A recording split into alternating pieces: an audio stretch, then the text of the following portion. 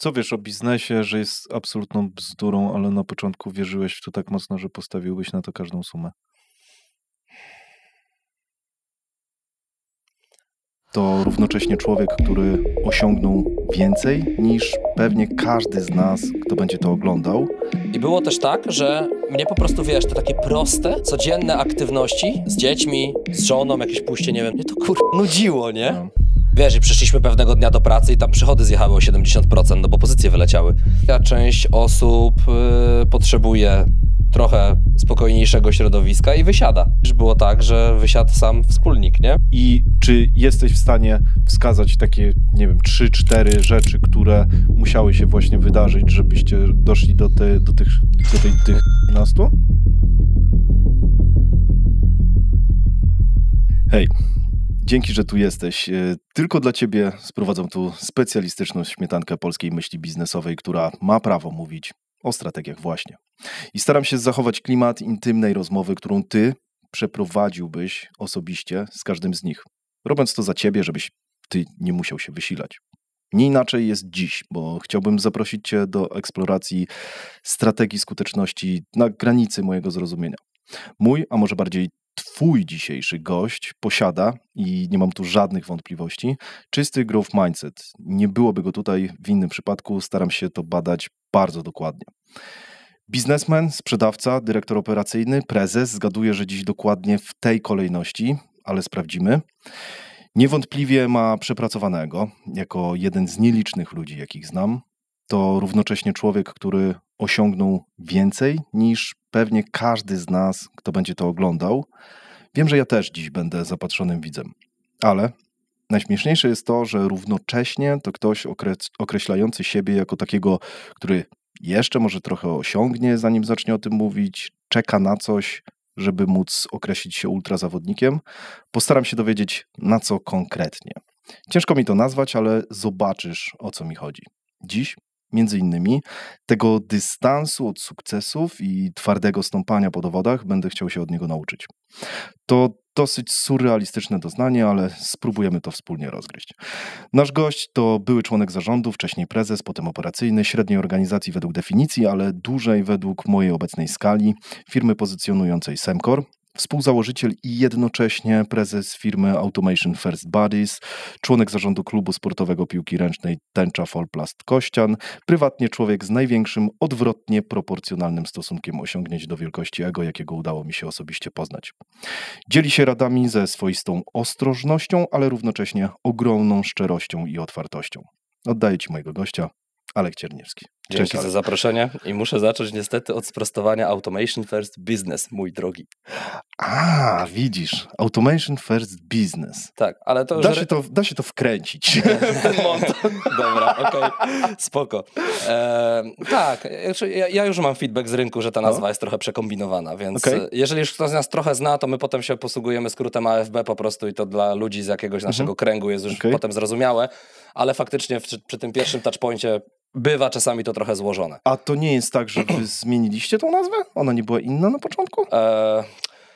Kiedyś, na samym początku, gdzieś tam umownie to się chyba nazywało faktycznie Automation Buddies. Masz rację, to nawet ja o tym zapomniałem, ale to bardzo szybko spiwotowało na Automation First Business i ja już jakby tymi kategoriami tylko myślę, więc być może tak, nie jest to bezpodstawne. Dobra, czyli... dokopałem się, nie sprostowałem. Za głęboki zrobiłeś research. Tak. Za głęboki research, to lubię. No. Alek, na start, co u ciebie w ogóle? Ale tak naprawdę. Tak naprawdę. To jest dokładnie tak, jak sobie wyobrażałem te kilka miesięcy temu, kiedy wchodziłem w rolę, bo od lutego jestem już tak na full zaangażowany we własny projekt, czyli jest zajebiście ciężko, co mnie niezmiernie cieszy. Dlatego, że wydaje mi się, że to jest ciekawe. Ja się bardzo często nad tym zastanawiam, bo jak jesteś takim founderem, który ma 24 lata, strzelam, albo 23, albo 26, whatever. I wiem to od kolegów, którzy w tym wieku zaczynali biznes. To nie jest jakieś moje wyobrażenie, już tam znikąd sobie pozyskane. to trochę łatwiej jest podjąć decyzję o wejściu w swój biznes. Niczego nie odbierając jakby ludziom, którzy mieli wtedy odwagę to zrobić. Natomiast ta odwaga, ona wynika, tak przynajmniej słyszałem, z tego, że oni sobie nie do końca zdają sprawę z tego, z czym to się będzie później wiązało. I finalnie właśnie bardzo często słyszę takie refleksje, że kurczę, dobrze, że tak mało wiedzieliśmy, dobrze, że byliśmy tak jeszcze nieświadomi, bo gdybyśmy wiedzieli to wszystko, to pewnie byśmy w ten biznes nie weszli. A ja mam trochę inną historię, bo ten biznes wystartował, kiedy skończyłem 34 lata, bo 2 lutego miałem urodziny. Mam za sobą dosyć taką książkową karierę menadżerską, w takim sensie może nie absolutnie nie korporacyjną, bo w MŚP, ale karierę, wiesz, od specjalisty przez menedżera do roli C-levelowej, w której tam byłem przez 5 lat. I mimo tego, że kapitałowo ta spółka nie była moja, to tożsamościowo była i wciąż do pewnego stopnia jest bardzo moja, bo ja się do dzisiaj bardzo z Semcor identyfikuję. No ale przez to widziałem, jak prowadzenie takiego biznesu day by day wygląda, z jakimi obciążeniami się wiąże, z jakimi wyzwaniami się wiąże, jak bardzo skomplikowane case'y trzeba umieć rozsupłać, żeby ta spółka dalej rosła i była efektywna. I w związku z tym ta decyzja o założeniu czegoś swojego na pewno była bardzo świadoma. I to jest jedna strona. I to jest jakby jedna strona tego medalu. Jeśli się w ogóle da przygotować do założenia swojego biznesu, to ja uważam, że byłem przygotowany całkiem nieźle pod wszystkimi względami. Natomiast z drugiej strony to, co zastałem przez te ostatnie kilka miesięcy, no bo jest początek czerwca, tak? Więc mamy za sobą 3 miesiące takiego mojego pełnego zaangażowania. Oczywiście i tak było do pewnego stopnia inne niż to, co sobie wyobrażałem, tak? I rzeczy, które zakładałem, że potoczą się w określony sposób, toczyły się zupełnie inaczej. I te obciążenia w roli nawet C-levelowego menadżera versus roli C-level, ale też właścicielskiej, czy współwłaścicielskiej, tak? Bo mam wspólników, no są inne. Nie da się ukryć, że one są inne i zarówno na poziomie emocjonalnym, jak i widzenia złożoności tego tematu. Czasami pomaga bycie menadżerem, mam taką hipotezę, bo jednak część tych takich dystraktorów, które towarzyszą roli właściciela, zarówno merytorycznych, jak i emocjonalnych, po prostu w tej roli menedżerskiej nie występują. I to warunkuje czasami nieco łatwiejsze podejmowanie decyzji i widzenie takich rzeczy, wiesz, bardziej szybsze uzyskiwanie takiego clarity, może tak bym to określił, nie?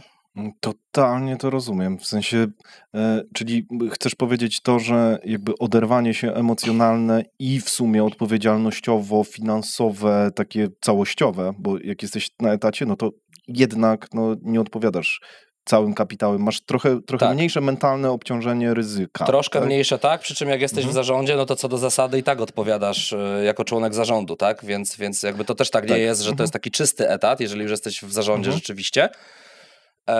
I niekoniecznie zawsze to jest też dobry układ, no bo masz odpowiedzialność z ramienia członka zarządu, ale jesteś mimo wszystko jakby pracownikiem, jakby spłycając bardzo mocno, ale technicznie rzecz biorąc tak to trochę wygląda.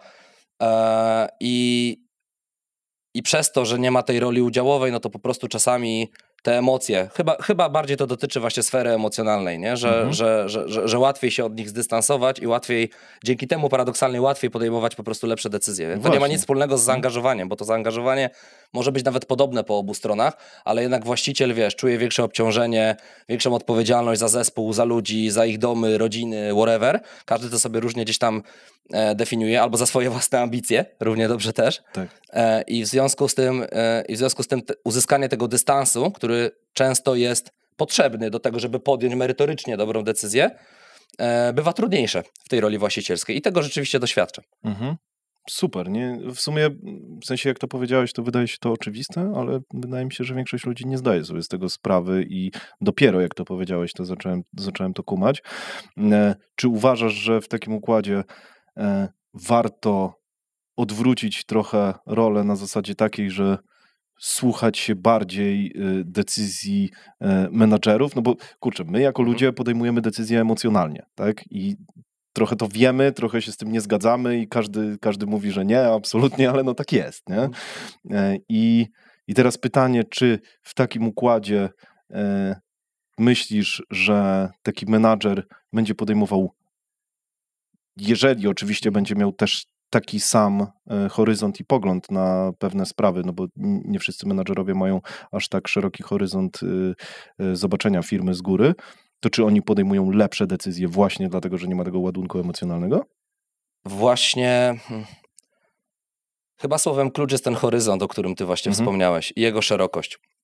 To znaczy, jakbyśmy mieli zdefiniować jakiś taki mój wypracowany przez lata szkielet leadershipowy, w który ja wierzę, to tam jest bardzo dużo delegowania, tam jest bardzo dużo angażowania do odpowiedzialności ludzi, budowania takiego core teamu wokół siebie, który jest na maksa proaktywny, dowożący, chcący dla tej organizacji jak najlepiej, nie uciekający od problemów, wręcz idący z nimi na jakąś tam konfrontację.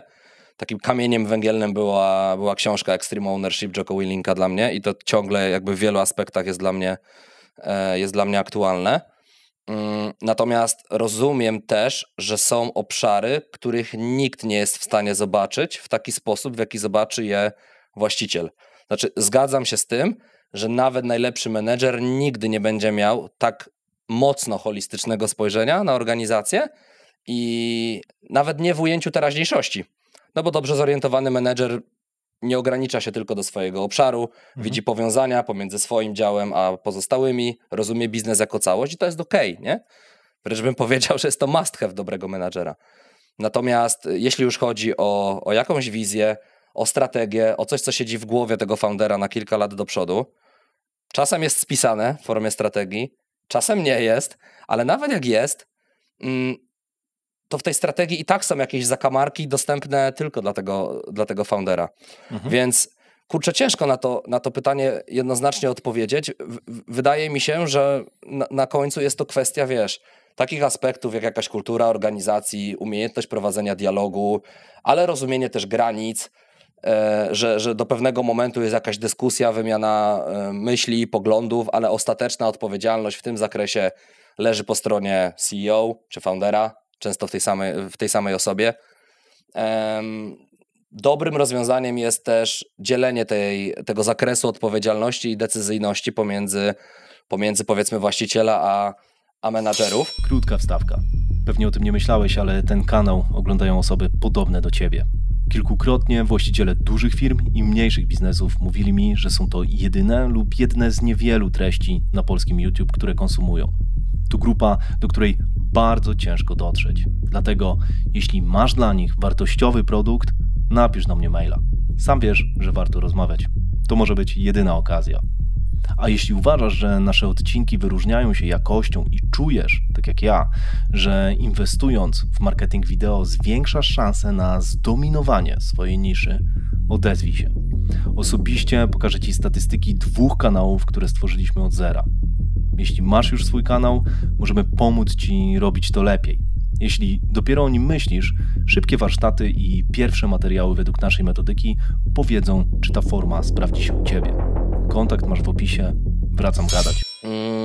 Te zakresy odpowiedzialności są tutaj czymś, co bardzo pomaga, tak? Czyli w decyzjach takich jak, i tutaj padają jakieś obszary, do kwot takich jak, padają jakieś kwoty, menedżer ma pełną autonomię decyzyjną na przykład i odpowiada po prostu, i ma oczywiście też KPI, za które odpowiada, czy tam OKR-y, czy whatever, czym tam metrykujemy sobie organizację. Decyzje takie jak kwoty powyżej takich kwot muszą być konsultowane, muszą być gdzieś tam ostatecznie zatwierdzone i wydaje mi się, że to jest jakąś tam odpowiedzią, bo na pewno nie da się wypracować takiej, wiesz, jednej uniwersalnej reguły, którą tutaj wytniemy w rolkę i wrzucimy na zasadzie tak, delegujcie wszystko, albo nie, zarządzajcie autorytarnie. I też ten styl zarządzania może się chyba zmieniać w zależności od etapu, na jakim jest organizacja, tak? Bo w momencie, w którym jesteś sam, czy masz tam 3, 4, 5 ludzi, tak powiedzmy do 10 osób, to siłą rzeczy ten styl musi być trochę bardziej scentralizowany, tak? Bo organizacja się klaryfikuje, szuka swojego market fitu, tożsamości jakiejś i tak dalej. W momencie, w którym zaczyna się skalować, no to pewnie tej odpowiedzialności trzeba delegować więcej, no bo ten founder staje się wtedy wąskim gardłem. ale są też historie, w których później się wraca do bardziej scentralizowanego zarządzania i to też nie musi być nieuzasadnione, tak? Więc kurczę, brak uniwersalnego podejścia, ale wydaje mi się, że gdzieś tam w tym frameworku precyzyjnego określania, kto za co i dokąd odpowiada, leży taka odpowiedź, żeby tego tarcia pomiędzy managementem a zarządem albo właścicielem po prostu nie było. Nie? Albo było ich jak najmniej, bo może całkiem ich się nie da wyeliminować. No tak. Czy ty czujesz, że akurat jeżeli chodzi na przykład o Semcor, bo powiedziałeś o tym, że nie ma opcji, żeby nawet menadżer C-level miał taką perspektywę jak właściciel? Czy czujesz, że nie miałeś takiej perspektywy w Semcorze? Uważam, że wśród wielu menedżerów, którzy byli w takiej roli jak ja, przez to, że my z Marcinem znamy się 12 lat, przez 11 lat razem rozwijaliśmy Semcor, wydaje mi się, że byłem blisko zrozumienia tej perspektywy. Zresztą to sam Marcin bardzo często powtarzał, że nikt nie był w stanie go tak zrozumieć jak ja, ale uważam, że nie rozumiałem go w 100%. Okay. Że nie byłem w stanie w każdy zakamarek jego umysłu oczywiście wejść. Nie? Nawet jeżeli to było 90% albo 95%, no to wciąż czasami chodzi o te detale. Nie? Natomiast my byliśmy bardzo dobrze spasowani, w tym znaczeniu, że ten klasyczny podział na wizjonera i egzekutora. I kogoś, kto pokazuje kierunek, kto ma czasami jakieś pozornie wydawałoby się odjechane pomysły. I w pierwszej takiej styczności z tymi pomysłami może wydawać się to dziwne, jakieś irracjonalne nawet momentami, a finalnie on potrafi ten pomysł obronić, potrafi zaangażować swoje najbliższe otoczenie do tego, żeby poniosło to dalej. No i ja byłem tą osobą, która była w stanie to nieść dalej, operacjonalizować, układać pod to procesy, no i dowozić finalnie też, nie? Więc tutaj był ten naturalny mecz taki, który często tam się gdzieś o nim na rynku wspomina, nie? Że te kompetencje takie strategiczne mieszały się z kompetencjami stricte egzekucyjnymi i to przez te 11 lat Semcora bardzo, bardzo dobrze działało po prostu, nie? Bo wyniki gdzieś tam mówią, nie chcę powiedzieć, że mówią same za siebie, ale jednak były naprawdę dobre. Wiesz, w skali agencji w ogóle SEO, my nie byliśmy w jakiejś tam ścisłej top 10 nawet agencji pod względem, nie wiem, przychodów czy czegoś, ale nam się udawało robić bardzo jakościową robotę dla dobrych klientów, rozpoznawalnych klientów, jednocześnie, czyli jakby nie stracić takiej swojej jakościowej tożsamości, może tak? A jednocześnie rosnąć. I uważam, że to jest duży sukces, bo na tym rynku agencyjnym, jeżeli sobie to prześledzimy, ja nie chcę tutaj wchodzić w ocenianie czyichś modeli biznesowych i mówić, że ten jest lepszy, a ten jest gorszy. Każdy ma swoją drogę i to widzom, klientom agencji pozostawiam ocenę, nie? Natomiast faktycznie jak sobie takie top 10 przychodowo zestawisz, no to ciężko znaleźć tam agencje, które są znane z tego, że mają etykietę takiej, wiesz, pro-jakościowej agencji. To są raczej agencje, które robią dużo klientów na małych wolumenach, ale w dużej masie i dzięki temu gdzieś tam rosną bardzo, bardzo, bardzo szybko. No ale to nie jest ktoś, kto wejdzie głęboko w twój biznes, naprawdę jakby, wiesz, zainteresuje się tymi celami, doszyje pod to strategię i on dowiezie później. Tak. Raczej. Tak, no, nie mówię o jakichś edge case'ach. Przy dużych, no dlatego tak popularne są chyba dzisiaj agencje butikowe, nie? To jest taki trochę slogan już, ale tak jest, bo one w pewnym momencie, one nie rosną do niebotycznych rozmiarów, tylko specjalnie trochę hamują rozwój, żeby mieć tą jakość. Dokładnie tak. A my byliśmy gdzieś pomiędzy chyba, bo my nie chcieliśmy być takim klasycznym butikiem, bo właśnie mieliśmy ten growth mindset też i wiedzieliśmy, że dla naszego biznesu to może być pewnym hamulcem. Natomiast byliśmy gdzieś pomiędzy, nie? To znaczy mieliśmy bardzo jasno sklaryfikowane, co w których budżetach jesteśmy w stanie zrobić i nie robiliśmy klientom oversellingu. Przez to często też przegrywaliśmy deale, no bo przychodził na nasze miejsce ktoś, kto tam obiecał wszystko łącznie ze zmianą opon. Wiadomo. ale to też nie był taki klasyczny butik, w którym, wiesz, próg wejścia jest bardzo wysoki, tych klientów jest tam na 100 i też zależało nam, wiesz, na dywersyfikacji tego portfela klientów. To znaczy my nie chcieliśmy siedzieć tylko na przykład w markach premium, bo baliśmy się tego, że jeżeli będzie tych klientów 10, każdy będzie płacił tam kwotę X i jeden odpadnie, no to jest duża turbulencja wtedy dla tego biznesu, więc my też szukaliśmy takiej dywersyfikacji. Poza tym chyba jest tak, że różne, nie wiem, zgaduję, pytam, że różne segmenty rynku mają też różną dynamikę i jeżeli siedzisz w jednym segmencie, to jeżeli jego dynamika siądzie, no to siada ci pół biznesu. Tak, nie? tak. Dokładnie tak jest. Zanim na przykład COVID okazał się zbawienny dla e-commerce'u, a w konsekwencji też pomocny dla nas, to dokładnie tak było, że też musieliśmy naszą ofertę trochę downgrade'ować, bo te progi, które my mieliśmy wtedy, były nieakceptowalne dla rynku na tym etapie, kiedy był ten pierwszy etap takiej totalnej paniki, jeszcze niepewności i wszystko płonęło, nie? Więc jakby jest dokładnie tak, jak mówisz. Spoko. Alek, powiedz mi, czy ty masz jakiś taki pitch, czym ty się zajmujesz? Bo kurczę, to jest tak, że nie wiem, ludzie, otoczenie, świat wymaga trochę od nas tak, żebyśmy się ometkowali i żebyśmy w 3 zdaniach powiedzieli, kim jesteśmy, co jest absurdalne i nie da się oczywiście tego zrobić, ale jak już ktoś cię do tego zmusza, to pytanie, czy jesteś w stanie dzisiaj właśnie 3 zdaniami opowiedzieć, kim ty aktualnie jesteś, jak to się ma do tego, kim byłeś jeszcze całkiem niedawno i czy też jakby zmieniasz to na ten jeden cel pod konkretne miejsca. No bo to też jest tak, że idziesz na konkretny event, sobie myślisz, dobra, to skrócimy to, nie będę mówił dzisiaj o 50 usługach, tylko spróbuję o jednej i tak dalej i tym się żongluje, ta tożsamość się zmienia, ta przynajmniej to, którą pokazujemy. Na razie chodzi mi o tą taką, wiesz, zewnętrzną płytką, taką, którą sprzedajemy, nie? To ma mieć większe odniesienie do mnie osobiście, czy do firmy? Ja wiem, że to są rzeczy, które się bardzo mocno pokrywają, ale... To zależy od ciebie. No. Okay. Dobra. Nie wiem, ile wersji tego pitchu już napisałem. Ta pewnie będzie jakaś 147, bo on ciągle jeszcze ewoluuje. Ale spróbujmy. I żeby to były 3 zdania faktycznie, a nie... No właśnie nie wiem, czy to jest prawidłowe, nie? Żeby to były 3 zdania, bo ja często się zastanawiam, zaraz wiesz, spróbujemy tym przeżonglować, nie? Bo ja czasem się staram, jakbym chciał powiedzieć, wiesz, o sobie, no to byłoby długie, nie? Czasem, tak jak mówię, skraca się to sztucznie, ale no feel free. No. Ja spróbuję być maksymalnie zwięzły, bo jeżeli nie mam na to uważności, to no to właśnie się te wypowiedzi rozwlekają.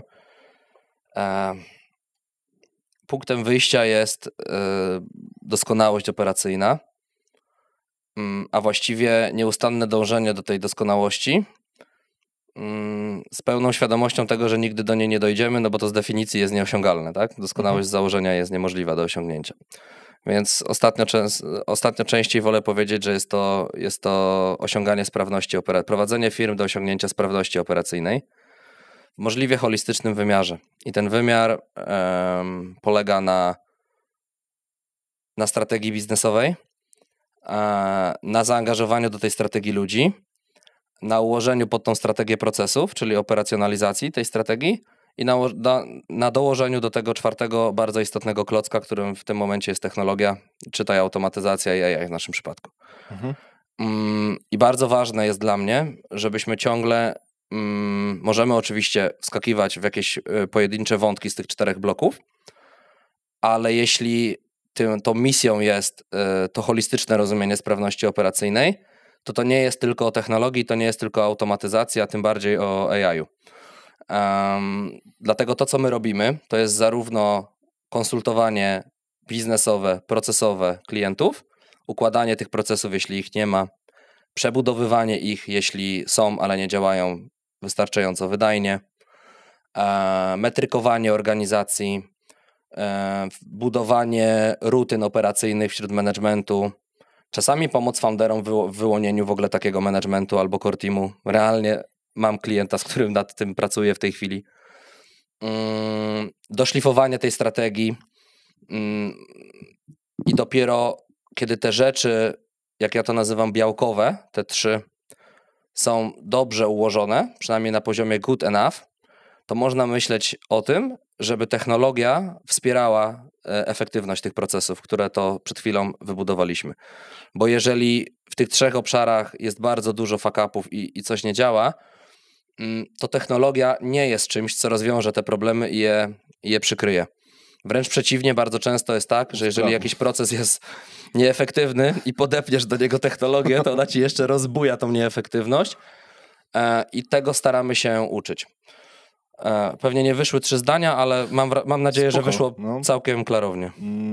Tak, ale z tego co słyszę, to właśnie jak się zapytałeś, czy biznes, czy prywata, to widzę, że ty w to wierzysz, że to się łączy jakby z tobą. Nie? Totalnie, bo to jest w swoim pytaniu zawarłeś też jakieś nawiązanie do tego, co robiłem wcześniej. I dokładnie to robiłem w Semkorze przez ostatnie lata. No właśnie. Jak się nad tym gdzieś tam głębiej zastanawiałem kilka miesięcy ładnych temu, tak? Bo ja nie jestem SEO-wcem, nie jestem marketerem. Mam oczywiście wiedzę o marketingu takim bardziej performance'owym, tak? Wystarczającą do tego, żeby jakieś działania nawet samemu podejmować, ale to nie jest absolutnie moja specjalizacja. Pomidor.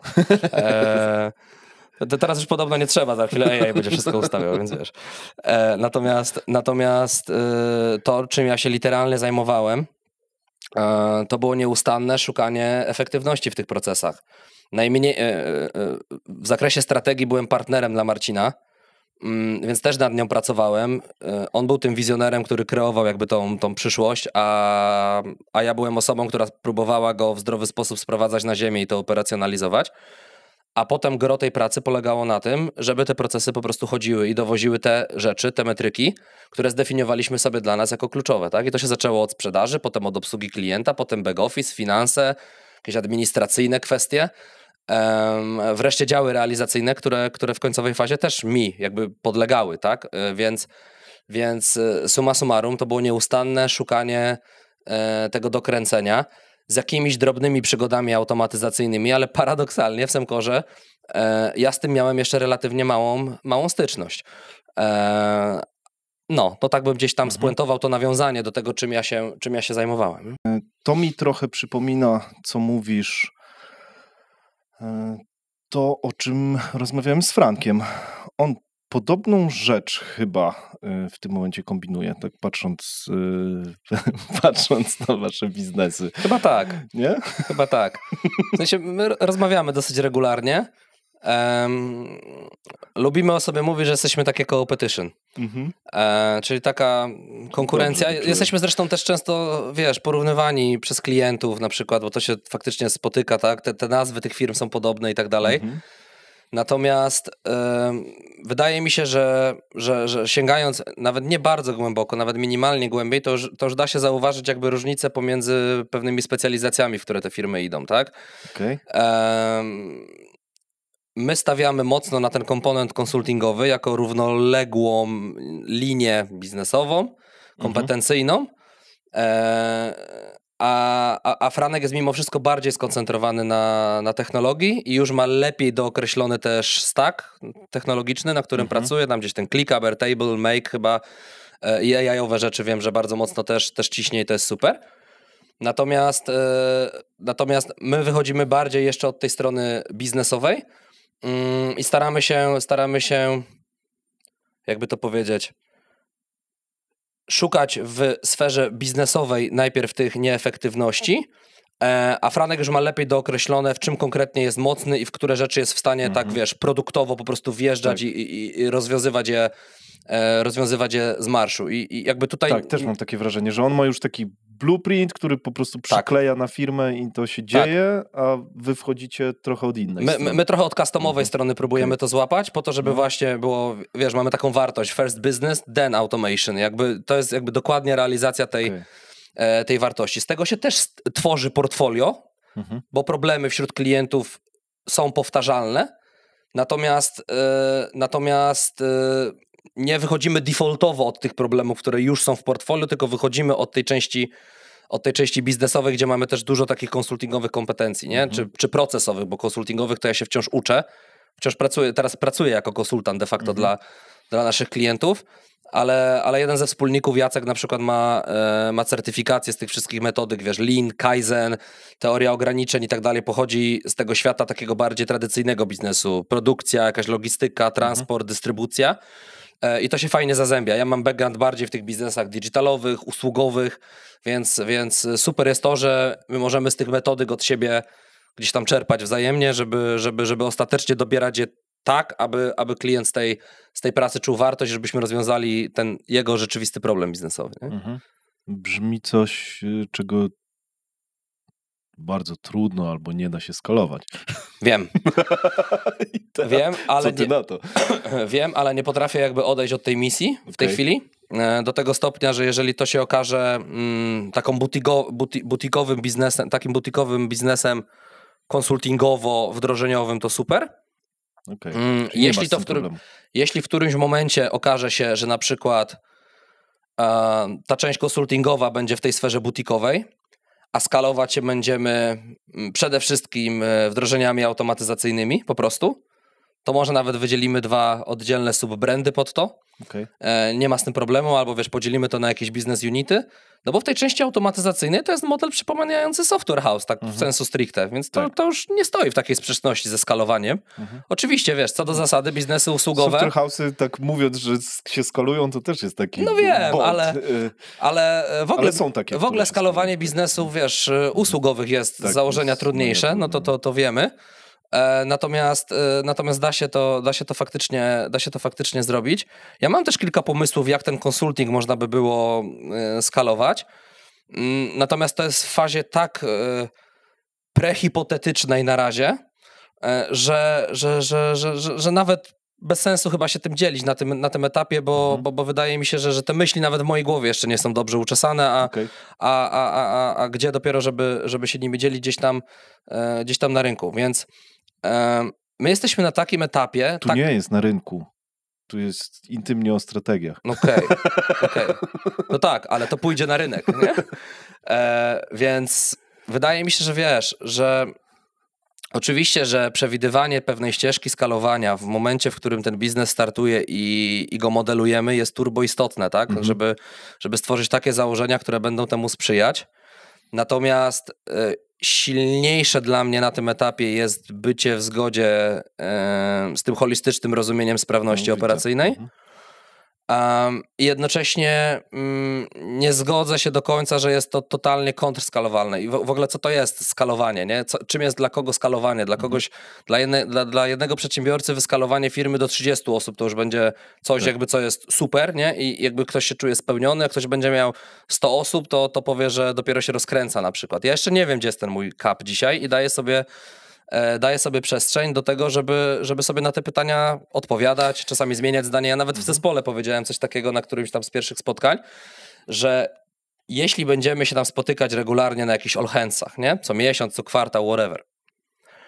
I na jednym all handsie ja powiem coś, a na kolejnym all handsie powiem coś, co jest w totalnej sprzeczności z tym, co powiedziałem na poprzednim, to zapewniam was, że nie zwariowałem, nie mam schizofrenii, i wszystko z moją głową jest w porządku, tylko to jest całkowicie normalne, że ten biznes będzie iterował, tak? On może iterować w stronę jakiegoś produktu na przykład, tak? Bo jeżeli zrobimy tych case'ów jako firma usługowa X, to być może któryś z tych case'ów zasłuży na to, żeby go spróbować zmarketować. Ja wiem, że to wrażenie, też że właśnie Franek idzie w tę stronę. Może tak być, to prawda. Natomiast znowu mam pełną świadomość tego, że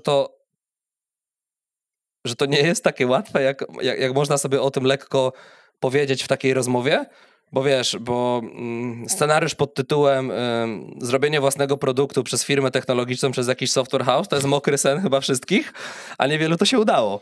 Więc do tego też podchodzę oczywiście z odpowiednią pokorą i dystansem, nie? Znaczy, akurat ja mam wrażenie, że ty umiesz, nie? W te operacje. Zaraz do tego dojdziemy. Dobra. Powiedz mi, Alek, dzisiaj co robisz, żeby zapewnić sobie egzystencję? To jest twoje jedyne źródło przychodu? Tak. Okay. Tak. Do całkiem niedawna. tak? No bo od stycznia w styczniu się pożegnałeś z Semcorem, tak? Od lutego. Okay. Do końca stycznia byłem formalnie w Semcor, no tam technicznie rzecz biorąc do 18 stycznia powiedzmy, tak? Ale nie bądźmy drobiazgowi, tak? I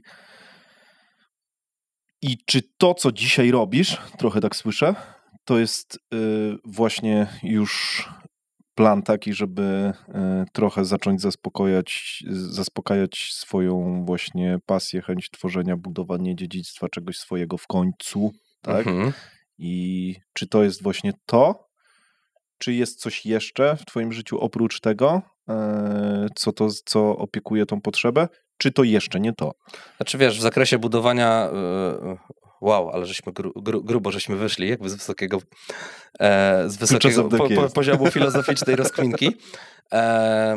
No nie, jakby wiesz, bardzo długo definiowałem w dużym stopniu siebie przez pryzmat tego, jak mi idzie zawodowo. Okay. Z jednej strony to było super, bo drive'owało, wiesz, ambicje, głód, ten growth mindset, o którym gdzieś tam wspomniałeś. Z drugiej strony musiałem się nauczyć to wyważyć, trochę skontrolować, że jakby, wiesz, nie jestem tylko tym, albo tylko kim jestem jakby w tej sferze zawodowej, nie? Więc jak pytasz dzisiaj o to moje jestestwo i dziedzictwo i tak dalej, to ja uważam, to ja widzę przede wszystkim rodzinę i to, że paradoksalnie dzięki temu, że założyłem swój biznes, mam dla niej teraz więcej czasu, jestem bardziej elastyczny i chyba nigdy nie miałem tak dobrych relacji z rodziną i z żoną i z chłopcami, więc to jest mega. I to jest jakby podstawa, natomiast drugim równorzędnym elementem jest rzeczywiście ta sfera biznesowa, że chciałbym spróbować, chciałbym sobie coś jeszcze w życiu udowodnić, że potrafię w takiej roli od początku do końca coś zbudować. Nie planowałem tego, w takim sensie, że jeżeli myślałem o sobie w roli przedsiębiorcy, to no ileś tam lat temu myślałem, że prawdopodobnie, tą najbardziej prawdopodobną ścieżką będzie to, że pewnie zostanę na kolejne lata w Semcorze i tam po prostu wejdę w taką rolę. Potem myślałem, że być może drogą dla mnie będzie dołączenie do takiej firmy, w jakim momencie był Semcor w 2019, jak ja zostawałem prezesem, czyli taka firma, wiesz, która już trochę się odepchnęła z miejsca, jakieś 2,5 miliona rewe, 3 może, i która siedzi w tej Dolinie Śmierci. Ma bóle wzrostowe. I ma bóle wzrostowe i trzeba je po prostu uśmierzyć. I pomóc tej organizacji wystrzelić, powiedzmy, powyżej tej dychy już, nie? A ostatecznie uwierzyłem w coś, co jest zgodne z moimi kompetencjami. Doszła do tego technologia, którą się po prostu od strony biznesowej, bo ja nie jestem absolutnie żadnym geekiem technologicznym, nie kręci mnie to jakoś tam szczególnie, ale już samo wykorzystywanie tej technologii w biznesie bardzo. Znalazłem wspólnika, który opiekuje te kompetencje, więc tu mamy ten fajny mecz, który jest ubiznesowionym technicznym gościem, co jest dla mnie też turbo ważne. I mówię, kurczę, to może pyknąć, nie? No jakby jedyną różnicą jest to, że faktycznie to nie jest projekt, który już na pewno złapał market fit i teraz go trzeba skalować, może z jakimiś drobnymi korektami kursu, tylko jest to projekt, który jest start from scratch, nie? Od fazy, wiesz, totalnie garażowej. I tutaj miałem chyba największe wątpliwości, nawet nie związane z tym, wiesz, czy to się uda, czy nie uda, o mój Boże, i tam, wiesz, strach i tak dalej, tylko bardziej, czy ja będę potrafił zafundować sobie taką zmianę od organizacji, która miała tam około 70 osób. Ja miałem 6-7 menadżerów, którzy do mnie raportowali, miałem ten core team zbudowany, ułożone procesy, pracowałem w 95% koncepcyjnie, menedżersko, strategicznie, nazywajmy to jak chcemy, a tutaj, wiesz, tutaj trzeba, kurwa, grafikę w kanwie zrobić, nie? Żeby wrzucić posta na social media na przykład, nie? Nie mówiąc o takich operacyjnych działaniach jak zrobienie kola z klientem, czy taka samodzielna sprzedaż, nie? No bo to dzisiaj zajmuje mi bardzo dużą część dnia. Na szczęście te obowiązki związane z jakimiś tam graficznymi kwestiami bardzo szybko z siebie zdjąłem i jest Oleg u nas, który bardzo mi w tym temacie pomaga, a nienawidzę tego robić, więc już jakieś takie pierwsze podrygi delegowania tutaj się tutaj się dzieją. Ale czy to jest jakby ta ścieżka? Dzisiaj wydaje mi się, że tak i że ona mnie realizuje, bo ona jest po pierwsze zbieżna z tym, co ja robiłem, czyli odpowiada moim kompetencjom, a po drugie jest spójna z moim zrozumieniem tego, jak powinny organizacje funkcjonować i stoi trochę w kontrze, który naturalnie mam, czego może nie powinienem mówić jako współwłaściciel biznesu, bądź co bądź mocno opartego o technologię. Natomiast ja mam trochę problem z tą bańką automatyzacyjną AI-ową. W sensie to dobrze, że go masz. I dlatego jest to first business, then automation, bo my dostajemy zapytania naprawdę w stylu: dzień dobry, chciałbym wdrożyć automatyzację, poproszę o ofertę, albo dzień dobry, chciałbym wpuścić AI do firmy, Serio? poproszę o ofertę. I łapiesz się na takie discovery z tymi klientami, zaczynasz ich pytać, ale czy w ogóle nawet na nos, nie mówiąc o jakichś, biznesowych, profesjonalnych frameworkach, które istnieją, dzięki którym możesz sobie odpowiedzieć na pytanie, gdzie warto w ogóle w tą technologię spróbować wpuszczać, nie?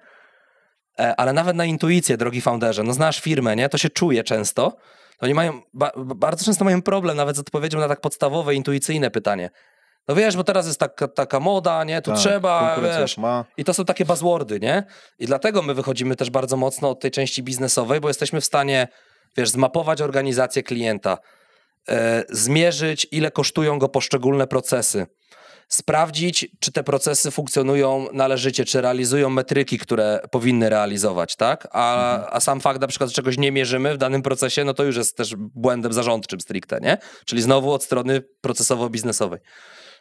I dopiero jak mamy to połapane i widzimy, gdzie faktycznie organizacja ma, w których obszarach problem, to na tej podstawie robimy całą tą pracę optymalizującą proces i dopiero na tej podstawie projektujemy jakieś rozwiązania automatyzacyjne.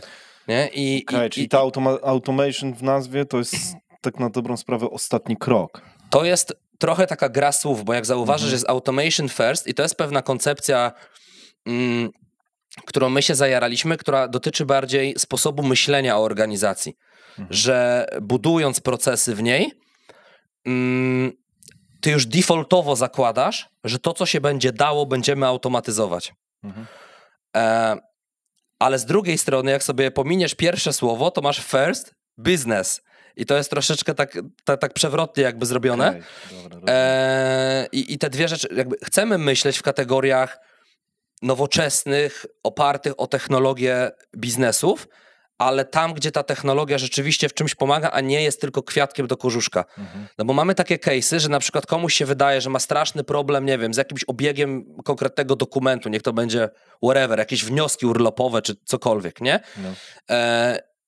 I okazuje się, że to strasznie wpienia foundera, bo ma tylko jedną osobę do pomocy w jakimś back office, częściowo to spada na niego, coś tam, jakieś tego typu historie, nie? Natomiast jak się wejdzie od strony biznesu i pomierzy te procesy, to się okazuje, że wdrożenie na przykład automatyzacji takiego procesu kosztowałoby, nie wiem, 15 000 złotych i zwróciłoby im się owszem, ale po 1,5 roku.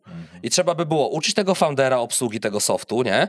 Uczyć tą panią Kasię, czy whatever, jakie imię, w tym back office, żeby z tego korzystała, robić zamieszanie, uczyć ludzi, żeby już nie zgłaszali wniosków tak, tylko jednak inaczej, bo trzeba cały proces przeprojektować, żeby on działał automatycznie. Strasznie dużo roboty, a ROI taki średni, nie? Więc my szukamy tych rzeczy, gdzie ten quick win jest duży w stosunku do efortu, który przyłożymy i każde rozwiązanie, które projektujemy, jest oparte o kalkulację tego ROI, czyli my zmierzymy, ile proces kosztuje dzisiaj, ile będzie kosztował po automatyzacji, znamy już ten proces, więc też dobrze jesteśmy w stanie zaprojektować technologicznie rozwiązanie i się zminimalizować ryzyko przejechania się z estymacją godzinową. Nie wyeliminować, ale zminimalizować na ile się da. I to pozwala, wiesz, founderowi, czy w ogóle osobie decyzyjnej podjąć, jest relatywnie łatwo zdecydować, czy to się opyla, czy nie. No bo widzisz, ile oszczędzisz, widzisz, ile to kosztuje i masz jak na tacy podane, czy to jest to, nie? Czy to jest tak, że ta wasza metodologia typu właśnie udowodnienie tego, że to będzie opłacalne i tak dalej, to jest rzeczywista w sensie w co wierzysz bardziej? Czy to jest rzeczywista korzyść właśnie dla klienta, czy to jest tak zaprojektowane po to, żeby uzasadnić mu zakup tej waszej usługi? Nie, to jest rzeczywista korzyść, bo my to wstecznie później mierzymy. Okej. I to się tak w 80% mniej więcej pokrywa. Wiadomo, że są rzeczy, które się Czyli odchylają. robicie to po to bardziej, żeby być żeby dawać lepszą usługę, a nie łatwiej Ja sprzedać. wierzę w value-based selling bardzo mocno. Nie doktoryzowałem się z tej metodyki, ale tam ileś lat temu o tym dosyć dużo poczytałem. Chyba byłem na jakimś szkoleniu u Wojtka Hery z tego konceptu. I strasznie mnie jara to, że jesteśmy w stanie w większości przypadków policzyć ROI, zaprognozować ROI z naszego rozwiązania i że dzięki temu możemy robić rzeczy, które faktycznie pomagają tym organizacjom i to jest obiektywnie do zmierzenia. Wiesz, oczywiście oprócz aspektów stricte finansowych, kosztowych w tym przypadku, są takie aspekty są aspekty również jakościowe, nie? No bo jeżeli robisz automatyzację na przykład raportowania, bo jedną z grup docelowych, do których mocno docieramy w tej chwili, taką naszą pierwszą zbadaną mocno, zupełnie nie rozumiem dlaczego, są agencje marketingowe. I tam dużym bólem jest raportowanie, nie? Że trzeba zbierać dane z różnych źródeł, zapakować to w jakiś raport dla klienta, dobrze by było dać mu jakiś komentarz, bo klienci samych suchych danych często nie rozumieją, wymaga to pewnej interpretacji. Do tego dochodzi jakiś raport z działań, tak, co my w ogóle zrobiliśmy w tym miesiącu, czyli wiesz, działania versus wynik versus zalecenia na przyszłość.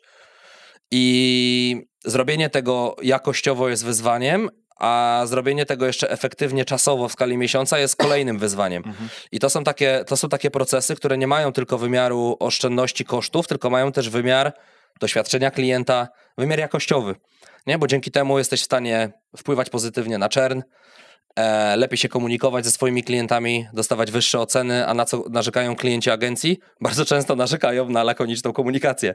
W związku z tym te raporty pomagają w minimalizacji tej lakoniczności i byciu bardziej konkretnym, nie? A jednocześnie możemy to robić szybciej. Więc tu można jakby piec dwie pieczenie na jednym ogniu i na te aspekty jakościowe też staram się klientom często zwracać uwagę, bo one są niemożliwe do zmierzenia, ale trudniejsze czasami do zmierzenia. Akurat wiesz, poziom satysfakcji klienta, no NPS-em zwykłym jesteś w stanie spokojnie,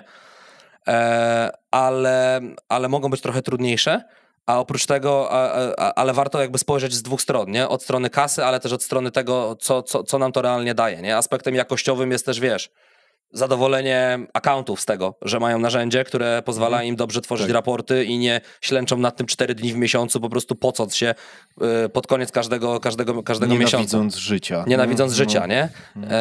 Więc to są, wydaje mi się, dosyć istotne aspekty. Spoko. Dobra, Aleks, wróćmy do podstaw. No, gdzieś odpłynęliśmy, też mam takie... Ale to no, dobrze, w sumie. Dobrze, nie? Feel free, nie? Tak, chciałbym to trochę uporządkować, dlatego chciałbym wejść do przeszłości twojej. Po pierwsze, jak czujesz jakąś taką najważniejszą rzecz z twojej przeszłości, która była, no nie wiem, nie chcę mówić największą bilą, która cię skierowała w tym kierunku, w którym teraz to robisz, bo czasem ta mniejsza powoduje większy skręt, więc to nie chodzi o jej wielkość, ciężar i tak dalej, ale chodzi o to, co czujesz, że stało się w twojej przeszłości, co miało największy wpływ na to, gdzie teraz jesteś.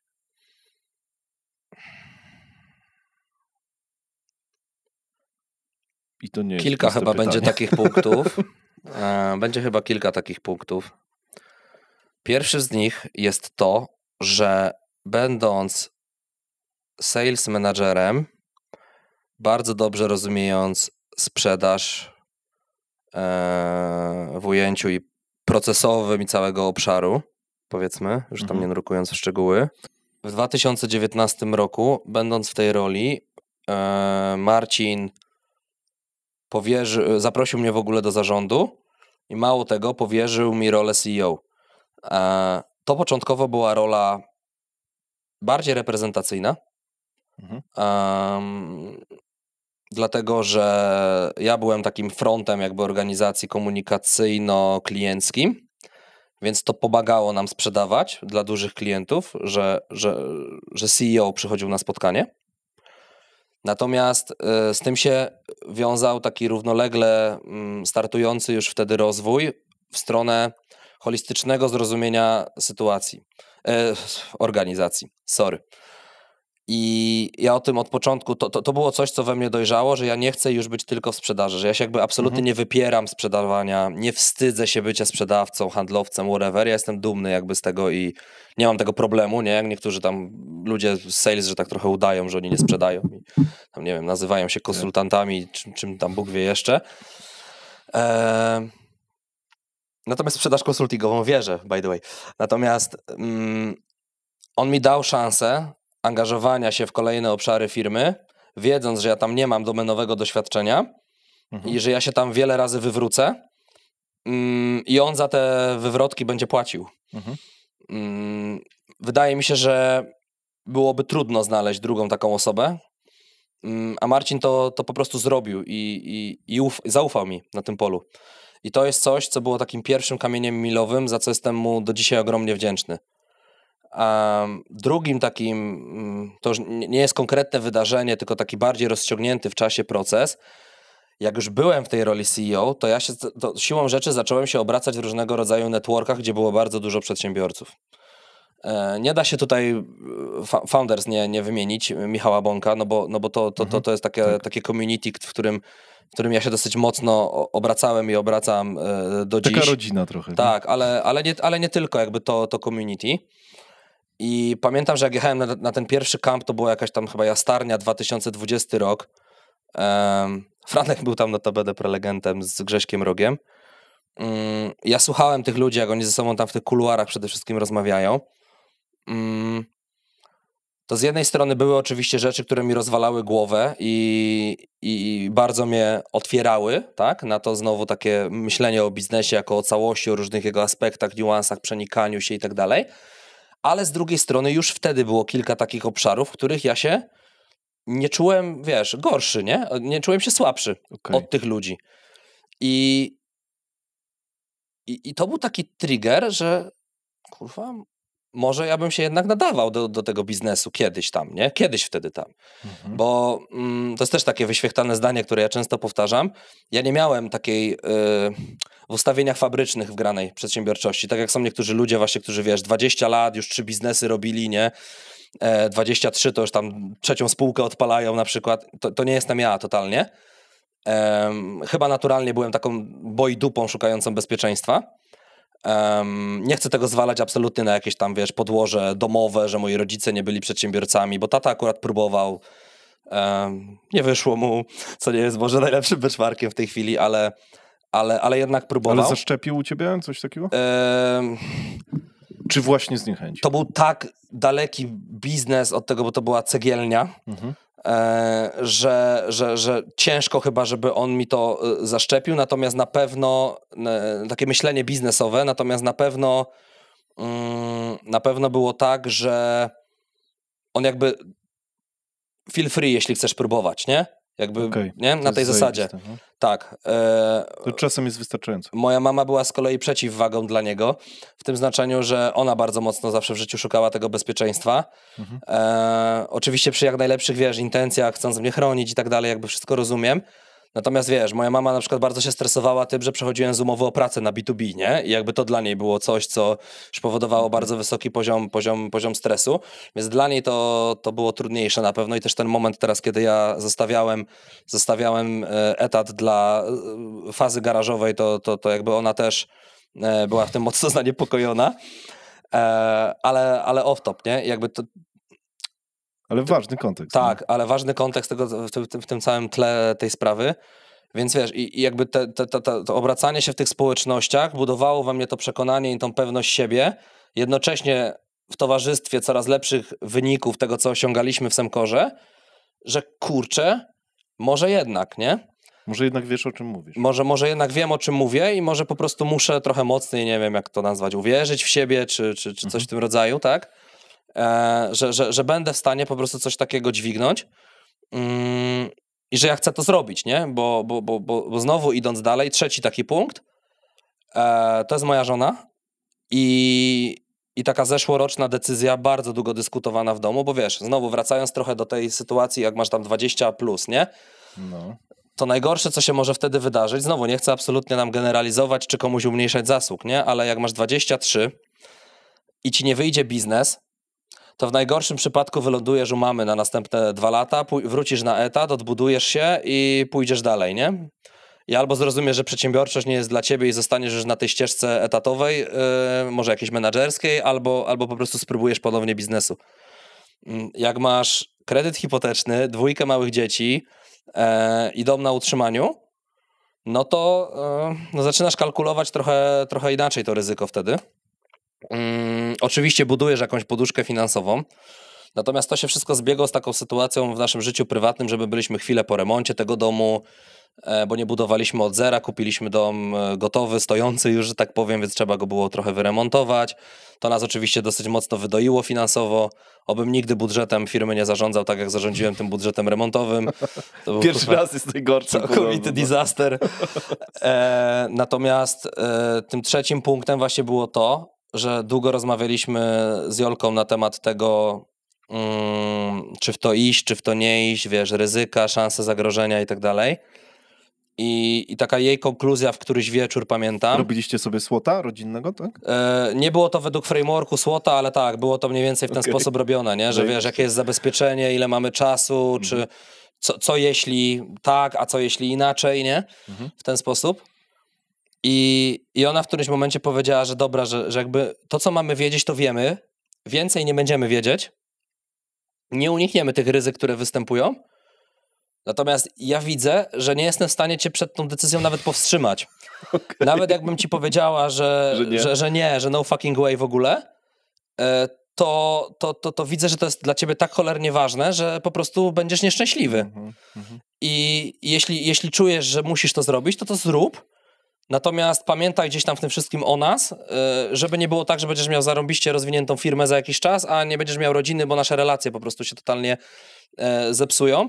A było to w pewnym momencie, w którym chwilę wcześniej też między nami było trudniej, bo dużo pracowałem, bo trochę się od siebie, wiesz, oddaliliśmy i tak dalej. Nie chcę tutaj nurkować jakby w bardzo już intymne szczegóły. Natomiast no ja się bardzo mocno oddaliłem i ja się gdzieś tam trochę w tej relacji pogubiłem. I w związku z tym wiedziałem, że jeżeli mamy dalej iść tą drogą już wtedy dobrą, gdzie byliśmy z powrotem razem i połączyć to teraz z rozwojem młodego biznesu, że to będzie duże wyzwanie, nie? I tego się bardzo mocno, na tym polu się bardzo mocno w tej chwili pilnuje, nie? Żeby też nie przegiąć, nie? Krótko mówiąc. Mega dojrzały związek w takim razie macie, bo wiem, że to jest rzadkość, nie? To nie jest. To nie jest reguła absolutnie w ogóle, że rozmawiacie na takie tematy i to też na takiej zasadzie takiego wspólnego poszanowania, no bo kurde, to jest trudne, nie? Jest. To są trudne tematy. Tak. Teraz, kurde, powiedziałeś, że trochę się tym stresujesz. Z drugiej strony powiedziałeś zdanie, które sobie zanotowałem, bo nie rozumiem, że teraz od momentu założenia swojego biznesu masz więcej czasu dla rodziny, nie? W sensie wierzę, nie? Tylko teraz mi powiedz, jak to robisz, że jesteś w stanie przerwać, no bo kurde, to jest biznes po tylu latach pracy na etacie, w sensie na etacie, no na C-level, no to jest, w sensie, nie chciałbym nazywać tego pracą na etacie, bo to nie była praca na etacie, to była praca menedżerska, nie? I teraz pytanie, jak ty się możesz powstrzymać, żeby nie pracować 20 godzin na dobę nad swoim biznesem? To ja może doprecyzuję, bo rzeczywiście przyłapałeś mnie na pewnej nieścisłości może w tej wypowiedzi albo użyciu jakiegoś skrótu myślowego jakby jasnego tylko dla mnie. Ja nie wiem, czy godzinowo mam więcej tego czasu, ale on jest na pewno dużo bardziej jakościowy. Dobra. To jest przede wszystkim podstawa. No wiesz, jakby nie włączam... Zaczynamy rozmowę. Nie włączam Clockify'a, jak startujemy, wiesz, z klockami na przykład z Sylem, więc ciężko mi to udowodnić. Ale wcześniej było tak, że Oczywiście, że miałem też elastyczność w Semcor, nie? Polegającą na tym, że pracowałem, i miałem i nie miałem tej elastyczności. W tym sensie, że oczywiście mieliśmy ogromny poziom zaufania do siebie, nie odbijałem karty na zakładzie o 8 i nie odbijałem w drugą stronę o 16, ale jednak my mieliśmy w organizacji zdefiniowane te ramy na pracę od 8 do 16. Ja oprócz tego bardzo dużo pracowałem wieczorami albo przyjeżdżałem wcześniej, a czasami jedno i drugie. I ja Chciałeś dowozić. Tak, bo chciałem dowozić. I ja w pewnym momencie po prostu skręciłem w to za mocno, co jest absolutnie jakby moją odpowiedzialnością. Nie chcę, żeby to w tym momencie wybrzmiało jako jakaś tam, nie wiem, wycieczka w stronę tego, że organizacja, coś tam. Nie, jakby to był mój świadomy wybór, ja biorę za niego odpowiedzialność, natomiast te proporcje mi się po prostu mocno zaburzyły. I chyba nauczyłem, i jak już byłem obecny, no to case chyba, nie wiem, 90% founderów, którzy siedzą na tym fotelu, że później nawet jak wrócisz do domu i układasz te klocki Lego, to i tak myślisz o tym, co tam będziesz rozpykywał w firmie, nie? Na drugi dzień. I jakby niby jesteś, ale cię tak naprawdę nie ma. I to był cholernie duży problem. I było też tak, że mnie po prostu, wiesz, te takie proste, codzienne aktywności z dziećmi, z żoną, jakieś pójście, nie wiem, na lody czy do kina, mnie to kurwa nudziło, nie? No. I zrozumiałem, w jakimś momencie mnie to tak tknęło, tak po prostu samo z siebie to przyszło, że kurwa stary, że to jest chore, nie? W sensie, że tak nie może być, nie? To nie jest normalne. Ja się nie potrafiłem już cieszyć niemal z niczego poza sukcesami biznesowymi. I zacząłem nad tym pracować, zacząłem chodzić na terapię i jakby to wywróciło jakby to moje myślenie do góry nogami, nie? Że teraz potrafię, że teraz umiem się zdystansować i teraz, że faktycznie jak jestem z rodziną, to jestem z rodziną, a jak jestem w firmie, to jestem w firmie. Nie? I oczywiście, że jakby bullshitem byłoby teraz powiedzieć, że nie zdarza mi się pomyśleć o firmie w momencie, w którym jestem z rodziną, ale ta uważność, którą zyskałem na tą sprawę, powiedzmy, powoduje, że wiesz, jak w medytacji, nie? Jak nachodzą cię jakieś myśli, to okej, jakby pozwalasz im odpłynąć, nie? No to mniej więcej w ten sposób działa, one sobie odpłyną i jestem tu i teraz, nie? Więc to jest mega, wydaje mi się, istotne, że my możemy czasami spędzić ze sobą tylko, jak jest, nie wiem, jakiś busy day, to możemy spędzić ze sobą godzinę czy półtorej, ale my czujemy, że byliśmy tego dnia razem, nie? Z chłopcami, z żoną, czasami jakby z jednymi i drugimi, nie? No bo masz rację, to dwie strony to czują, bo mi się kiedyś wydawało, że dzieciaki tego nie czują i chcą... Dzieciaki czują to dużo lepiej niż dorośli. Tak, dokładnie, że lepiej będzie spędzić właśnie tak jak mówisz, nie wiem, godzinę nawet niejakościową, myśląc o robocie z dzieciakami, a tak nie jest. Tak. Nie? One to wiedzą. Tak, no to totalnie wiedzą. Tak, zadają ci 5 razy to samo pytanie. A ty mówisz zaraz, nie? Tak. Zaraz. To jest ciekawy case, bo sporo ludzi o tym mówi. Fajnie, że mówisz o tej głębokości, bo też mi się wydaje, że ta głębokość jest najistotniejsza. Ale wiesz, elastyczność czasowa też ma swoje tutaj, swoje miejsce w tej całej układance, bo też pracujemy jakby w AFB tam gdzieś 8:16, 7:15, jak to woli, tak korowo. Natomiast wiesz, jeżeli z jakiegoś powodu nie mogę zrobić, nie wiem, treningu po południu, to zrobię sobie go o 10, jeżeli nie mam akurat jakichś spotkań, niczego do zrobienia, a po południu sobie posiedzę i pokminię inne rzeczy, nie? Jasne. I to też pomaga po prostu, nie? Więc no nie, ja też tak myślę, że taka elastyczność powinna istnieć, zwłaszcza w swoim biznesie. No jak chcesz iść na siłownię o 10 i tak jest lepiej dla ciebie, dla twojego organizmu. Ja też ostatnio do tego dochodzę, zaczynam trochę słuchać ludzi a propos tego, jak my jesteśmy zorganizowani, jeżeli chodzi w ogóle o... My nie jesteśmy przyzwyczajeni do tego, żeby zrywem rypać przez 8 godzin, tylko żeby właśnie się przygotowywać i tymi głębokimi zrywami pracować. Nie? Tak, trochę jak ze sportem. Nie? Trochę tak, no dokładnie.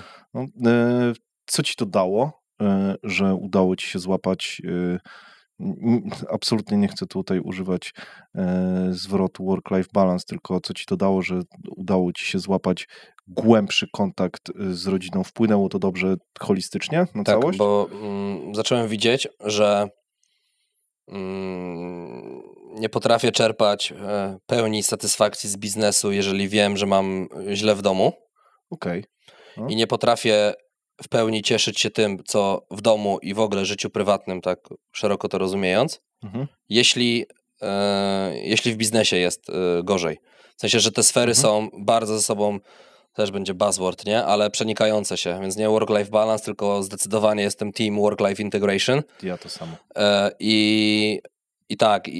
I po prostu te wszystkie ogródki, nie? To kiedyś tam chyba Miłosz Brzeziński pisał w którejś z tych swoich książek, już teraz nie pamiętam w której konkretnie, chyba we Wszyscy moi i ja, że życie jest jak te ogródki, nie? Takie grządki w ogródku.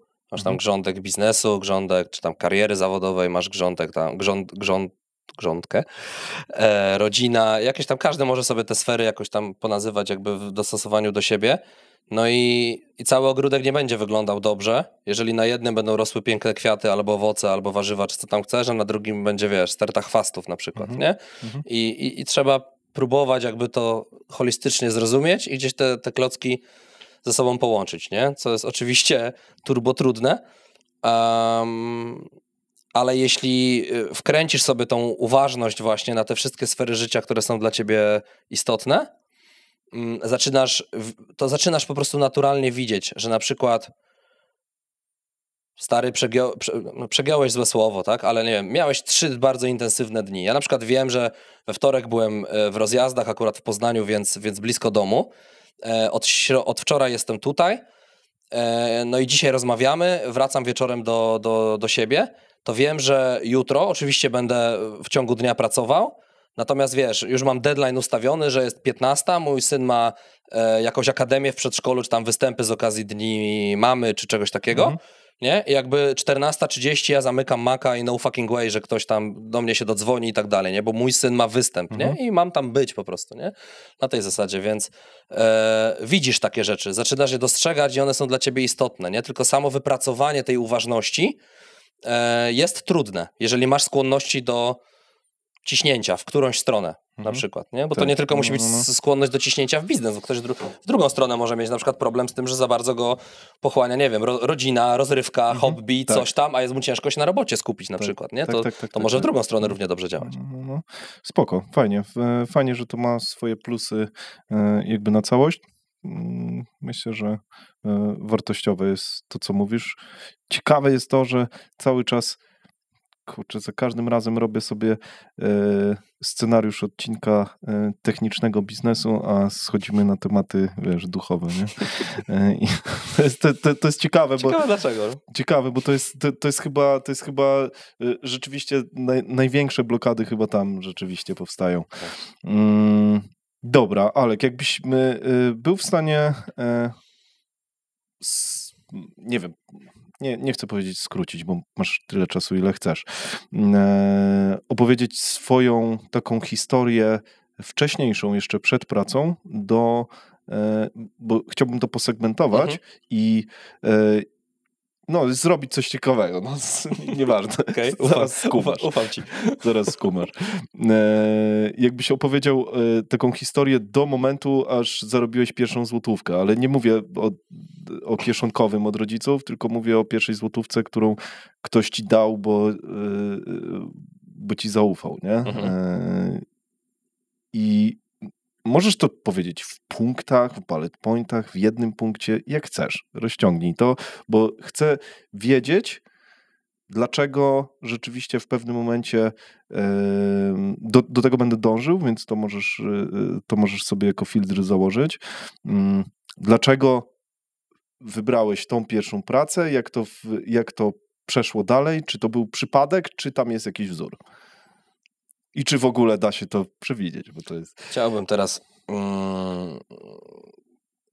zaserwować tobie i widzom / słuchaczom jakąś bardzo uporządkowaną historię dotyczącą rozwoju tej ścieżki. Natomiast nie, to był przypadek. Historia była taka, że studiowałem zarządzanie, ale ze specjalnością logistyka i wydawało mi się, że ja będę logistykiem.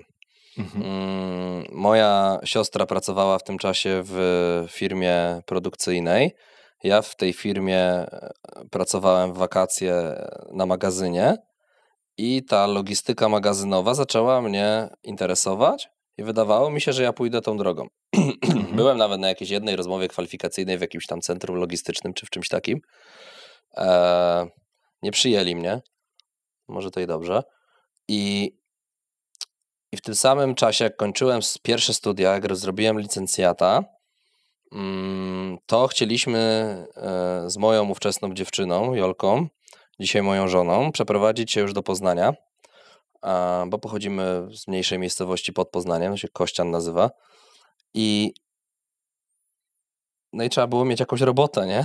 Żeby się utrzymać w tym Poznaniu. Więc zacząłem szukać szeroko rozumianej pracy biurowej, póki co na tamtym etapie kompletnie bez sprecyzowania, co to ma być. A że w tamtym czasie najwięcej ogłoszeń dla takich ludzi w trakcie studiów, no jeszcze planowałem magisterkę, albo świeżo po studiach, gdzie nie wymagali jakiegoś doświadczenia, to było w call center. No to zaaplikowałem do kilku takich call center, no i jedno z nich się odezwało. I dla mnie pierwsze zderzenie ze sprzedażą było straszne. To znaczy, ja pierwszego dnia, jak stamtąd wyszedłem, to było takie naprawdę, co ja tu kurwa robię, nie? Że to nie jest dla mnie. Ja się wstydziłem rozmawiać z tymi ludźmi, bałem się odrzucenia. No wszystkie te takie ciemne strony sprzedaży, które znamy, to jakby totalnie mnie dotykały. I ja przez pierwsze 2 tygodnie nie sprzedałem tam nic. Przez 8 godzin dziennie gadałem na słuchawkach z tymi ludźmi i nie potrafiłem sprzedać pieprzonego abonamentu komórkowego za 49,99. I po 2 tygodniach mniej więcej po prostu coś kliknęło. Nie robiłem niczego, mam wrażenie, inaczej. Po prostu gdzieś tam wpadła mi jakaś sprzedaż od samego rana i ona mnie tak nakręciła, że ja tego dnia miałem, tam zawsze były wyniki na sali, wiesz, pisane, nie? Kto ile. Siedziało 20 takich telemarketerów i tam napieprzanka non-stop. Wyścigi. Tak. No i ja jakby wygrałem ten dzień, nie? Okej. No i od tego momentu byłem tam top-sellerem po prostu, z takim jeszcze jednym kumplem, Szymonem. I byliśmy tam, on tam był chyba dużo dłużej ode mnie. 3 miesiące tam chyba pracowałem. Chciałem jakąś podwyżkę, czy umowę o pracę, czy jedno i drugie, whatever, nie wiem, nie pamiętam. No i oni mi tego nie chcieli dać, więc ja się zacząłem dalej rozglądać, już rozumiejąc, że ta sprzedaż to może jednak jest coś, co ja potrafię robić.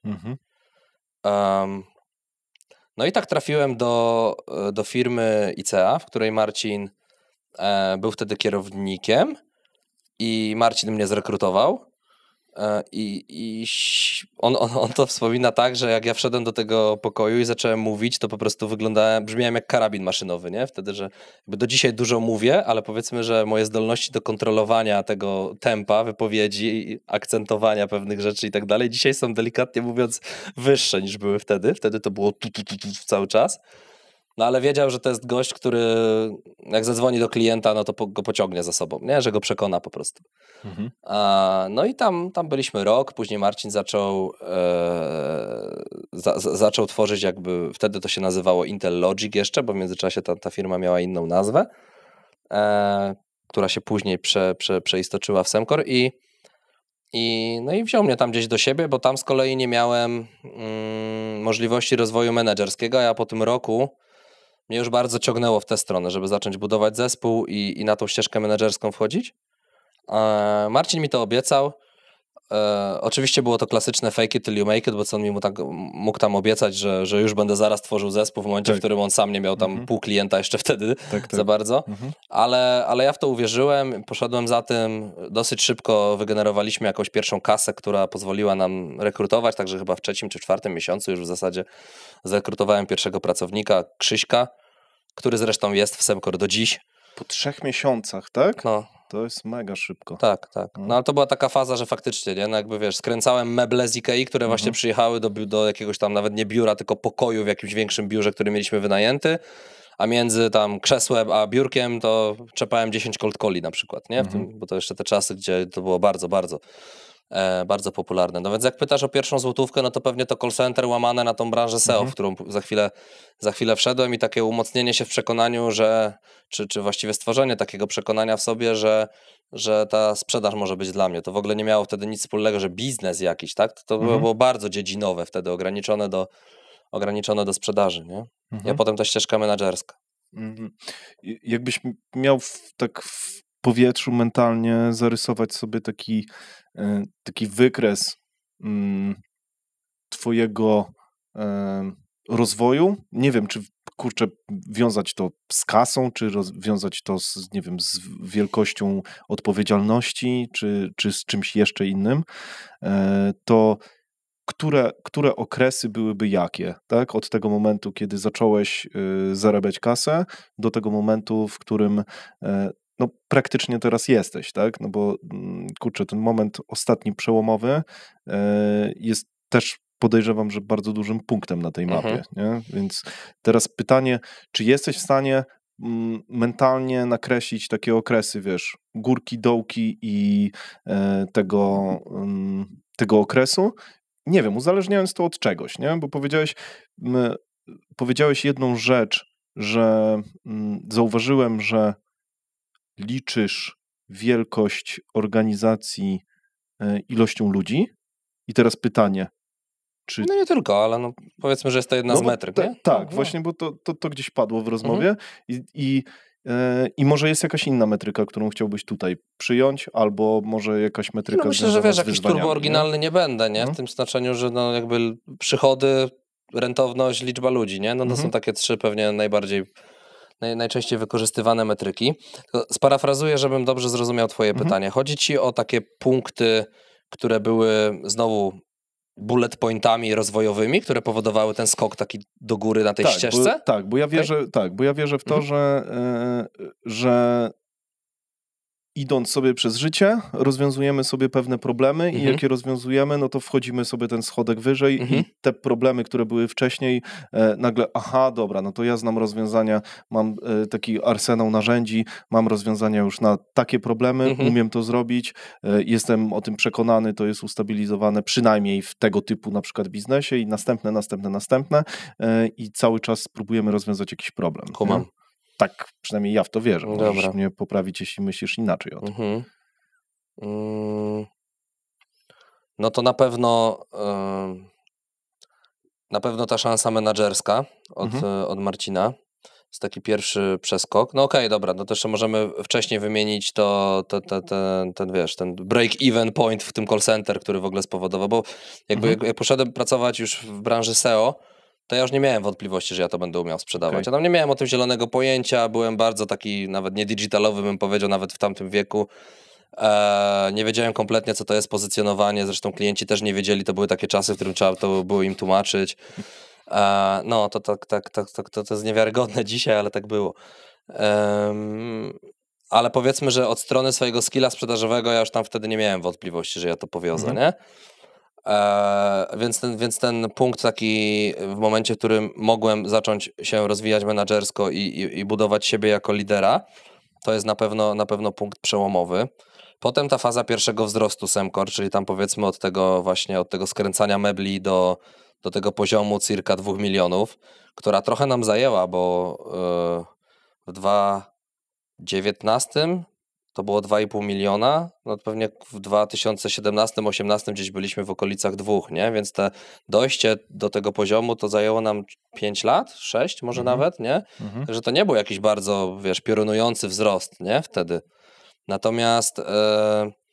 Natomiast potem bym wymienił znowu... A z czym to było związane, że jak czujesz, że to był tak, no nie wiem, jedni powiedzą długi, drudzy krótki, że to był taki czas? Wiesz co, chyba byliśmy bardzo mocno skupieni na sprzedaży, a mieliśmy jeszcze niedoskonałe procesy realizacyjno-obsługowe, przez co dużą część tej sprzedaży zjadał nam churn i to hamowało troszeczkę wzrost. Dobra. Ja mam taką definicję, ale wiesz co, wtedy byłem w roli bardzo ograniczonej do sales managera. Oczywiście gadaliśmy szerzej z chłopakami, bo ja się dobrze znałem i z Marcinem, i z Przemkiem, z ówczesnym wspólnikiem Marcina. Byliśmy po prostu kolegami. Natomiast no siłą rzeczy, jeżeli ja nie byłem w zarządzie, no to oni też nie o wszystkim mi mówili i ja tak czytał tą sytuację z mojej ówczesnej perspektywy, ale zaznaczam tutaj bardzo wyraźnie, że mogą być aspekty, o których ja nie wiem na przykład, albo których nawet nie pamiętam, bo to było bardzo dawno, a które też mogły mieć wpływ. Na pewno wszelkie zmiany algorytmowe miały wpływ, nie? Bo już teraz Google się jakby często zmienia, ale wtedy jakby te zmiany były bardziej takie wywracające wyszukiwarkę do góry nogami i one robiły bardzo dużo zamieszania, nie? Chociażby wiesz, temat, w którym wszedł taki algorytm Pigwin, chyba 2013 rok, Tak, który bardzo mocno się wziął za linkowanie, na którym wtedy SEO bardzo mocno bazowało i my byliśmy zajebiście dobrzy w tym linkowaniu, a rozliczenia z klientami mieliśmy od efektu, bo jeszcze były te czasy, w których się za pozycję klienci płacili, bo było dosyć łatwo je wbić, więc my też szliśmy na taki model, jak zresztą większość agencji. I wiesz, i przyszliśmy pewnego dnia do pracy i tam przychody zjechały o 70%, no bo pozycje wyleciały. I te zmiany po drodze robiły bardzo dużo też zamieszania, nie? Potem trzeba było bardziej inwestować w content, więc stworzyliśmy dział contentowy, potem ten dział się trochę rozleciał. No dużo takich problemów. I ja gdzieś tak w granicach tego roku 2017, 2017 chyba, ja czułem, że się trochę wypalam, nie? W sensie, że to, co miałem zbudować w tej sprzedaży, to powoli zbudowałem, co było bzdurą totalną, bo tam jeszcze dużo rzeczy nie było zbudowane, tylko ja nie miałem świadomości, ile tam jeszcze można zbudować. To była kwestia mojego bardzo takiego, nie wiem, wąskiego myślenia. I chyba byłem w takim momencie po prostu życia, że właśnie zastanawiałem się, nie? Czy dalej tutaj, czy szukać coś innego, a jak szukać, to gdzie. I miałem taki kryzys motywacyjny chyba mnie dopadł po prostu. I to się zmieniło w momencie, w którym urodził się mój syn pierwszy w 2017 roku. I on mi dał takiego kopa, nie? Że ta motywacja poszła bardzo mocno od strony prywatnej, ale ona się szybko rozlała na sferę zawodową też, nie? I zacząłem więcej widzieć, więcej dostrzegać, co jeszcze można poprawić. I chyba to moje takie odbicie, ja pamiętam, że Marcin mi o tym też wspomniał, że on zauważył dużą zmianę w moim zachowaniu, jak się Jasiek urodził. To chyba spowodowało, że finalnie, jak te 2 lata później chłopacy gdzieś tam podjęli decyzję, że pójdą dalej biznesowo oddzielnie, a Marcin zaczął tworzyć taki nowy zarząd, powiedzmy, no to, że on mnie do tego zarządu zaprosił, nie? Że wydaje mi się, że to mogło mieć istotny wpływ. Znaczy, jeżeli bym tego odbicia nie zaliczył, no to nie sądzę, żeby on mnie wtedy... no to pewnie byśmy raczej w innych kategoriach rozmawiali, a nie zarządowych. No 2019 wejście do zarządu i ta ścieżka już taka C-level, rozumienia biznesu jako całości, coraz większej odpowiedzialności za ten biznes w całym jego rozumieniu. To jest kolejny taki bullet point, no, który doprowadził finalnie do tego, że dzisiaj jestem współwłaścicielem, nie? I buduję coś swojego po prostu. Spoko. To jeżeli chodzi o to wasze, o ten Semcor, trochę chciałem tutaj pogrzebać, no bo w sumie masz tam ogromne doświadczenie i no, praktycznie brałeś udział w zbudowaniu firmy od zera. No tak. Przez ponad dekadę, tak na dobrą sprawę. Tam na samym początku, tak jak wspominałeś, ten biznes założył Marcin i był właśnie wspólnik Przemek, tak? Przemek. Tak. I pytanie, co się stało? Oni założyli ten biznes razem i dlaczego się rozstali twoim zdaniem i jak ty na to patrzysz właśnie z perspektywy kogoś, kto był obok? Bo Przemek był odpowiedzialny za delivery, z tego co ja wiem. Tak. Typowy podział biznesowy i techniczny. Przemek był tym technicznym. Z mojej perspektywy po prostu przestali mieć wspólne cele i wartości w biznesie. Ja wiem, że znowu jakby hasło, ale to naprawdę tam nastąpiło. To znaczy znowu, pewnie trzeba byłoby Marcina i Przemka zapytać też o ich perspektywę, tak? Ale jeśli pytasz o moją, to moje osobiste zdanie na ten temat jest takie, że Marcin widział, że ten wzrost jest, ale on mógłby być szybszy i rozwój tej organizacji mógłby postępować szybciej. Miał niedosyt tego, co do tej pory zbudował i był bardzo głodny sukcesów większych, dalszych. A Przemkowi chyba już było dobrze na tym poziomie, na którym byliśmy wtedy.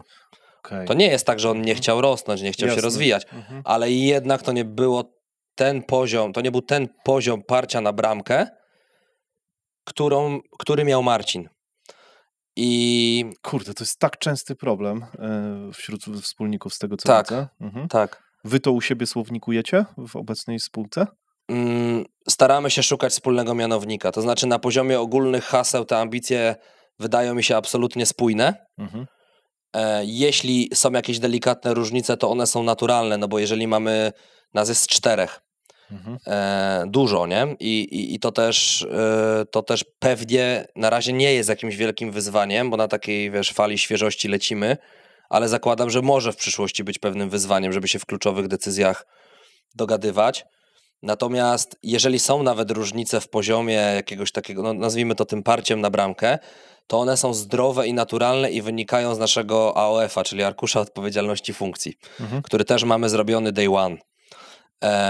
Czyli logicznym jest, że jeżeli ja jestem CEO, to moje parcie na bramkę jest to mój jedyny biznes, na którym ja się dzisiaj skupiam, to moje parcie na bramkę w tym biznesie jest wyższe, może nawet nie parcie na bramkę, bo to by oznaczało, że któremuś z chłopaków jakby mniej zależy na sukcesie AFB, a tak nie jest, ale moje zaangażowanie jakby w ten sukces jest większe niż, Krzyśka na przykład, który jest operacyjnie bardzo w ograniczonym stopniu zaangażowany, bo rozwija inną spółkę, którą ma od lat, Blueall, który buduje e-commerce na Shopify'u. I to jest zdrowe. Jakby my mieliśmy to przegadane, mamy jakby higienę układu na tym polu.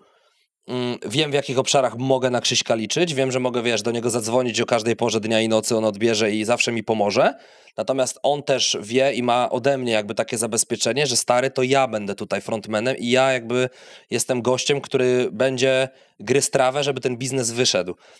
Po prostu. Dużo bardziej będę gryzł tą trawę niż ty, bo ty gryziesz trawę gdzie indziej, po prostu, w tym momencie przynajmniej. I wydaje mi się, że na tym polu się gdzieś tam mogli chłopacy po prostu rozjechać, że Marcin był ciągle taki nienakarmiony tym sukcesem.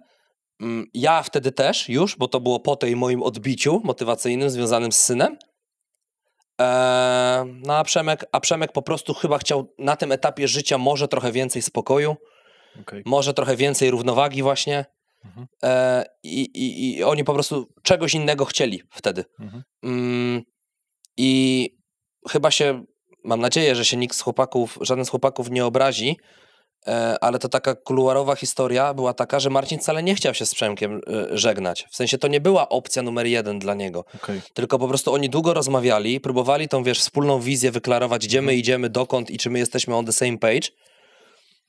I w którymś momencie Marcin bardziej zrobił to jako taką zagrywkę szachową, strategiczną, czyli że Przemek albo w tę stronę, albo musimy porozmawiać o tym, jak się rozstać.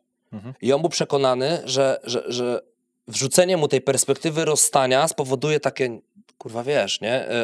W tym sensie otrzeźwienie, że on przyjdzie na kilka dni później i powie, nie, jakby dobra, kleimy, robimy, nie? Bo jakby chciał pokazać swoją determinację, że ona jest tak duża, że aż jest w stanie to nazwać, że widzi scenariusz rozstawania się. A Przemek wrócił po kilku dniach i powiedział, że w sumie to rozstanie to nie jest głupi pomysł, jakby idziemy w to, nie? więc no wyszło... Chciał wyblefować. Tak, chciał wyblefować i jak to mówił Stefan Siara-Siarzewski, który chyba wczoraj opuścił ten świat, pan Janusz Rewiński, tak? I dla pizzu zrobiło się bez pizzu. O, to nie wiedziałem. Tak. Przykra sytuacja, no. Memory 5. Tak. Kurde. Kultowe. Kurczę, i co? I obyło się... Dobrze się odbyło. Dobrze się odbyło, tak. Właśnie... Oni to mieli dobrze dogadane, fajnie przez to przeszli, do dzisiaj ze sobą gadają, jakby wiadomo, że jakieś napięcia emocjonalne z takim rozstaniem są zawsze, nie? I to się będzie działo. Natomiast generalnie tak, to przebiegło bardzo profesjonalnie. Super, fajnie, że mają ze sobą kontakt. Właśnie, kurczę, to znaczy, że jest jakaś dojrzałość biznesowa i że wszystko było w porządku, nie? Nikt nikogo nie oszukał na żadnym etapie, tylko po prostu się to nie pokryło. Tak. Ważne chyba, żeby zasłownikować to na początku, nie? To parcie, tą prędkość. Okej. Udziałowo?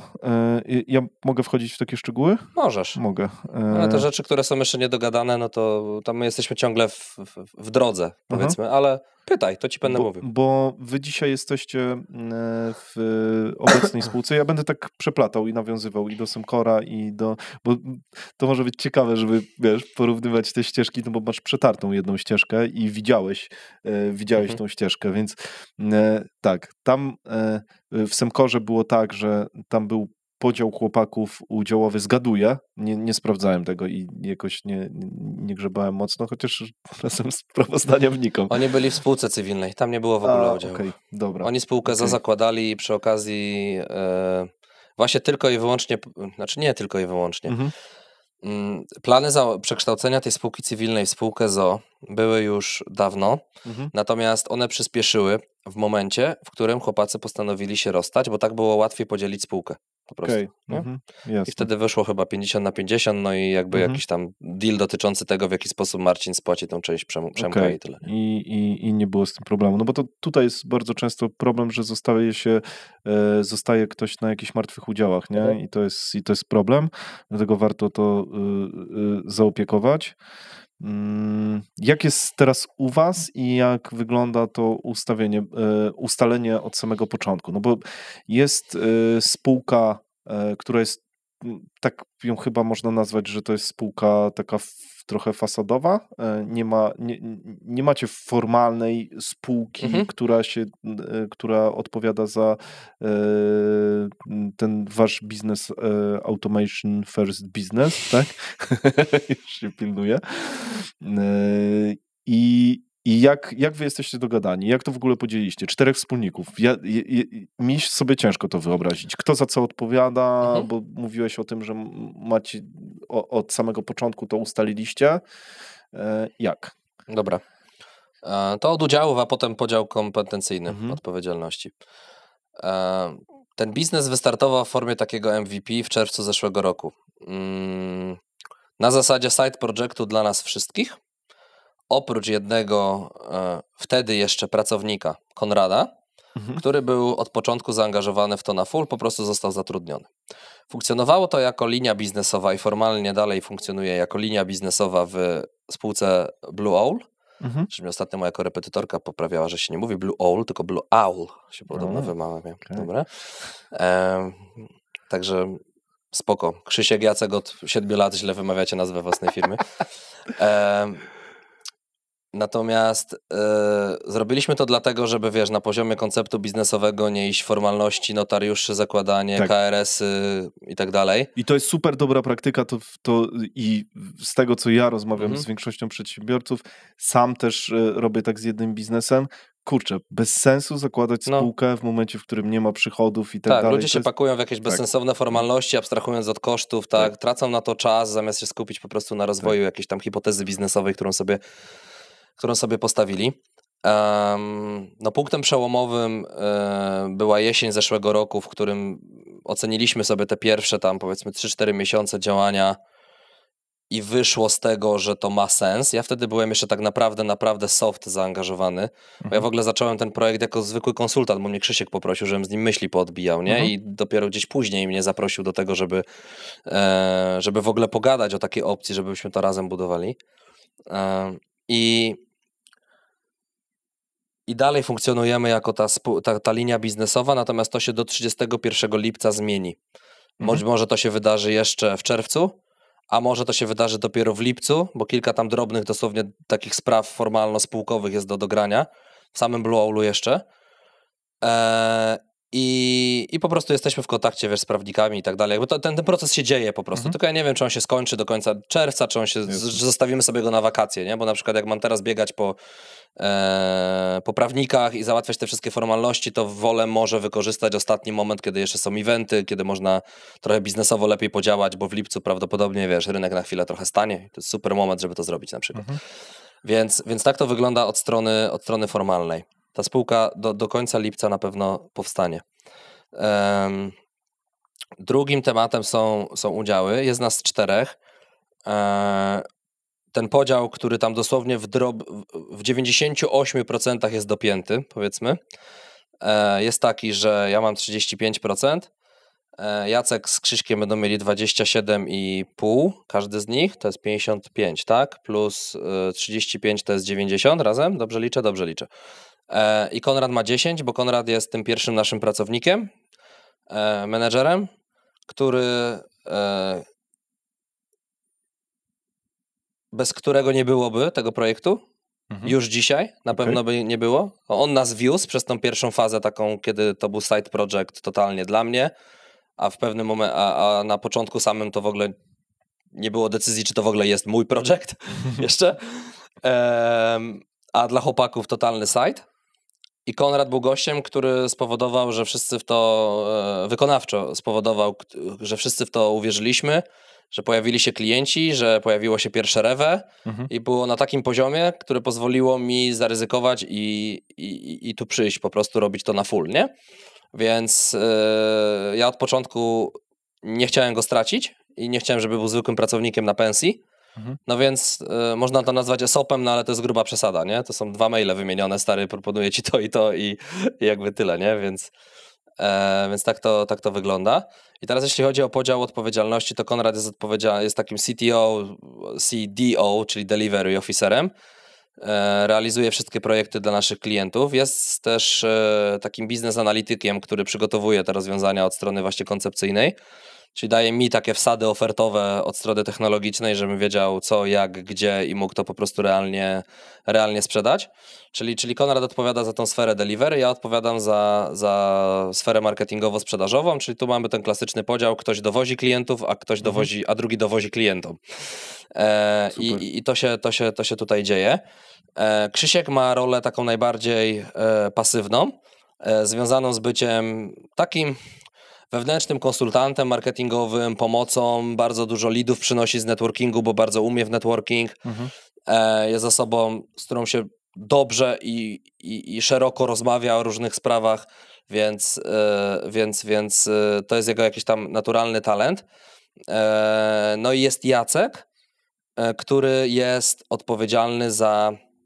My to nazwaliśmy na razie Chief Consulting Officer, bo jeżeli mamy te dwie takie nitki usługowe, consulting i wdrożenia automatyzacyjne, no to Konrad odpowiada za wdrożenia automatyzacyjne, a Jacek odpowiada za consulting i jego rolą będzie... Czyli to też takie delivery trochę. Jest delivery, ale jego rolą na razie to jest taka rola trochę, gdzie on trochę niezależnie, ja niezależnie i jakby tego bardzo mocno nie strukturyzujemy.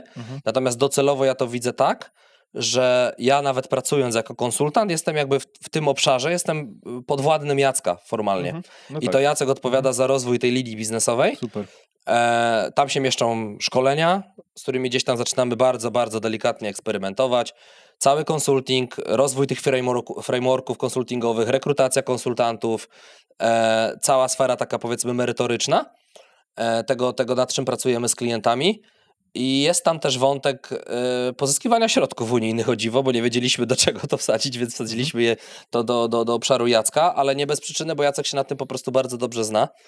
I na jesieni napisał 15 wniosków, akurat jako taki zewnętrzny podwykonawca dla naszego partnera, który jest firmą dotacyjną.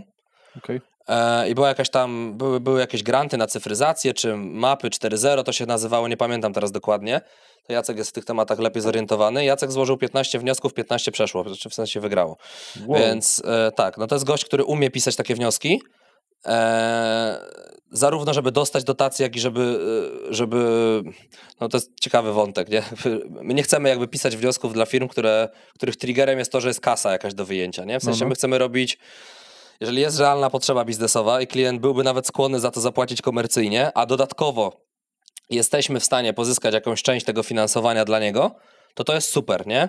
Natomiast bardzo duża część tego rynku dotacyjnego wygląda tak, że ludzie, przychodzą po kasę, a tam, co będzie we wniosku wpisane, to się później będziemy martwić, nie? Byleby dostać. Temat rzeka, nie? Tak. Wnioski w ogóle. No właśnie. Umielimy go trochę, bo to polityka. Tak, tu bardzo mocno polityka wjeżdża, natomiast my też nie chcemy jako biznes być uzależnieni od programów dotacyjnych, nie? No bo to jest z jednej strony może być jakimś doładowaniem dla twojego biznesu, z drugiej strony jest cholernie dużym ryzykiem, nie? Czyli jeżeli się zamkną programy, jesteś w dupie literalnie, jeżeli nie potrafisz komercyjnie sprzedawać, tak? Więc my to traktujemy jako taki bonus, jakąś premię, coś dodatkowego, co może po prostu nam nadbudować biznes.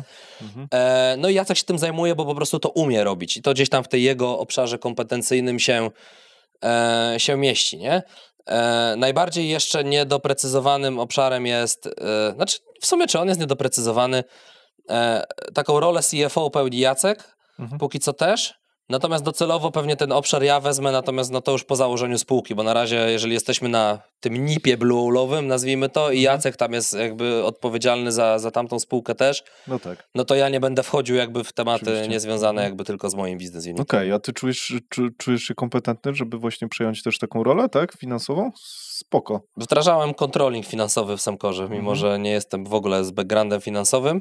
Ja lubię czasami w Excelach posiedzieć, jeżeli to nie dominuje mojej pracy i ktoś mi nie każe jakby, wiesz, przeglądać ich przez 6 godzin dziennie, tylko jako pewną dywersyfikację tematów, którymi się zajmuję, to lubię posiedzieć, wiesz, w danych, w liczbach, w marżach, poszukać jakichś wzorów. Spoko, to jest dla mnie okej. No. Ekstra. Wy w tym Semkorze tak, i to nie jest tylko moja opinia, będziesz się śmiał trochę. I nie tylko ja to zauważyłem, bo delikatnie nawet Bartek, jesteśmy w zapisie, to też zauważył, że wy tam w Semkorze wszyscy wyglądaliście jak taka mafia trochę. Takie mieliście aparycje. Że w sensie, trochę tak, może tak. No. Czy to był celowy zabieg? Nie, totalnie nie był celowy zabieg. Okej, dobra. No co ja myślałem, że to jest taki branding, że nie, no stary... jak się spojrzy na profil Marcina na LinkedInie i na twój profil taki, wiesz, na to, jak ten Semkor cały wygląda. Ja to też kilka razy słyszałem, więc absolutnie nie. Absolutnie nie. Natomiast myślałem, wiesz, że taki branding. Kurde, jeśli przy windykacji to parę razy pomogło, to w sumie why not, Mogło. Wierzę pomóc. w to, że nie, mogło. to nie jest zamierzone działanie. No jakby co ja mogę za to, że jakby wiesz, chodzę krótko ogolony, lubię poćwiczyć na siłownię, jestem jakby wiesz, i Marcin podobnie, akurat może mniej siłownia, bardziej jakiś taki boxing lubi, i rowery, nie? Natomiast no co on może za to, że też chodzi krótko ogolony, bo jakby struktura jego włosów nie nadaje się do tego, żeby mieć bardziej jakby wiesz, bujną fryzurę i moja tak samo. Więc no, kurde, stary, no, wiesz. Krótka wstawka. Jak widzisz, nic nie sprzedaję w moich treściach, a zapraszam już, moim zdaniem, niesamowitych gości, co nie jest takie proste, jak mogłoby się wydawać. Dlatego mam do ciebie prośbę, która, jeśli kanał ci się podoba, pomoże również tobie. Widzę, że bardzo mały procent oglądających subskrybuje te treści, a to kluczowe, żebym mógł zapraszać do rozmowy najlepszych gości ze swojej ligi. Dlatego jeśli czujesz, że te materiały są treściwe i chciałbyś, żeby były jeszcze lepsze w przyszłości, zasubskrybuj gdziekolwiek tego słuchasz. A ja obiecuję ci, że w zamian za twoje zaufanie dam z siebie wszystko i dostarczę tyle wartości dla ciebie, ile będę w stanie. Dzięki za twój czas, kłaniam się, wracam gadać. Alek, 11 lat z Marcinem, długo. Ostatnio, jak rozmawiałem z Frankiem, on mówił o tym, że w sumie u niego nie ma ludzi, którzy byli od początku w firmie. I wtedy zacząłem się zastanawiać, czy to jest norma, czy to nie jest norma. Zacząłem szukać wzorów. I teraz ty praktycznie zakładałeś tą firmę. Okej, to jest nietypowa ścieżka, bo ty praktycznie prowadziłeś tą firmę, można powiedzieć, od pewnego momentu. Ale patrząc na pracowników szeregowych, też mówiłeś, że są tacy pracownicy, którzy są praktycznie od samego początku. Nie, no jest jeden. A, okej. Dobra, jest jeden. Dobra, jak właśnie postrzegasz to? Czy to jest, czy masz na ten temat jakieś przemyślenia, że ci ludzie w firmach mają pewną lifetime value? Cykl życia pracownika, tak? Tak, no. Czy jest coś takiego? W sensie, czy da się to jakoś średnią pytanie. Kurczę. Znaczy, wzoru pewnie nie ma, natomiast jest kilka jakichś czynników, które bym identyfikował jako wpływające na tą rotację.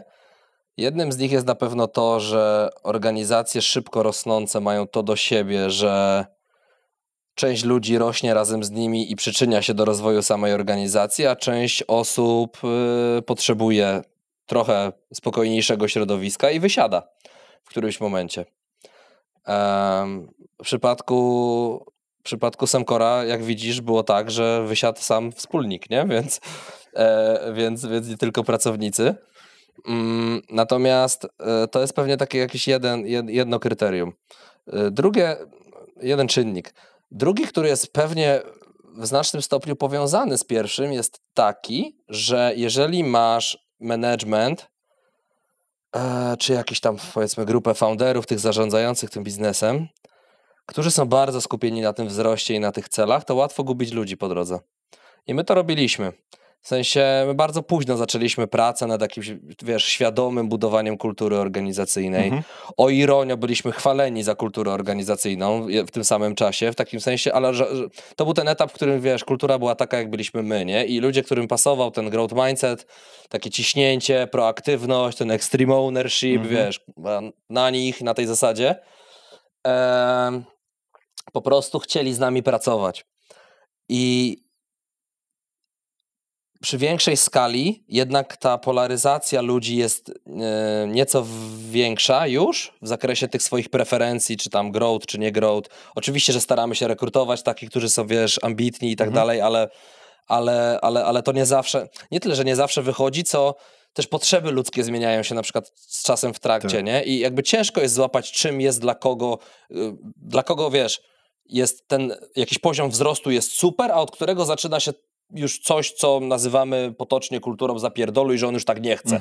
Na przykład. Czy że też często używałem w Semcorze tego stwierdzenia, dzisiaj mam do tego trochę po prostu inne podejście, nie? Ale to tam na jakiś inny wątek rozmowy. I teraz czemu ci ludzie rotują? Wydaje mi się, że praca w agencji jest trudna też. Nie chcę powiedzieć, że praca w spółkach produktowych jest łatwa, nie? Ale tym bardziej w startupach produktowych. Tam na pewno nie jest już łatwo. Tak. To już jest zupełnie inna jakby liga. Ale w ugruntowanych produktowych? No na przykład, nie? Ale w ugruntowanych produktowych, w produkcyjnych, w e-commerce, po stronie klienta na przykład, nie? Nie chcę absolutnie powiedzieć, że w tych organizacjach nie ma celów, że nie ma ambicji i tak dalej, natomiast z jakiegoś powodu w tych agencjach poprzez to, że klienci są różni, to są usługi, coś, co bardzo się podoba jednemu klientowi, nie podoba się absolutnie drugiemu, możesz próbować standaryzować te procesy, ale i tak do pewnego stopnia to się nie udaje i tak trzeba robić te szpagaty, żeby tego klienta zadowolić. To jest obciążające, to jest trudne, zawsze jest za dużo projektów versus ludzi i oczywiście, że ta optymalizacja procesowa bardzo pomaga i układanie takie operacyjne całej organizacji bardzo pomaga, natomiast i tak zdarzają się przypadki, w których ktoś czuje, że jest za grubo już w danym momencie, nie? Bo wpadną ci 3 duże projekty, no jakby masz rekrutację otwartą, ale zanim ona się zamknie, no takie codzienne problemy bym powiedział, natomiast one wpływają i się nawarstwiają w jakiś tam sposób. Jeżeli oprócz tego o tą sferę ludzką trochę mocniej nie dbamy, przy czym nie uważam, żeby głównym zadaniem HR-u było, załatwianie multisporta. Jestem jakby w tym teamie, HR wspierający biznes, ale tak do bólu po prostu. Natomiast mimo wszystko, rynek pracy jest jaki jest i ludzie mają jakieś oczekiwania. Jeśli te oczekiwania zbyt długo są spychane albo przedkłada się na nie po prostu tylko te twarde cele biznesowe, że dobra, za chwilę, ale teraz to jeszcze ciśniemy, jeszcze coś tam, no to może pewne napięcia tam, generować, nie? Jeżeli jest was 15 czy 20, to ty zobaczysz te napięcia, porozmawiasz z tym pracownikiem, zrobisz one-to-one, te sytuacje się szybko klaryfikują, nie? W przypadku większej organizacji trzeba już mieć na to procesy, tak? Że to lider robi te one-to-one, one są cykliczne, a ty jako CEO rozmawiasz z tym swoim liderem i sprawdzasz, czy on faktycznie bada te nastroje w zespole, rozumiesz, nie? Ta machina jest dużo bardziej złożona i skomplikowana, a przez to czasami nieszczelna. I ta nieszczelność powoduje, że czasami ktoś postanawia wysiąść. No i jakby trzeci wątek jest jakby drobny, po którym się tylko śliznę. To jest po prostu sytuacja na rynku pracy, rynek pracownika, to, że ludzie mają opcje i tak dalej. I po prostu tak jest. I czwarta z kolei powiązana z trzecią, to moim zdaniem jest to, że czy my musimy tą rotację tak fetyszyzować bardzo? Bo no, powiedziałem ci, że jeden pracownik był od początku firmy. No tak, ale to jest 11 lat. Ale w moim core teamie 50% ludzi to byli ludzie, z którymi pracowałem 3-4 lata wzwyż i 50% to byli ludzie zrekrutowani z rynku na stanowiska menedżerskie. Więc to nie jest tak, że ja miałem management rekrutowany tylko i wyłącznie z rynku, randomowy, gdzieś tam, wiesz, na czuja i tak dalej. Moją pierwszą opcją było zawsze awansowanie kogoś wewnętrznie. Dopiero w momencie, ale miałem zawsze bardzo sprecyzowany profil takiego heada. Jeżeli ktoś nie musiał, oczywiście, wiesz, być mecz 100%, tak? Ale jeżeli ale ktoś... 80% by się ale 70-80%, a nad tymi pozostałymi będziemy pracować, zresztą no nigdy nie będzie tych 100%, to wolałem dać szansę komuś, kto nawet potrzebuje jeszcze chwili, żeby doskoczyć tak w pełni do tej roli, bo sam doskakiwałem do mojej, więc to pewnie było spójne ze mną, niż szukać kogoś z rynku. No jak nie było takiej opcji wewnątrz organizacji, no to trzeba było szukać na zewnątrz. I stąd taki hybrydowy model tego managementu, nie? Ale jakby uwaga zawsze się moja na przykład skupiała do środka najpierw, nie? Że jeżeli jest ktoś, kto może pokryć te kompetencje, no to dawajmy tym ludziom szansę. Nie? Mówisz, że robiłeś sobie taką, nie wiem, ja to nazywam macierz kompetencji, tak można to nazwać. I jak to robiłeś? Bo dojdziemy do tego jeszcze, co mnie wkurza w większości podcastów, ale nieważne na ten moment. Jak to robiłeś i jak dostosowywałeś? Najpierw robiłeś macierz i do macierzy dostosowałeś człowieka, nieodwrotnie, tak? Tak. No, okay. Najpierw chciałem zrozumieć, kogo szukam. I o jakich kompetencjach, o jakich cechach, zarówno takich twardych, merytorycznych, jak i powiedzmy kulturowych. Może tak. Przy czym te cechy kulturowe były dla mnie dużo bardziej istotne przeważnie niż twarda wiedza merytoryczna. Oczywiście poza jakimiś dealbreakerami, nie? No w stylu, no nie wiem, no wiesz... Head contentu pewnie powinien umieć pisać na przykład, nie? Dobre teksty mimo wszystko. Albo przynajmniej rozpoznać. Albo przynajmniej rozpoznać, co jest czym, nie? No jakby, ale to abstrahuję do takich must have'ów, nie? Pytałeś dlaczego? Dlatego, że moje nieudane rekrutacje przeważnie nie dotyczyły tego, że człowiek nie dojeżdżał kompetencyjnie, choć oczywiście też się zdarzało. Ale najbardziej źle wspominane rekrutacje versus to, jak się powiedzmy skończyła ta współpraca później, one miały najczęściej grunt właśnie związany z tym, że nie nadawaliśmy na tych samych falach w ujęciu na tej płaszczyźnie kulturowej. I to nawet jeśli nie była to kultura organizacyjna już zdefiniowana przez konkretne wartości i tak dalej, bo to robiliśmy pod koniec mojego bycia w Semcor de facto, a jeszcze czym innym jest rozpisać wartości, czym innym wdrożyć je w życie, żeby one faktycznie nie były tylko hasełkami, i to uważam, że przynajmniej do momentu, w którym ja wychodziłem, traktuję jako jedną z rzeczy, które są słabe po prostu, z których nie jestem zadowolony. No nie weszło w krew tak bardzo mocno, jakbym chciał jeszcze wtedy.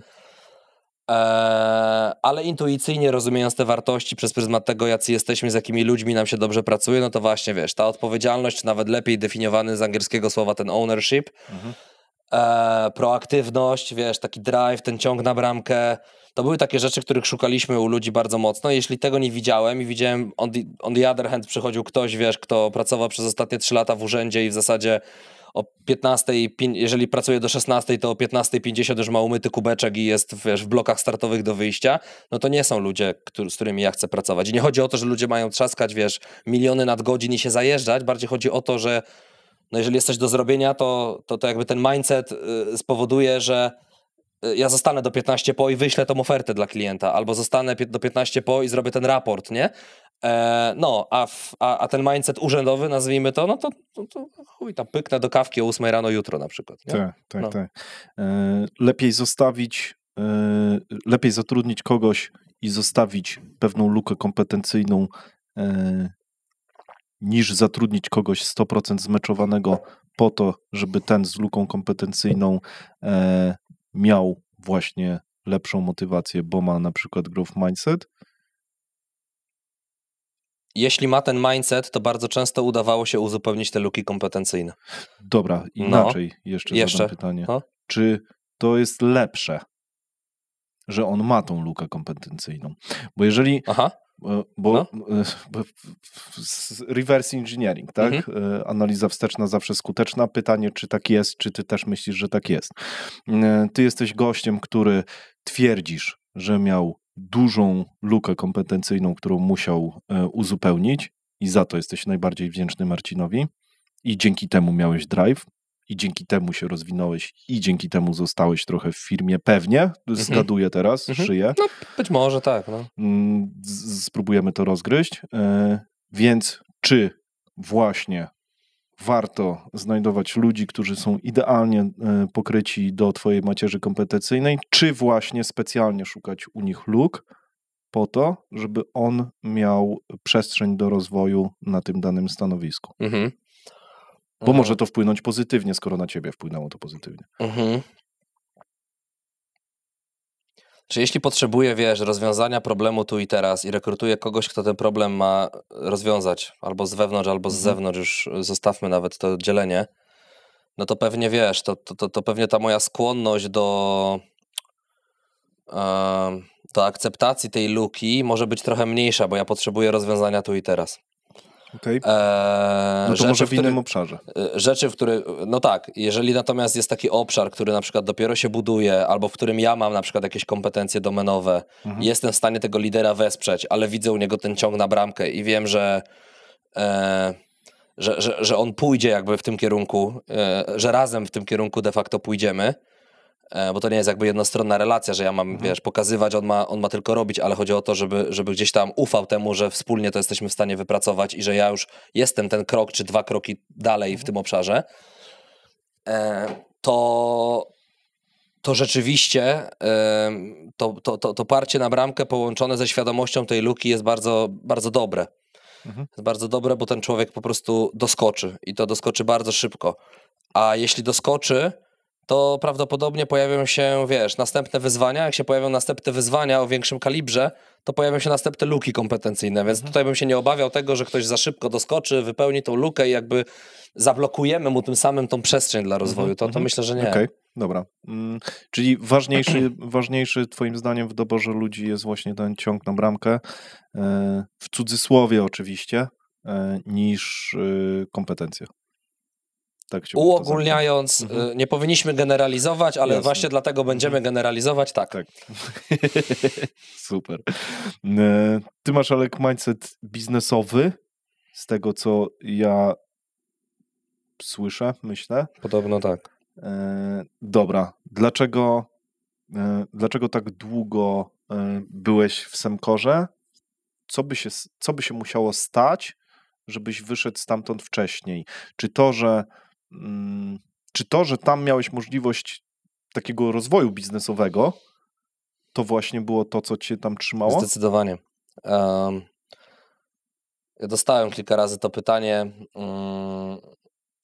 no bo z rozwojem są często kojarzeni ludzie, którzy przez 3 lata robili coś, a potem przez kolejne 4 robili coś innego, a potem przez 2 lata znowu coś tam, nie?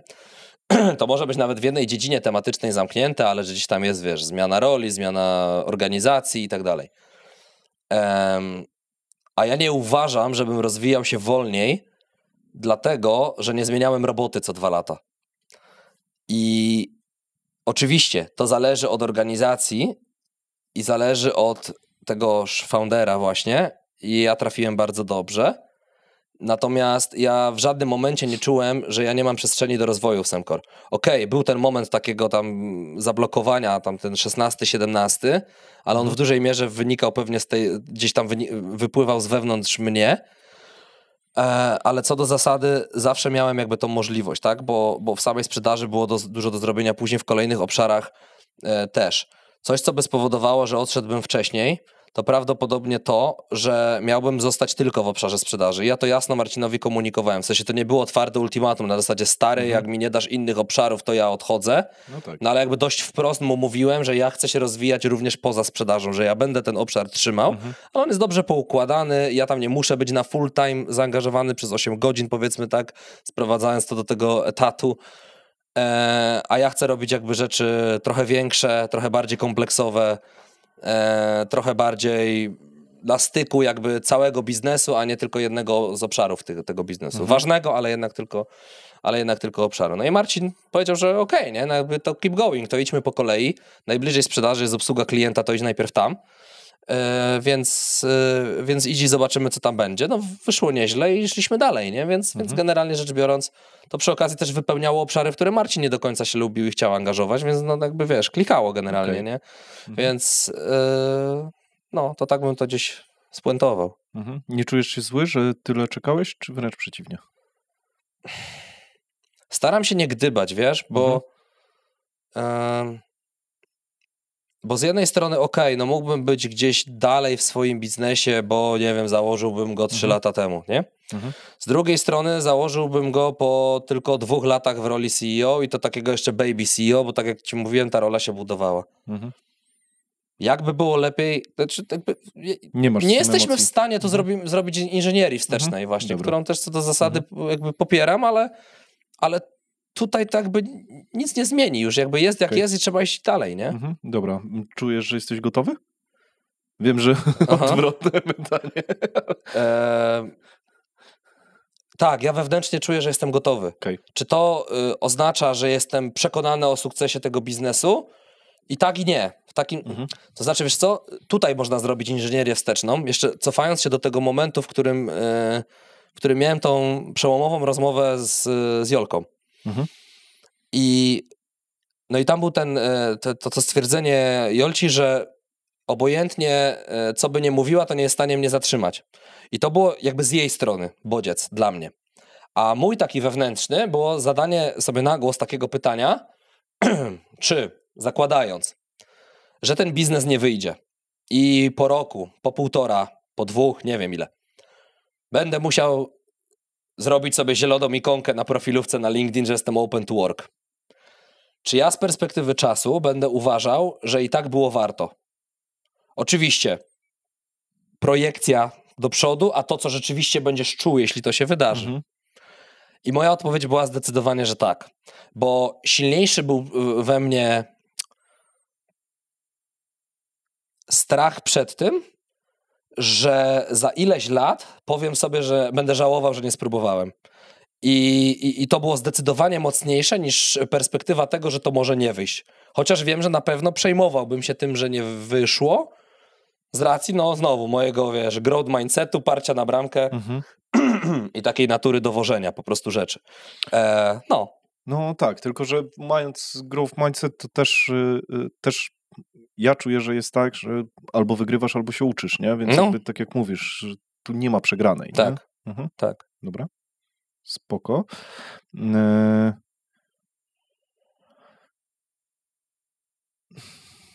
Dzisiaj jest takie trochę parcie na to, że właśnie, żeby zakładać ten biznes, tak jak mówisz, 20-latkowie z 3 firmami, nie? Już po 3 firmach albo położone, albo zrobione.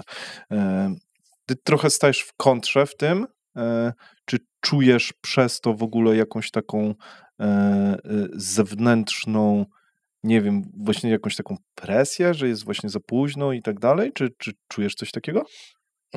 Troszeczkę tylko. W takim sensie, że... Bo to jest bez sensu i to nie ma w ogóle żadnego uzasadnienia, bo większość biznesów, tak jak sobie popatrzymy, no to jednak robią ludzie dojrzali, a nie gówniarze. Nie? I to mnie tylko, wewnętrznie wycisza i uspokaja. Dokładnie to, o czym mówisz, że te najlepsze biznesy gdzieś tam wypalają często po 40, a dodatkowo jest tak, że ja się też obracam w dosyć specyficznej bańce. W bańce digitalowo-technologicznej, w której właśnie jest trendem to, że zaczyna się bardzo, bardzo wcześnie.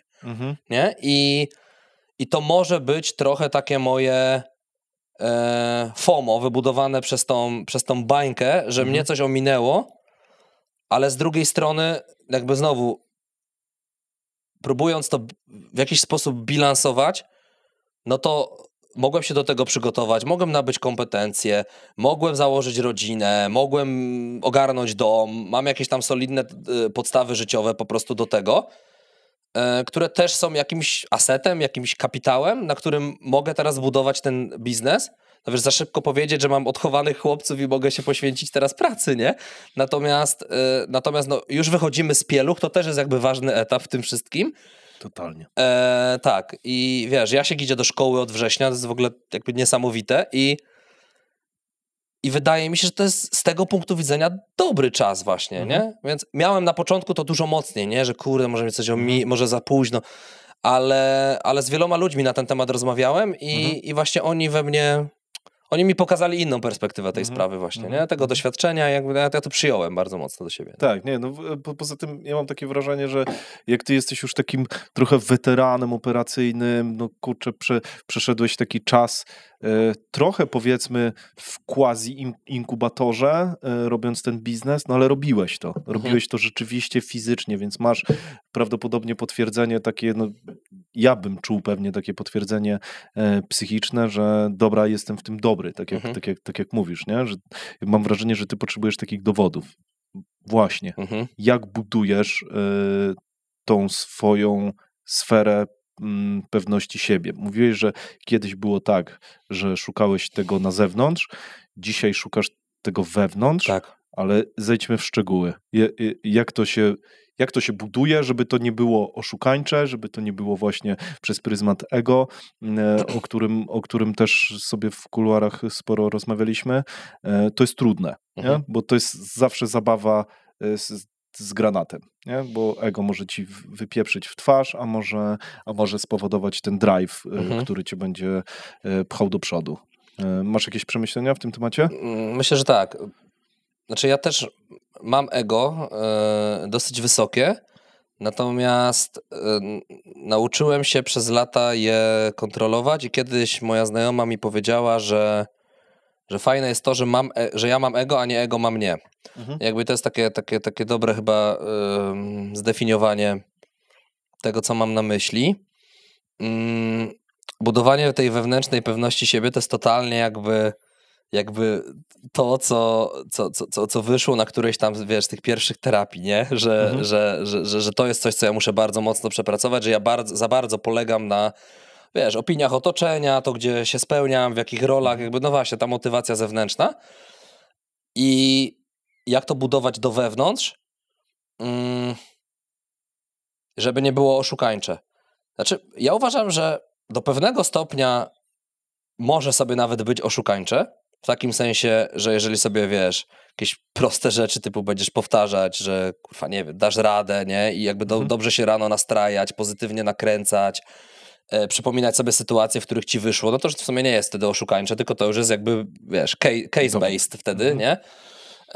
To nie ma w tym absolutnie nic złego, a zauważanie takich małych wygrywów częstsze, z czego też nie umiałem korzystać w przeszłości, ono jest tutaj kluczowe. To znaczy, my nie musimy od razu świętować tego, że podpisaliśmy kontrakt na kilka baniek albo kilkaset tysięcy złotych, nie? My możemy poświętować w takiej małej organizacji jak nasza, że dzisiaj wpadły 2 fajne lidy. I to jest mały sukces. W pełni rozumiejąc, że nic z nich może nie wyjść, nie?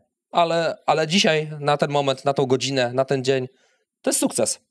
Że coś nam wyszło, że wysłaliśmy fajną ofertę, że, nie wiem, skończyliśmy kolejny projekt i mamy kolejnego case'a, że już nie jesteśmy no-name organizacją, która trochę udaje, że robi automatyzację, ale jak nas pytają w czym, to jeszcze mówimy, no projektujemy indywidualnie pod klienta. Nie, no mamy case'y, że są 4 konkretne wdrożenia na przykład, nie? To przez 3 miesiące, no może być, nie? Więc wiesz, to się dzieje, nie? I to są takie małe rzeczy, których po prostu szukamy. I ja szukam w sobie też, żeby ten proof of concept w sobie wzmacniać, a jednocześnie budować sobie taką tolerancję do tego, że to, co ty chyba dzisiaj powiedziałeś bardzo zgrabnie, że no albo wygrywamy, albo się uczymy, nie? I nie traktować właśnie wszystkiego jako takiej personalnej, totalnej porażki, że kurwa, ale jestem do bani, tylko po prostu odciąć trochę te emocje, zostawić je, to jest trudne i to jest terapeutyczna robota generalnie.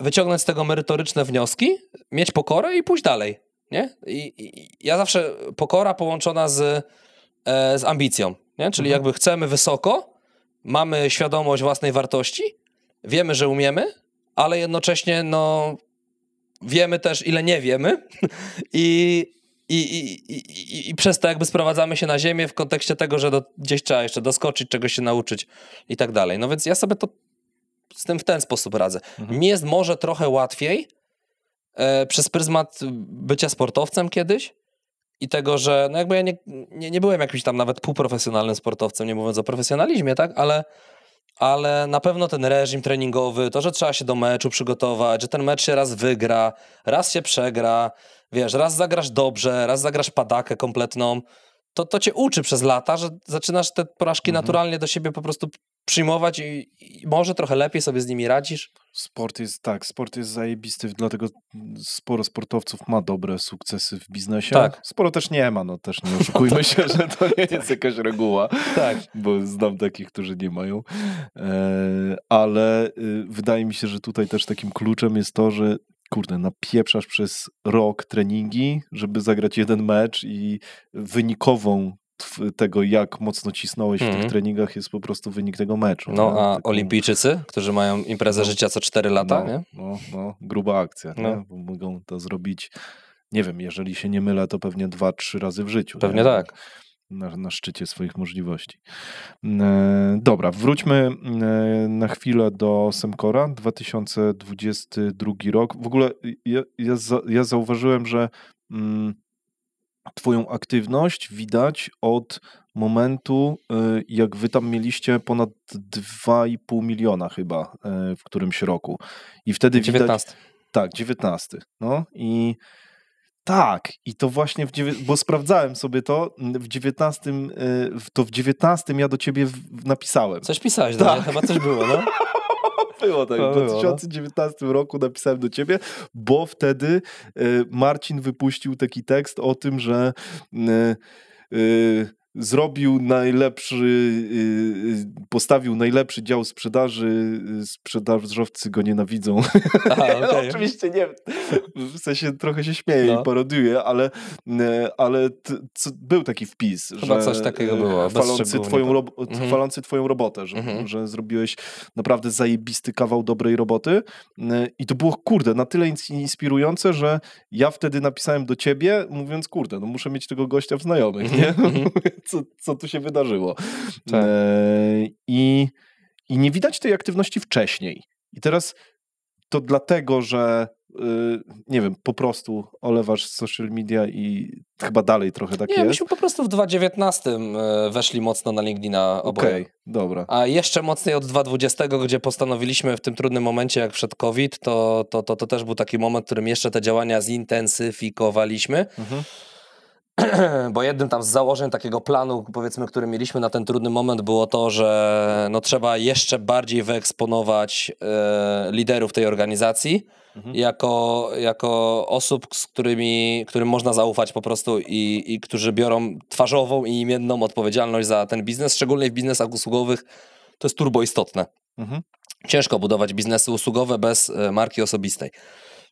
To ma też blaski i cienie, no bo z kolei ciężko później skalować te biznesy usługowe odchodząc operacyjnie, nie? No bo jakby wszyscy to znają już, ale to już jakby na inny wątek, więc po prostu dlatego gdzieś tam wcześniej byliśmy na innych aktywnościach skoncentrowani, bardziej działaliśmy w środku, wewnątrz z klientami, ale nie publicznie może tak, nie? Takie mam wrażenie, że po prostu do tego momentu kuliście właśnie w środku nad procesami, po prostu nawalaliście, patrząc fokus tylko na to, żeby firma się rozwijała, a dopiero później gdzieś tam wyszliście na zewnątrz, ale to dlatego, że złapaliście jakiś sufit właśnie w tamtym sposobie rozwoju? Czy nie? Czy to były po prostu eksperymenty? Nie, to był po prostu chęć rozwoju dalszego. Nie wiem, czy to był sufit, nie? Ale to było po prostu coś, co miało spowodować, że staniemy się trochę bardziej rozpoznawalni, a dzięki temu bardziej wiarygodni dla klientów, bo... No i to się udało. To się udało, bo z samego LinkedIna tak pasywnie nie było tych leadów jakoś ogromnie dużo, tak? Natomiast na pewno to, co pomagało... Mieliły się, pewnie wpadały innymi kanałami. My byliśmy jednym z touchpointów, powiedzmy, te nasze marki osobiste. i bardzo dogrzewały lejek. W sensie, że klienci łatwiej im było nam zaufać i to handlowcy akurat słyszeli bardzo często na rozmowach, nie? Że konwersja rosła przez to. tak, chcemy z wami pracować, bo kojarzymy Alka, kojarzymy Marcina, kojarzymy obydwóch, whatever, nie? To już nieistotne. Po prostu miało to dla nich znaczenie, że są jakieś twarze za tym biznesem i oni nie boją się w pewnych tematach zabierać głosu, nie? 2022 9,5 miliona przychodów w sprawozdaniu. W 2023 mówiłeś jakiś czas temu, że celowaliście wtedy w 13. Udało się? Bo nie ma. Jeszcze nie ma pewnie, bo jeszcze jest chyba czas na złożenia, bo już minął? Nie wiem. Nie wiem, nie Dobra, wiem. wiesz, no jestem od lutego zadzwonię do Marcina po nagraniu, nie? W takim razie, bo tam wiesz, jeszcze formalnie jest to rok, w którym byłem w zarządzie. Inaczej zbudujmy pytanie, czy w 2023 roku z tego co wiem, to było około 13, no dokładnej liczby tam po przecinku ci nie podam teraz, ale było, no. Okej, zajebiście. To jest praktycznie taki non-stop hardkorowy wzrost. No, nie ma tutaj jakichś przypadkowych rzeczy. Dlaczego myślisz, że akurat ta firma tak rosła? Jest trochę firm w tej branży, które w ten sposób rosły, no ale nie jest to reguła. Dobra.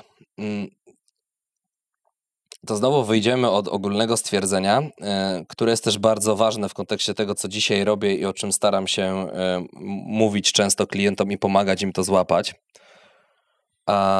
To znaczy od tego, że połączenie strategii z egzekucją odpowiednio zadziałało. I teraz była pewna idea, była pewna myśl strategiczna, w którą stronę chcemy zmierzać, jakie usługi świadczyć, dla jakich klientów, co ma być naszym wyróżnikiem, z czym ma się ten brand kojarzyć, w ogóle pojęcie brandu, które było dla większości agencji SEO bardzo moim zdaniem powierzchownie rozumiane albo bagatelizowane, to jest może lepsze słowo. A Marcin na to postawił jako jeden z takich głównych betów strategicznych, że on to będzie budował i budował to z uporem maniaka, nie? W sensie tam logo 2 lata wybierał na przykład, a mnie kurwa szlak trafiał, nie? Wtedy tego nie rozumiałem, ale teraz po fakcie rozumiem, nie? I czujesz siłę brandu, że to ona zrobiła? Totalnie tak, nie? A mi się udało dowozić to, co ten brand obiecywał. I dlatego ta chemia grała, nie? Że w bebechach byliśmy dobrze poukładaną organizacją, coraz lepiej ułożoną organizacją, bo tak nie było oczywiście day one i też rozwój destabilizował to poukładanie. Natomiast temat, no. Natomiast z mojej perspektywy to naprawdę jakby skok taki rozwojowo, organizacyjno, nie wiem, procesowy, jaki my wykonaliśmy tam mniej więcej od tego 18-19 roku do teraz, był kolosalny, był totalnie kolosalny i to w połączeniu z tym mocnym brandem, z taką nietuzinkową komunikacją, że my bardzo często potrafiliśmy pewne rzeczy powiedzieć tak dosyć, dosadnie, wprost. Wyglądaliście jak mafia. Wyglądaliśmy jak mafia. Trochę staraliśmy się jakiś tam status quo podważać w tej branży. Gdzie mimo wszystko ja byłem tym grzeczniejszym, a Marcin to tam też w parę potyczek LinkedInowych był gotów wskoczyć. I powiem ci, że z perspektywy czasu ja uważam, że to wcale nie było źle, bo to było spójne z naszym brandem wtedy. Wtedy się tak trochę nad tym zastanawiałem. Nigdy go nie krytykowałem jakoś za to bardzo w jakichś tam naszych prywatnych rozmowach, czy dwustronnych rozmowach, ale miałem takie, że kurde, no ale wiesz, uważaj, że trochę jakaś mnie poprawność polityczna może trochę mnie dominowała w tym momencie i tak dalej, ale tak z perspektywy czasu, jak teraz na to spoglądam, to było na maksa spójne z nim, nie? I z tym, że ten brand był od początku do końca jego. I takie zachowanie też było spójne. Może się to komuś podobać, nie podobać, no whatever, nie? Natomiast to też powodowało, że on był jakiś i ta marka była jakaś i my wszyscy byliśmy jacyś i można nas było lubić albo nie lubić, ale znowu kończąc takim bardzo ogólnym stwierdzeniem, ciężko było obok nas przechodzić obojętnie. I dzięki temu ludzie zapamiętywali, a plus jeszcze, jak mówisz, że marka dowoziła, no to... No właśnie. I to jest wzór. I to było spójne, nie? Bo jeżeli jesteś marką, która dużo krzyczy, ale wystarczy zrobić sprawdzam i jakby odkryjesz kołderkę i tam brzydko pachnie bardzo, no to wiesz, no to można grać w taką grę, nawet trochę na zasadzie, fake it till you make it i trochę z wyprzedzeniem w markę, a trochę później w procesy wewnętrzne, Ale jak nie nie za dojedziesz długo. na czas, no to kurwa, no to już jest, to wiesz, nie? Jest po bandzie. A tutaj nam zagrało wszystko w odpowiednim momencie. No i wydaje mi się, że to było, że to było to, nie? No i na pewno też przy tej takiej skali już od 5 baniek w górę, to, że ludzie zaczęli z nas zdejmować te rzeczy i że rzeczywiście zaczął się jakiś core team tworzyć, jacyś ludzie wokół mnie, wokół Marcina funkcjonowali, którym mogliśmy po prostu na tym etapie rozwoju już w swoich obszarach ufać i oni naprawdę brali rzeczy jakby, nie? I dowozili je, bo to już był taki moment, w którym no nie pojechalibyśmy pewnie grubiej, gdyby wszystko wisiało na mnie i na Marcinie. No właśnie. To teraz pytanie, jak to się robi, bo kurczę, ja czuję, że jesteś jedną z niewielu osób, która wie, jak to się robi i to wcale ci nie słodzę. To jest kwestia tego typu, że czuję, że ty o tym mówisz często i widzę, że ty mówisz o tych takich no dobra, no nie boję się tego powiedzieć, o trochę nudnych rzeczach, od takiej strony technicznej, że to przeszedłeś, że to wprowadzaliście i tak dalej. Dobra, to teraz zejdźmy trochę do techniki, bo wracając do tego, co mnie na przykład denerwuje w podcastach, że i czasem w moich też, ale czasem po prostu to wynika z mojego braku umiejętności wyciągnięcia z gościa tego, bo ja wiem, że tu siadają ludzie, którzy potrafią to robić, a czasem ja nie potrafię z nich tego wyciągnąć, to jak rzeczywiście fizycznie to się robi, żeby przekazywać ludziom tą sprawczość w firmie. To jest łatwe do wyobrażenia w małej firmie, gdzie masz 15 osób. Jak masz, 50, jak masz 5 baniek przychodu, ciężko mi sobie to wyobrazić, tak żeby to było skuteczne.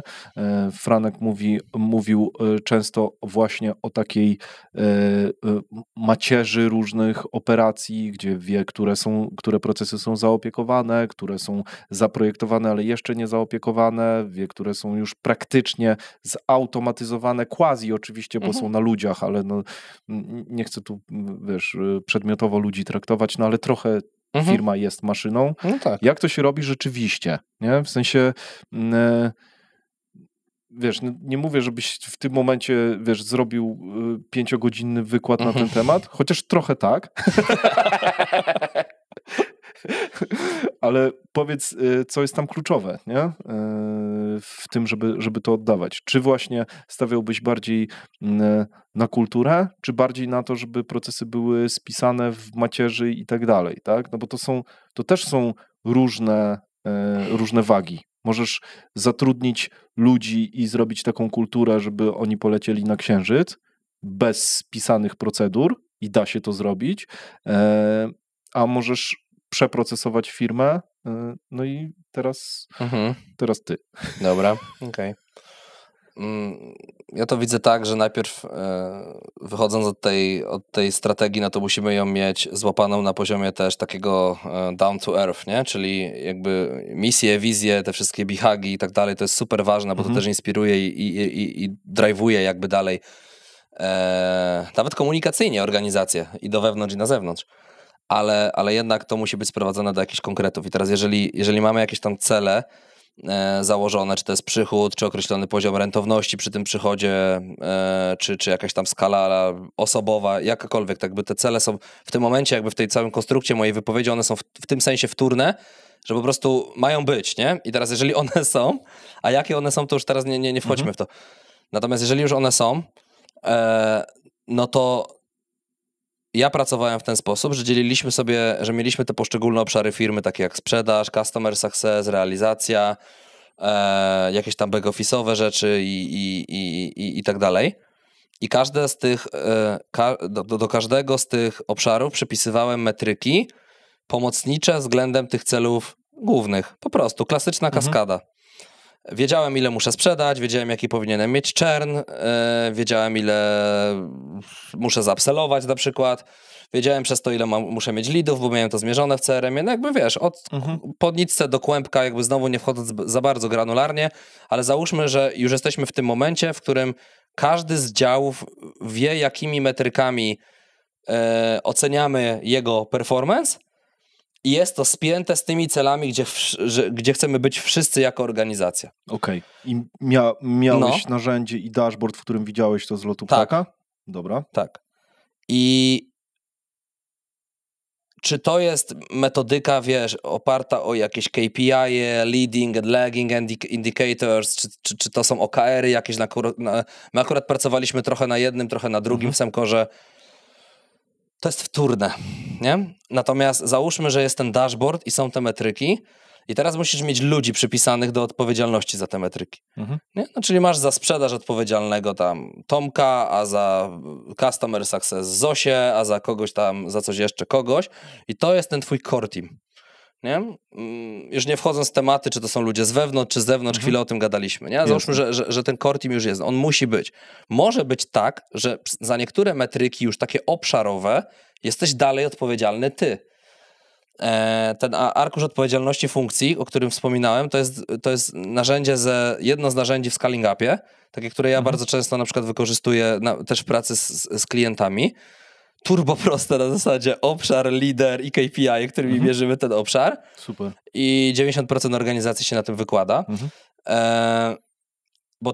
Bo te odpowiedzialności się zaczynają mieszać ze sobą. Czyli mamy więcej niż jedną osobę w danym obszarze. I nie wiadomo, kto jest ostatecznie za to odpowiedzialny. Albo mamy jedną osobę w więcej niż jednym obszarze. Czyli jest odpowiedzialny za sprzedaż, za marketing, za back office, za coś tam. W młodych firmach to jest normalne. No, w naszym AOF-ie jestem tam w 4 miejscach na przykład. Nie? No, ale to jest dzisiaj zrozumiałe. Ja mówię o pewnym modelu już pod skalowanie takie już poważne. Nie? I jak mamy tych ludzi przypisanych, jak nie mamy, no to trzeba to wyjaśnić. Jak ktoś ma problem z tym, że w danym obszarze czy w danym procesie uczestniczy więcej niż jedna osoba, to można to też jeszcze rozegrać w taki sposób, że jest lider, który ma ostateczną decyzyjność i jest osoba supportująca na przykład. Tylko że ta osoba supportująca musi też rozumieć, że jest supportującą, a nie decyzyjną. Że ona może wrzucać coś, pomagać, podpowiadać, konsultować się i tak dalej. Natomiast ostateczna odpowiedzialność i ostateczna decyzyjność, bo to jest też ważny wątek w firmach. Czasami się ludziom daje pseudo-odpowiedzialność za KPI, ale decyzję podejmuje na koniec i tak ktoś inny. I to jest trochę patologiczna sytuacja, że no, rozumiem, że czasami do tej odpowiedzialności ktoś musi pełnej dojrzeć, to można też jakiś plan taki powiedzmy dojścia 3-miesięczny na przykład sobie ustalić, ale in the end, jak sprzedaż jest u Tomka, to sprzedaż jest u Tomka. I koniec, nie? I jak Tomek robi plany sprzedażowe, to go nosimy na rękach i klaszczemy, brawo Tomek, a jak Tomek nie dowozi, to Tomek ma problem, że musi rozkminić, dlaczego nie dowiózł i powiedzieć, czemu nie dowiózł i co z tym ma przede wszystkim zamiar zrobić dalej. Nie? Bo... Kurde, to jest tak klasyczny problem. Mi się przypomina rozmowa właśnie z Szymonem Negaczem, który opowiadał właśnie o tym, że miał taką sytuację w firmie, w której on pracował, że miał odpowiedzialność za dany obszar, ale sposób realizacji narzucony z góry. I to jest coś, co się bardzo często zdarza. Zdarza się, bo to zdejmuje też odpowiedzialność z tego C-levelu, z tego zarządu i z tego foundera, nie? Bo wtedy łatwo jest pokazać palcem, że tam Tomek spierdolił, nie? Tak. Dobra, jak sobie z tym radzić w sensie takim, że... Bo to może być na drugim levelu też. Bo dobra, kontynuuj, ja zaraz wejdę. No. Dobra, spoko. No. Bo ci przerwałem. Mając te obszary, mając ludzi przy obszarach i metryki, możemy też rozbić to na procesy, które w danym obszarze funkcjonują. W obszarze sprzedaży masz procesy takie jak lead generation, jak sam proces oczywiście sprzedaży, może tam jest jakiś upselling, a może upselling akurat u nas leży w obszarze customer success, whatever. Nie?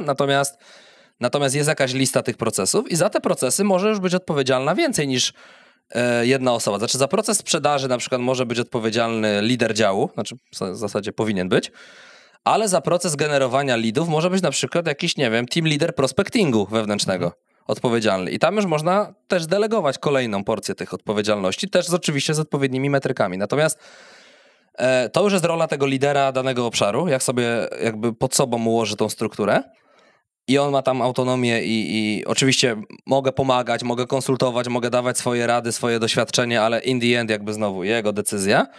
A to, co ja robiłem, no to co naprawdę dobrze się sprawdzało, to wokół tego dashboardu gromadzenie ludzi raz w tygodniu i znowu mam takie, kurwa, ja mówię o tak podstawowej rzeczy, ale naprawdę teraz jak wchodzimy do klientów, to jedną z pierwszych rzeczy, które robimy, to jest układanie rutyn operacyjnych.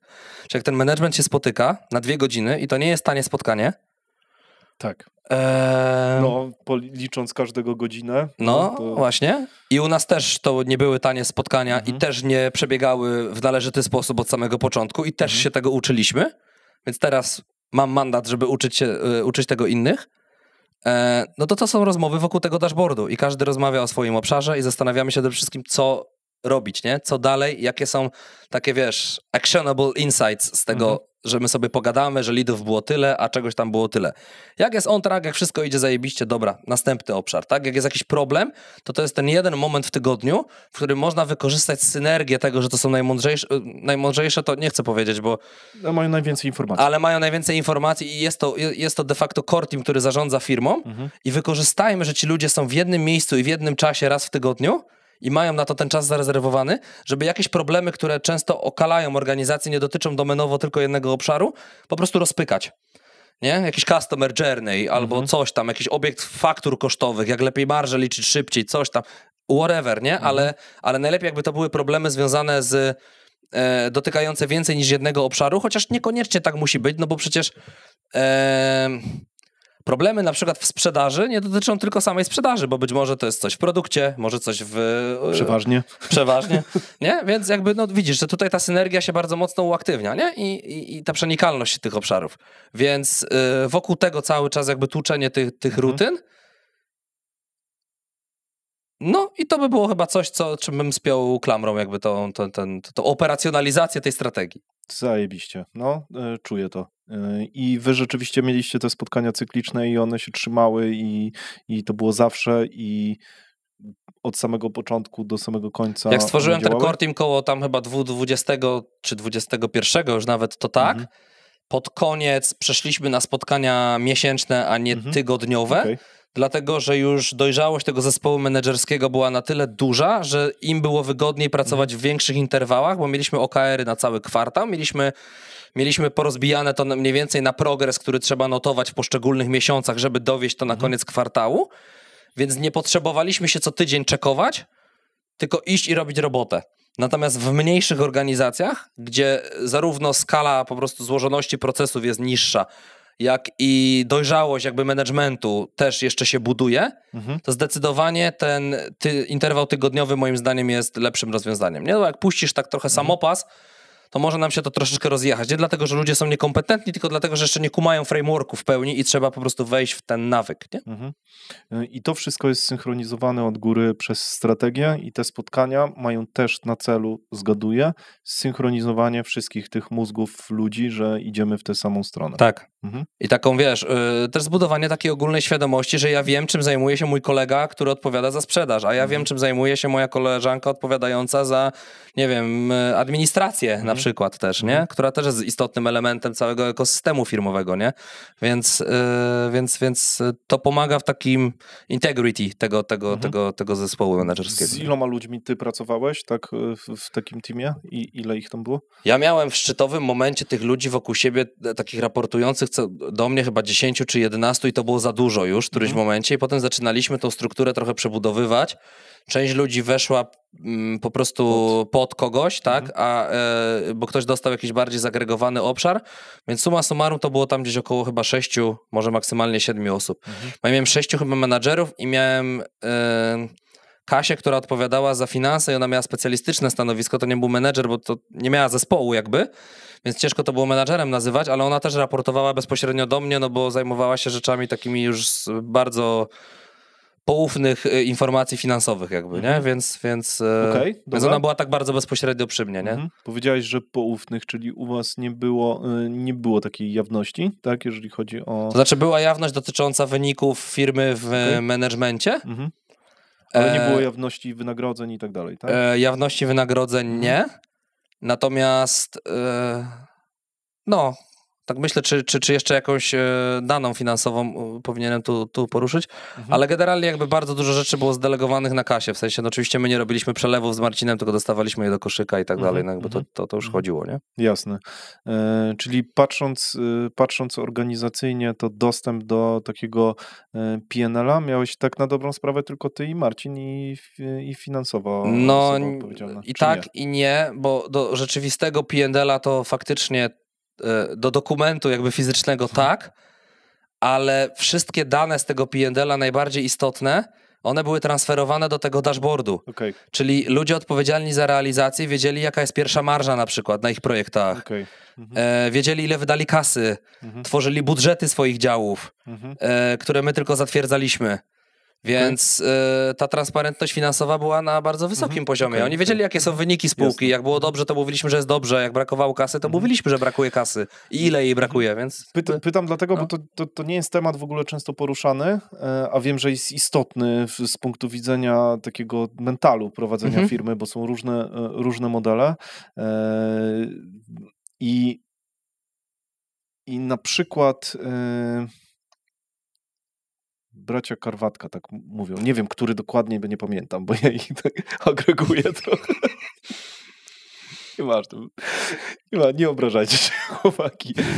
Ale któryś z nich mówił o tym, że właśnie, że oni patrząc na tego P&L-a, to tam sobie manipulując pewnymi rzeczami, patrzyli, jak to wpływa rzeczywiście na całą kondycję na przykład Divante, nie? I czy da się przekręcając jakieś pokrętło, wyciągnąć więcej z tej organizacji.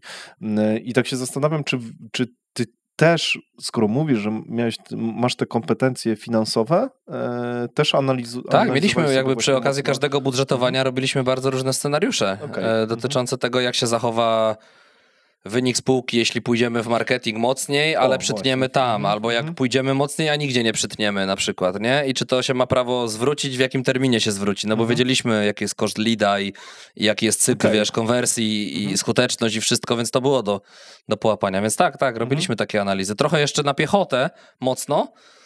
Dzisiaj bym to bardziej zautomatyzował. Natomiast wiesz, może być klientem twoja poprzednia firma. No, zobaczymy, tak. Sobie może to jest ten. Ale teraz tam jest Michał, więc Michał jest jeszcze technicznie dużo mocniejszy ode mnie, więc myślę, że on to złapie nawet samodzielnie. Natomiast tak, no takie scenariusze żeśmy sobie szyli, nie? Czasami robiliśmy 2 albo 3 wersje na przykład też budżetu, taką bardziej optymistyczną, bardziej uśrednioną i taką na zasadzie, że będzie skrajnie źle i wszystko krwawi na przykład, nie? I co wtedy, nie? I w ten sposób podchodziliśmy do spraw. A od którego momentu zaczęliście budżetować działy w firmie? Bo to też jest taki... Od momentu za późnego. To przeważnie tak. A realnie to było... Bo ja mam taką teorię, że od momentu, jak się zaczyna budżetowanie, to się zaczyna prawdziwa organizacja. To było na pewno na przełomie roku, że od pełnego roku zaczęliśmy faktycznie. No. I to był albo 2020, albo 2021 rok. Okej, no to późno. Późno. Do tej pory naprawdę dobrze działało to, że... To znaczy późno, kurde, pewnie wcześniej niż większość. No. Anegdotę właśnie od naszego wspólnego znajomego Radka, nie? Który jakby spyta jego, czy on się do dzisiaj budżetuje jakoś bardzo tak i żyje, nie? Jakby, jeśli działa, up to you, nie? Ale to wiesz, to jest w sytuacji, w której masz taki cholernie duży stream gotowy dopływowej do firmy, to możesz to olać. To cię może trochę tak zabezpieczyć i wyciszyć ci tą potrzebę. Natomiast mówię, że to u nas było chyba 2,20 albo 2,21, nie? I wtedy zaczęliśmy sobie to robić. Pozdrawiamy Radek, to o tobie było. Tak. Początkowo większość działów, czy tam nawet wszystkie były przez nas ogarniane od tej strony kosztowej, bo hedzi jeszcze tego dobrze nie umieli. Ale z czasem to bardzo szybko było zdelegowane, tam po jednym kwartale już w zasadzie oni sobie z tym radzili, a my tylko, odbijaliśmy feedback na przykład, nie? Okej. Dobra, Alek, czy byłbyś w stanie powiedzieć, jakie problemy właśnie udawało wam się rozwiązywać na danym etapie, które były problemami wzrostowymi? Wyróżniliśmy już ten etap do 5 milionów, tak? nie, wcześniejszy nawet. Do 2,5 nawet. Do 2,5, nie? I czy jesteś w stanie wskazać takie, nie wiem, 3-4 rzeczy, które musiały się właśnie wydarzyć, żebyście doszli do tej dychy 13? Wiesz co, nie wiem, czy będę w stanie je bardzo precyzyjnie już na osi czasu teraz osadzać, ale jakbyśmy, zapakowali to do jednego worka, to na pewno to akurat osadzę na osi czasu. Do tego 2019 roku my bardzo mocno bazowaliśmy na outbandzie. Było bardzo dużo cold callingu, aktywnej sprzedaży, cold mailing później się pojawił też i to super działało, natomiast takiego inboundowego marketingu było bardzo, bardzo mało. I pierwszym takim momentem przełomowym było to, że zaczęliśmy szukać tych opcji generowania leadów poza tym outbandem. Po prostu, tam był content, tam były Facebook Adsy, tam były jakieś Google Adsy, różne rzeczy, różne strategie żeśmy testowali, mniejsza o to, ale w każdym razie poszliśmy bardzo mocno w ten outbound, w inbound, nie? To jest pierwsza rzecz. Drugą rzeczą na pewno było to... Ile to mniej więcej zajęło, zanim to zaczęło działać? Znaczy wiesz, kampanie facebookowe, jak Marcin wgryzł się w temat, to się w kilka tygodni tak żarły, że handlowcy błagali o litość, nie? Natomiast później to źródełko też zaczęło wysychać, trzeba było innych źródeł szukać. To cały czas jest taki ongoing proces, że wiesz, mierzysz, tak sprawdzasz. Przełom. Tak, ale generalnie ruszyło i było super, nie? To na pewno. Na pewno od strony produktu, czy w naszym wypadku usługi bardziej, to był ten koncept SXO, z którym my głośno tam na ten rynek wyszliśmy, że zaczęliśmy te wątki UX-owe tam wrzucać w wątki związane z SEO i rozmawiać jakby o SEO bardziej w kontekście celów biznesowych klienta, a nie tego tam, że masz ileś fraz w top 3. Że to oczywiście jest jako metryka pomocnicza też dla nas ważne, ale bardzo mocno od tej strony biznesowej. To dzisiaj znowu wydaje się takie naturalne, ale wtedy to raport z pozycji na przykład agencje głównie wysyłały, a my zaczynaliśmy gadać o tym, w jaki sposób to SEO się zwraca, jak sprzedaje, szukaliśmy tych wzorów i tyle, nie? Z tego, że jesteś I co z tego, dokładnie tak, nie? I to było na pewno bardzo przełomowe i od strony usługi, i od strony zrozumienia rynku, i od strony też komunikacyjnej i brandowej, bo to był bardzo duży wyróżnik. Kolejną rzeczą na pewno uszczelnienie procesów związanych z customer successem i churnem wśród tych procesów szczególnie, bo my sprzedaż przez większość czasu mieliśmy na dobrym poziomie. Wiadomo jak to w sprzedaży, były lepsze, gorsze miesiące i kwartały, ale zasadniczo jakichś naprawdę totalnych dramatów i kryzysów sprzedażowych my nie mieliśmy po prostu, nie? Pewnie, że bywały trudniejsze momenty, ale to nie była taka skala, że było jakoś skrajnie źle. Ja przynajmniej to tak zapamiętałem, no nie wiem, może perspektywa innych ludzi będzie inna.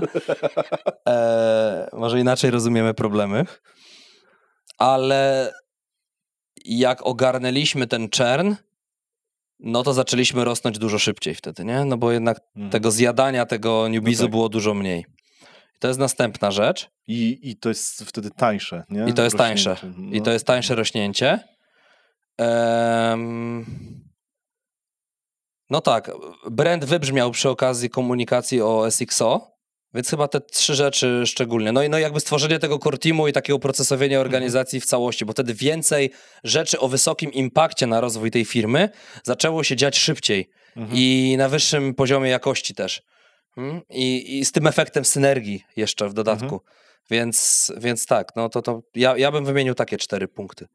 Super. Dobra, jeszcze podrążę, ale niedużo, jeżeli chodzi o to SEO, bo tak jak wspominałeś, to SEO ewoluowało, nie? No i no tak, no od momentu, w sensie musiało ewoluować, bo od momentu powstania wyszukiwarki Google'a, no to oni sami wymyślali, jak to ma wyglądać i internet dopiero się tworzył, więc jakby na początku wyglądało to tak, że rozliczało się od efektu. Później, tak jak mówisz, nikt nie mógł go zagwarantować. Dziś firmy praktycznie nic nie gwarantują, tak na dobrą sprawę, to jest związane z SEO, takie mam wrażenie. Gwarantują tylko to, że będą pracować, a co będzie, to się okaże, chociaż mają dużo success case'ów. Jakbyś wszedł tak historycznie, to jesteś w stanie opowiedzieć, jak to właśnie ewoluowało z twojej perspektywy? Bo byłeś blisko klientów, nie? Więc tak kurczę, jesteś w stanie prawdopodobnie powiedzieć, co tam się działo od strony nawet mentalnej klientów, jak rynek się doedukował i jak się zmienił. Strzelam w to, ponieważ wydaje mi się, że dzisiaj większość tych agencji związanych z pozycjonowaniem jest podobna. Bardzo. Tak? I dlatego się zastanawiam, co będzie, co będzie następnym krokiem, jakie wyróżniki można złapać.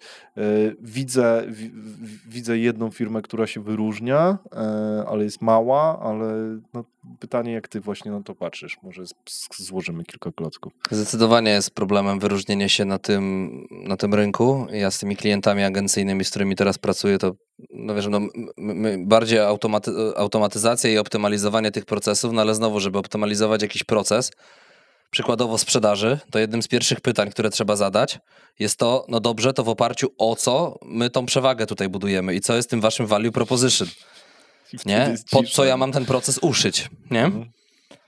No i weź tu nie wchodź od biznesu, nawet jeżeli myślisz o porządkowaniu i automatyzacji, nie? No jakby use case jak na dłoni. Ale to jest śmieszne, bo tylko dopowiem jeszcze jedną rzecz. Praktycznie każdy specjalista, głęboki, świadomy specjalista ze swojej branży zawsze dochodzi do tej strategii. I kurczę, czy to jest branding, czy to jest sprzedaż, czy to jest marketing, czy to jest SEO, czy to jest automatyzacja, czy to jest cokolwiek innego. Wszyscy specjaliści, którzy idą w stronę konsultingu trochę, tak jak wy, wychodzą, dobra, i tak musimy wejść w twój biznes, i tak musimy wejść w tę strategię. To jest zajebiste, nie? Jak ja na to patrzę dookoła. Jak rozmawiam z różnymi specjalistami dookoła, to widzę, że i tak wszyscy wchodzą do strategii, no i usiądą na tym fotelu. No tak. No, ale już nie ewolucja SEO, tak? Tak, ewolucja SEO i właśnie wyróżnik strategia sprzedaż. Trochę ogląd rynku z góry. Wiem, że to są duże pytania, nie? Ale ja postrzegam ciebie jako takiego gościa, który sobie radzi z takimi pytaniami. No dobra, spróbujmy. Różnych gości, ale... Znaczy wiesz, od strony technicznej, jak dzisiaj funkcjonuje algorytm, co się w nim tam przez ostatnie miesiące i lata zmieniło, no to już byłem bardzo daleko od tego. W sensie wiedziałem o jakichś dużych update'ach, natomiast no już od tego mieliśmy, wiesz, dyrektorów technicznych, menedżerów SEO i tak dalej i to już naprawdę był obszar, przy którym mnie było bardzo mało, by nie powiedzieć, że pewnie był to obszar w czołówce tych, w których byłem najmniej. Więc tutaj się absolutnie nie silę na bycie jakimś tam ekspertem, nie? Natomiast co do samej branży, ja sobie często ostatnio zadaję to pytanie, co tu mogłoby być tym wyróżnikiem. No i oczywiście, że wiesz, myśli w naturalny sposób płyną do tego AI-a, tylko żeby to nie było na zasadzie takiej, że teraz co druga agencja będzie się nazywała agencją AI SEO, albo AI Ads, albo AI coś tam. Nie mówię o takim podejściu opartym o bullshit komunikacyjny. Mówię o tym, że jeżeli ktoś pokaże, w jaki konstruktywny sposób na procesie, tak, wykorzystuje to, co nam dzisiaj technologia jest w stanie dać, to być może to będzie jakimś wyróżnikiem, nie? Tylko znowu odpowiedź na pytanie, to co ma z tego klient, nie? Tak, masz zautomatyzowane te procesy SEO i masz proof, że to działa, to może te usługi są wtedy tańsze, nie? To być może to, jakieś lean SEO, kurwa, czy coś, nie? Takie, wiesz, odchudzone na maksa. Nie wiem. Z drugiej strony, ja myślę, że w ogóle rynek marketingu digitalowego, powiedzmy, dobra, jeszcze delikatnie zaważając, on będzie zmierzał w stronę takich T-shaped kompetencji z mocnym nastawieniem na, że miejsce na nim będą wygrywać strategzy znowu. Ludzie, którzy mogą mieć jakąś dziedzinę, która jest dla nich natywna i z której oni się wywodzą, czy ktoś jest bardziej z PPC, czy ktoś jest z SEO, czy ktoś jest bardziej z social mediów, whatever. Natomiast potrzebni będą ludzie, którzy będą potrafili tym holistycznie znowu zarządzić. Połączyć kropki, dobrać te kanały, zoptymalizować je, bo taka praca bardzo, wiesz, wybiórcza, jednokanałowa, no faktycznie może być w dużej mierze za jakiś czas już zautomatyzowana. I nie jestem przekonany, czy będzie duże zapotrzebowanie na takich specjalistów na rynku. Ja jestem daleki od szycia tych wszystkich katastroficznych teorii typu, że AI nas pojutrze zastąpi i tak dalej, ale jeśli w ogóle mogę się silić na takie rozkminki, w którą stronę ten rynek, nie tylko marketingu, ale szerzej nawet rynek pracy może zmierzać, Tak. to właśnie w stronę takich komplementarnych kompetencji i umiejętności ich łączenia ze sobą, bo wydaje mi się, że taka pionowa specjalizacja może być łatwiejsza do przykrycia technologiami. To jest jakaś taka moja diagnoza. No i przekładając to na te agencje, to ja uważam, że podejście oparte o właśnie taką strategiczną analizę tego klienta, kilkukanałową analizę klienta, albo bardziej rozbudowaną analizę, ale taką z zawieszką strategiczną w przypadku SEO, jeżeli ktoś jest albo adsów, albo czegoś, jeżeli ktoś jest wyspecjalizowany, ale posypanie tej usługi takim elementem tego konsultingu biznesowo-marketingowego, nie wiem jak mam to dobrze złapać. Być może to jest też jakiś bullshit, który jakbyśmy rozbili teraz, wiesz, granularnie, to by wyszło nic z tego, ale wydaje mi się, że to może być czymś, co będzie wyróżnikiem. No oczywiście jak ich tam, wiesz, jak wdroży to 50 agencji w tym samym czasie, to pewnie nie będzie. Ale nie wdroży. Ale nie wiem, czy wdroży, albo nie jestem przekonany. Więc albo w takie bardzo wyspecjalizowane, wąskie usługi na maksa, wiesz, zautomatyzowane i przez to konkurencyjne cenowo, bo na przykład klient ten obszar, nie wiem, strategiczny ma poukładany i ma zespół wewnątrz, czy cokolwiek, on potrzebuje bardzo takiej odcinkowej pracy, jakby zróbcie mi content pod SEO, albo zróbcie mi link building dobry, albo zróbcie mi coś tam jeszcze. Albo takie strategie, które będzie trudno zastąpić, wiesz, taśmową produkcją kampanii, czy to właśnie płatnych, czy SEO-owych, czy jakichkolwiek innych, bo właśnie w skombinowaniu tego ze sobą jest ta wartość ukryta wtedy, nie? Spoko. No to czujesz, że to ma sens, co mówisz. Czyli twoim zdaniem za jakiś czas będziemy mieli bardziej ustawianie założeń i właśnie synchronizację tych wszystkich klocków, a już sama technologia będzie nam stawiała te kampanie i tak dalej. Tak? Jestem bardzo słaby w takie makroekonomiczne przewidywania i trendy i tak Każdy dalej. Jest. Ale mi to przeszkadza w mówieniu na ten temat, a co nie zawsze się zdarza innym. Natomiast no tak, dzisiaj mi się to wydaje sensowne, że po prostu wszystkie takie elementy naszej powtarzalnej pracy będą stopniowo i to nie będzie żadna wielka rewolucja, że to się wydarzy w rok, czy coś w tym rodzaju, bo opór mentalny przed tym, jakby adaptacja, cały ten koncept, wiesz, citizen development i tak dalej, to są lata, zanim to się przyjmie, nie? Regulacje prawne plus i tak dalej, nie? Zmieniające się regulacje, jakieś dynamiczne prawa, które powinny być wdrażane, żeby to w ogóle próbować łapać, nie mówiąc o tym, że to się uda. Dynamiczne prawa na blockchainie, już to widzę. No, ale wiesz, jakby na tej zasadzie, że... Ale tak powinno być. Że wiesz, to nawet obligatoryjnie, chyba słuchałem jakiegoś podcastu z Natalią Hatalską i ona tak bardzo do rzeczy powiedziała, że to w ogóle powinno być obligatoryjne, że wszystkie teraz takie akty prawne, które byłyby wokół tej technologii, czy to jest teraz ten AI Act, czy cokolwiek innego będzie uchwalane, to też jakby dziedzina, na której ja się totalnie nie znam, w sensie legislacja w sprawie takich technologii, nie? Ale no nie znam się, to się wypowiem. No wiadomo. Czasem tutaj takie edge'owe tematy poruszamy, ale wiesz, sensowne jest to, żeby obligatoryjnie było wymuszone co 5 lat aktualizowanie jakby tych rzeczy.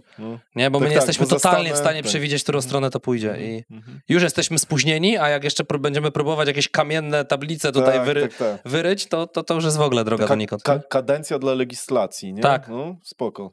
Tak, jestem za tym. W ogóle... We wszystkich dziedzinach życia, tak?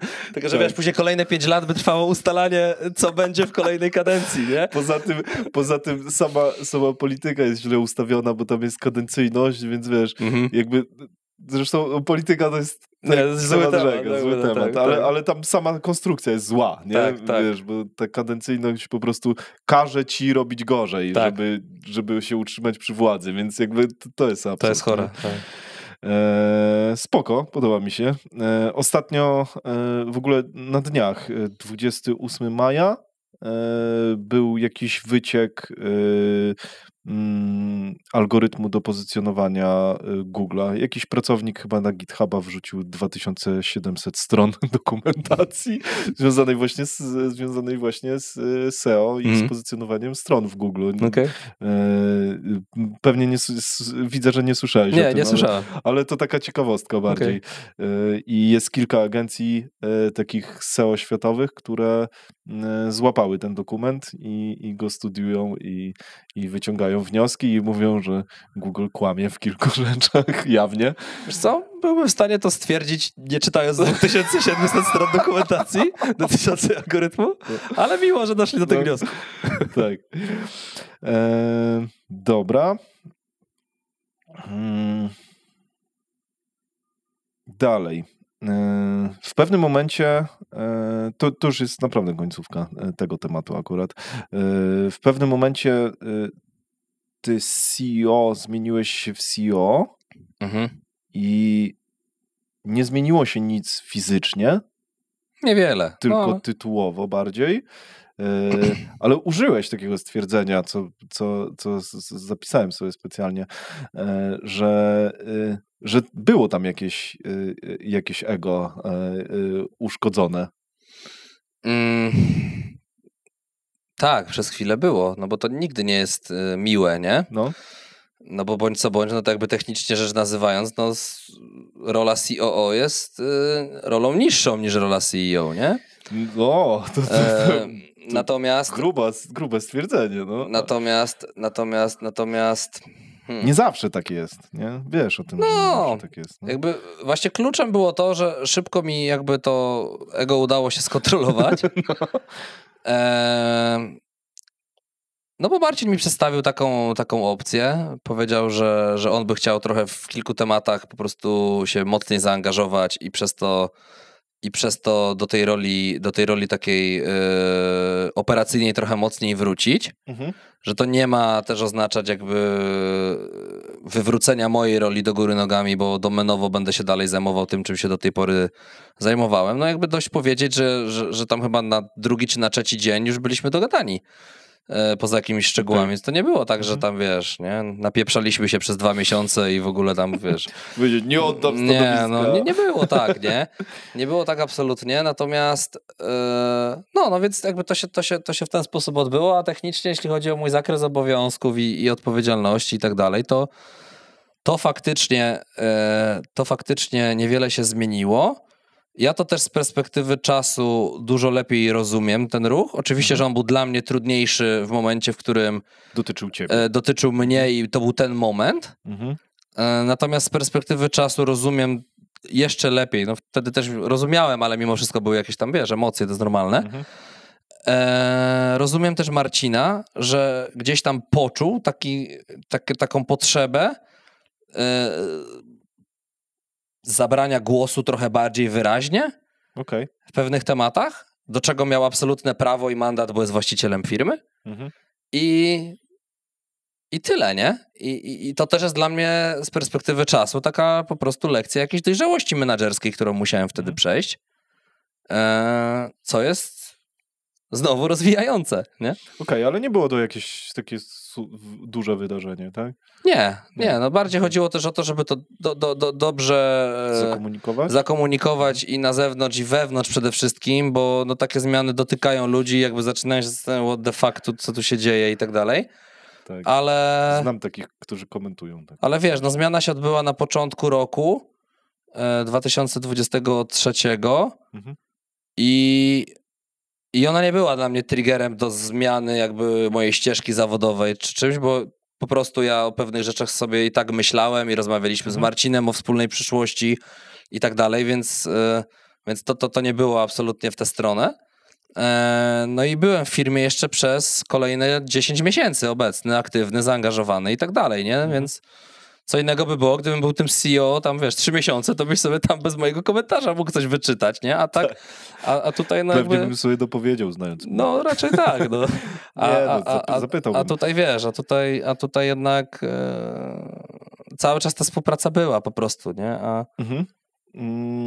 A jeżeli chodzi o tą właśnie waszą współpracę, powiedziałeś o tym, że Marcin był takim bardziej wizjonerem, ty byłeś bardziej operacyjny, czyli w sumie de facto realizowałeś trochę jego wizję, Tak. Tak jakby już technicznie patrząc.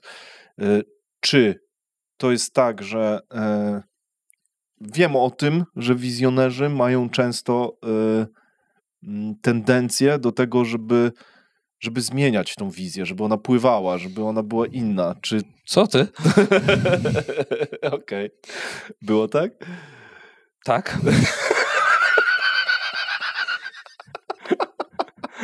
Tak. Okej. Znaczy to, co jest tutaj takie anegdotyczne, no to, że no tak, praca z takim wizjonerem to jest jakiś tam, generuje określony typ wyzwań, tak? Dotyczący tego, że trzeba próbować, bo to się nie udaje, żeby stwierdzić, że to się zrobiło. Próbować utrzymać go w takich ramach, które powodują, że jesteśmy w stanie dalej pracować nad pewnymi rzeczami. Tak, i że to się po prostu nie rozsypuje. Marcin miał tego świadomość też, natomiast no, też miał świadomość swojej natury i my byliśmy wszyscy świadomi tego, że on taki jest i każdy z nas, a ja już najmocniej jako ta osoba najlepiej go znająca, no próbowaliśmy to łapać w pewne ramy, tak? Pewnie, że czasami to generowało tarcia, pewnie, że czasami to generowało jakieś tam kłótnie, no bo ludzie chcieli mieć klarowną wizję, ja też, a ona nie zawsze była, bo Marcin czasami chciał już decydować, a czasami chciał tylko dyskutować, czasami te granice pomiędzy dyskusją a decyzją się zacierały. Natomiast to taka specyfika, sorry, taki mamy klimat. Mhm.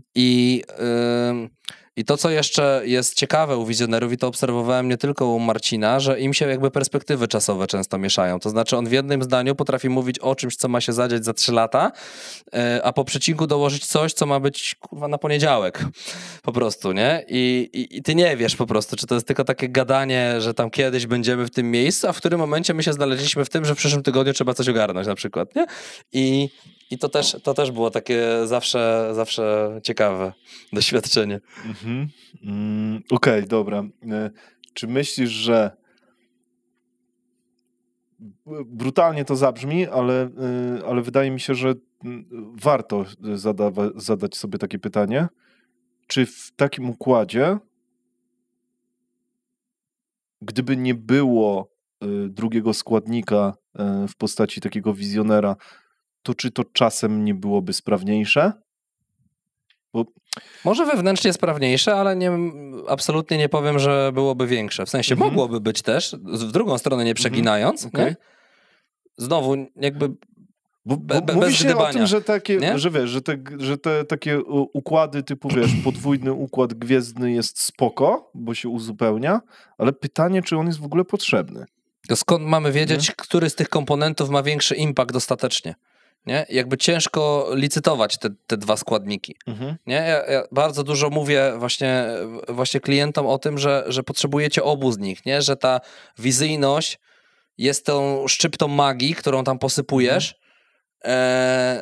ale danie składa się też z innych składników, nie? Potrzebuje tam, nie wiem, makaronu, sosu, czy tam co gotujesz w danym momencie i trzeba o tym, wydaje mi się, holistycznie myśleć. A czy wiesz, coś...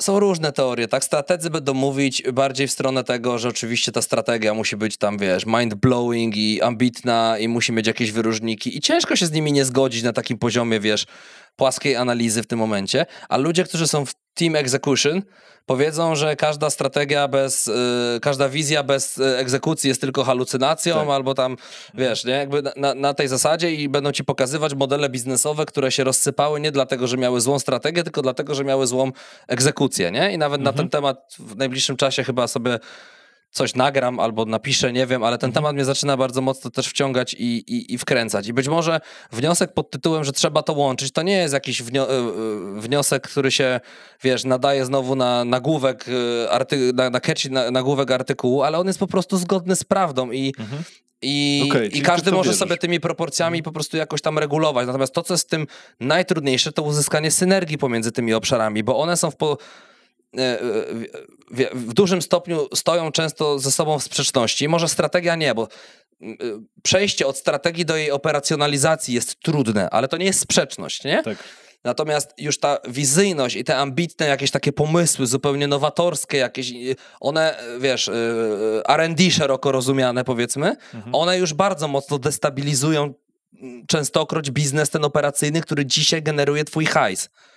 I połączenie tego już jest bardzo trudne. I to jest sfera dopiero merytoryczna. A gdzie jest ta cała sfera charakterologiczna, czyli procesowcy, ludzie myślący po prostu jak przejść z punktu A do punktu B. No i ci wariaci pozytywni, którzy tam będą mówić, że za 3 lata będziemy już, wiesz, skuterem na Marsa lecieć na przykład, nie? Tak. No. Okej, czyli ty jesteś w teamie delivery, czy w którym teamie? Jakby profilowo jestem na pewno team execution i team delivery, natomiast jestem w teamie rozumiejącym też wpływ jakby dobrej strategii i mam wrażenie też, że w ostatnim czasie dosyć mocno moja krzywa uczenia się takich kompetencji strategicznych zaczęła rosnąć. Być może dlatego, że prowadzę swój biznes, być może dlatego, że muszę pomagać też na tym polu klientom. I to super jest i to mnie też mocno kręci, nie? Tylko mówię, strategia, a taka, wiesz, jeszcze póki co nieuczesana, ogólna, odjechana wizja, to są dla mnie też trochę 2 różne zupełnie pojęcia. Strategia już jest trochę zoperacjonalizowanym planem w gruncie rzeczy, nie? Dobra, masz teraz taką osobę, która podbija całą tą wizję tutaj w obecnej firmie? Krzysiek i Jacek. Krzysiek jest takim wariatem, który wrzuca różne pomysły, z którym uczymy się też do pewnego stopnia pracy ze sobą, no bo to nie trwa jakoś super długo przecież. To, że był moim kumplem wcześniej, to nie znaczy, że umieliśmy ze sobą pracować. Natomiast to, co jest w nim super, to to, że on się nie obraża za krytykę. W sensie, dobra, inaczej. Trochę się obraża, ale to trwa bardzo krótko.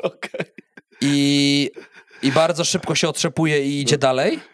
I ja wiem, że jak on przyniesie 10 pomysłów i ja bym zamordował wszystkie 10, to on i tak przyniesie 11. I on jest gotowy na to. Nie? I to jest super. A z drugiej strony ja się też uczę dostrzegania głębi w tych jego pomysłach.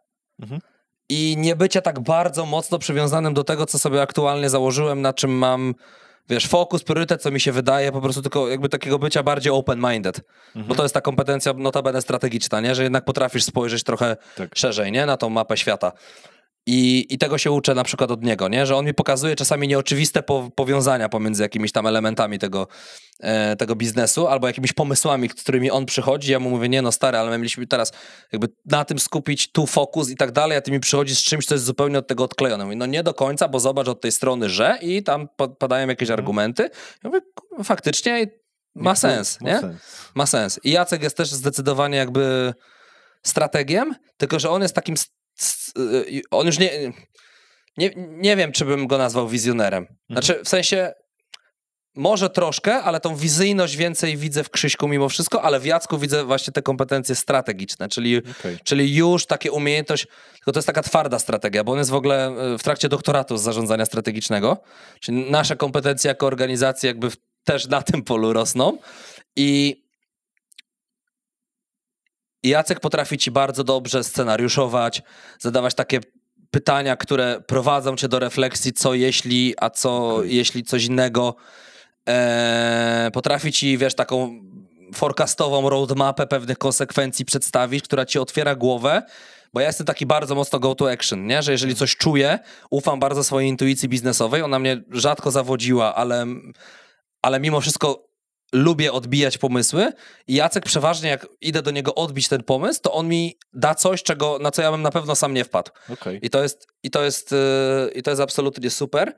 Dlatego uważam, że między nami jest też bardzo, bardzo dobra synergia. A Konrad jest gościem, który od początku do końca dowiezie ci projekt w zgodzie z wymaganiami,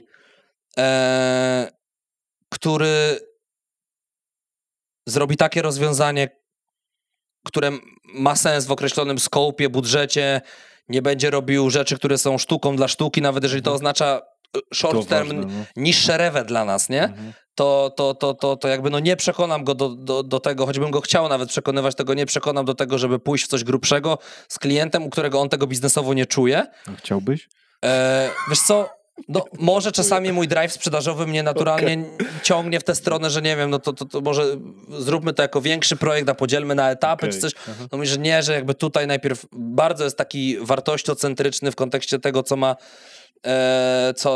co ma dowieść. I jednocześnie też ma taką nutę wizjonera, bo potrafi do tych technicznych rzeczy podchodzić w taki nieszablonowy sposób i parę razy mnie bardzo zaskoczył tym, wiesz, w jakiej technologii, w jaki sposób możemy jakiś tam problem klienta zautomatyzować, albo jak obejść coś, czego klient do tej pory obejść nie potrafił, nie? Więc wydaje mi się, że te kompetencje są połączone, no ale długa droga przed nami, żeby się jeszcze dotrzeć tak na full. No, tak czuję.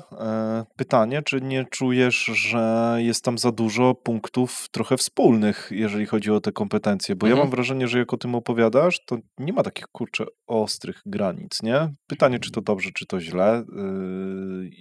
I pytanie, czy nie czujesz, że tutaj jest jednak spore ryzyko właśnie dużych części wspólnych, kompetencyjnych. Czy nie? Czy panikuję? No. Nie, myślę, że panikować to nie panikujesz. Znaczy to, co jest częścią wspólną, to na pewno moje kompetencje i Krzyśka związane po prostu z growthem, sprzedażą i tak dalej. Tylko zobacz. Jednocześnie jest zrozumienie ról. Czyli tego, że jeśli chodzi o Blue Owl, to on tam podejmuje decyzje, on tam jest wspólnikiem, to jest jego firma i ja mogę służyć mu radą i być jego konsultantem, ale on tam decyduje. W AFB role się odwracają i on to szanuje. I jakby dlatego to jest zdrowe i wtedy dzięki temu podobieństwu jakby uzyskujesz jakąś wartość dodaną, a nie potencjalnie duży konflikt, nie? Jeśli chodzi o myślenie tak, i widzenie tych rzeczy, których ja nie widzę, to zarówno Krzysiek i Jacek totalnie widzą inne rzeczy. I to jest, i tutaj nie ma podobieństwa zbyt dużego między nami, nie? A Jacek z kolei, bo gdybym day by day bardzo dużo pracował z Krzyśkiem, to byśmy pewnie, wiesz, mieli cała naprzód, Pardubicka, growth.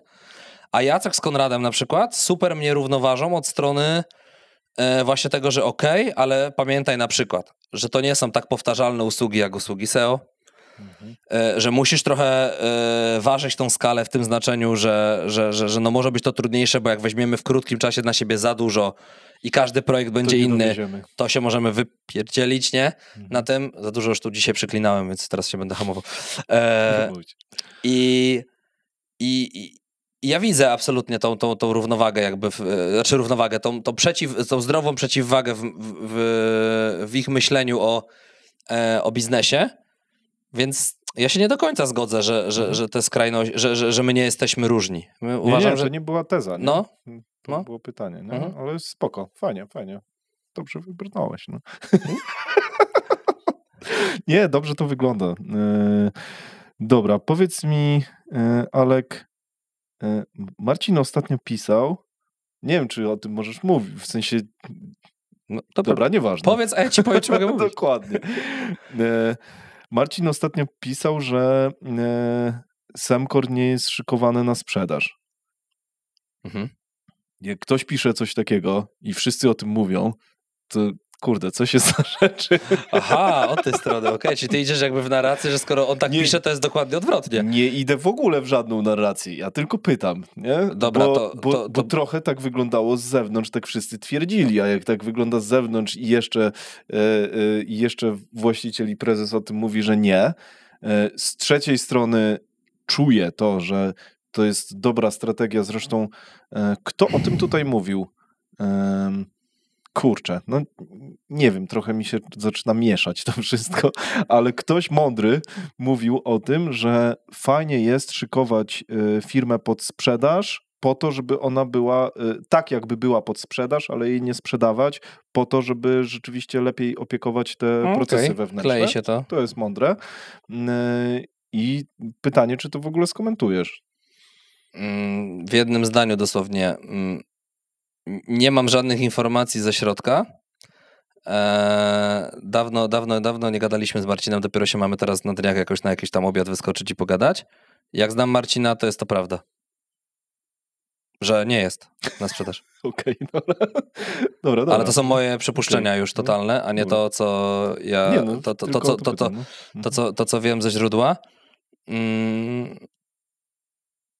No ja nie sądzę, żeby on miał w tej chwili ochotę na tego typu ruchy, biorąc pod uwagę, że gdzie są jego ambicje jeszcze, które znam. Okej, dobra, rozumiem. Nie, bo jest taki moment rynkowy, że trochę ludzi rozumiem, się że wiesz, skaszowało. Trochę ludzi wychodzi, to prawda, wiesz, no... To, że ja wyszedłem, być może też jakieś domysły na rynku zaczęło generować, no whatever, nie? Jakby też nie chcę sobie tu jakiejś nadmiernej roli przypisywać, czy coś w tym rodzaju, no ale to akurat tych ruchów było trochę takich w Semcorze w ostatnim czasie. To jest pewnie jakaś ewolucja tej organizacji i just that, nie? A że rynek, wiesz, lubi plotki, no okej, tak. no rozumiem. Sam pytam dlatego, nie? Bo trochę mnie to ciekawiło. Nie, żeby to miało jakieś znaczenie, ale no, tak byłem ciekawy. Dobra, ale dlaczego nie miałeś nigdy udziału w Semcor? Rozmawialiśmy o tym wielokrotnie.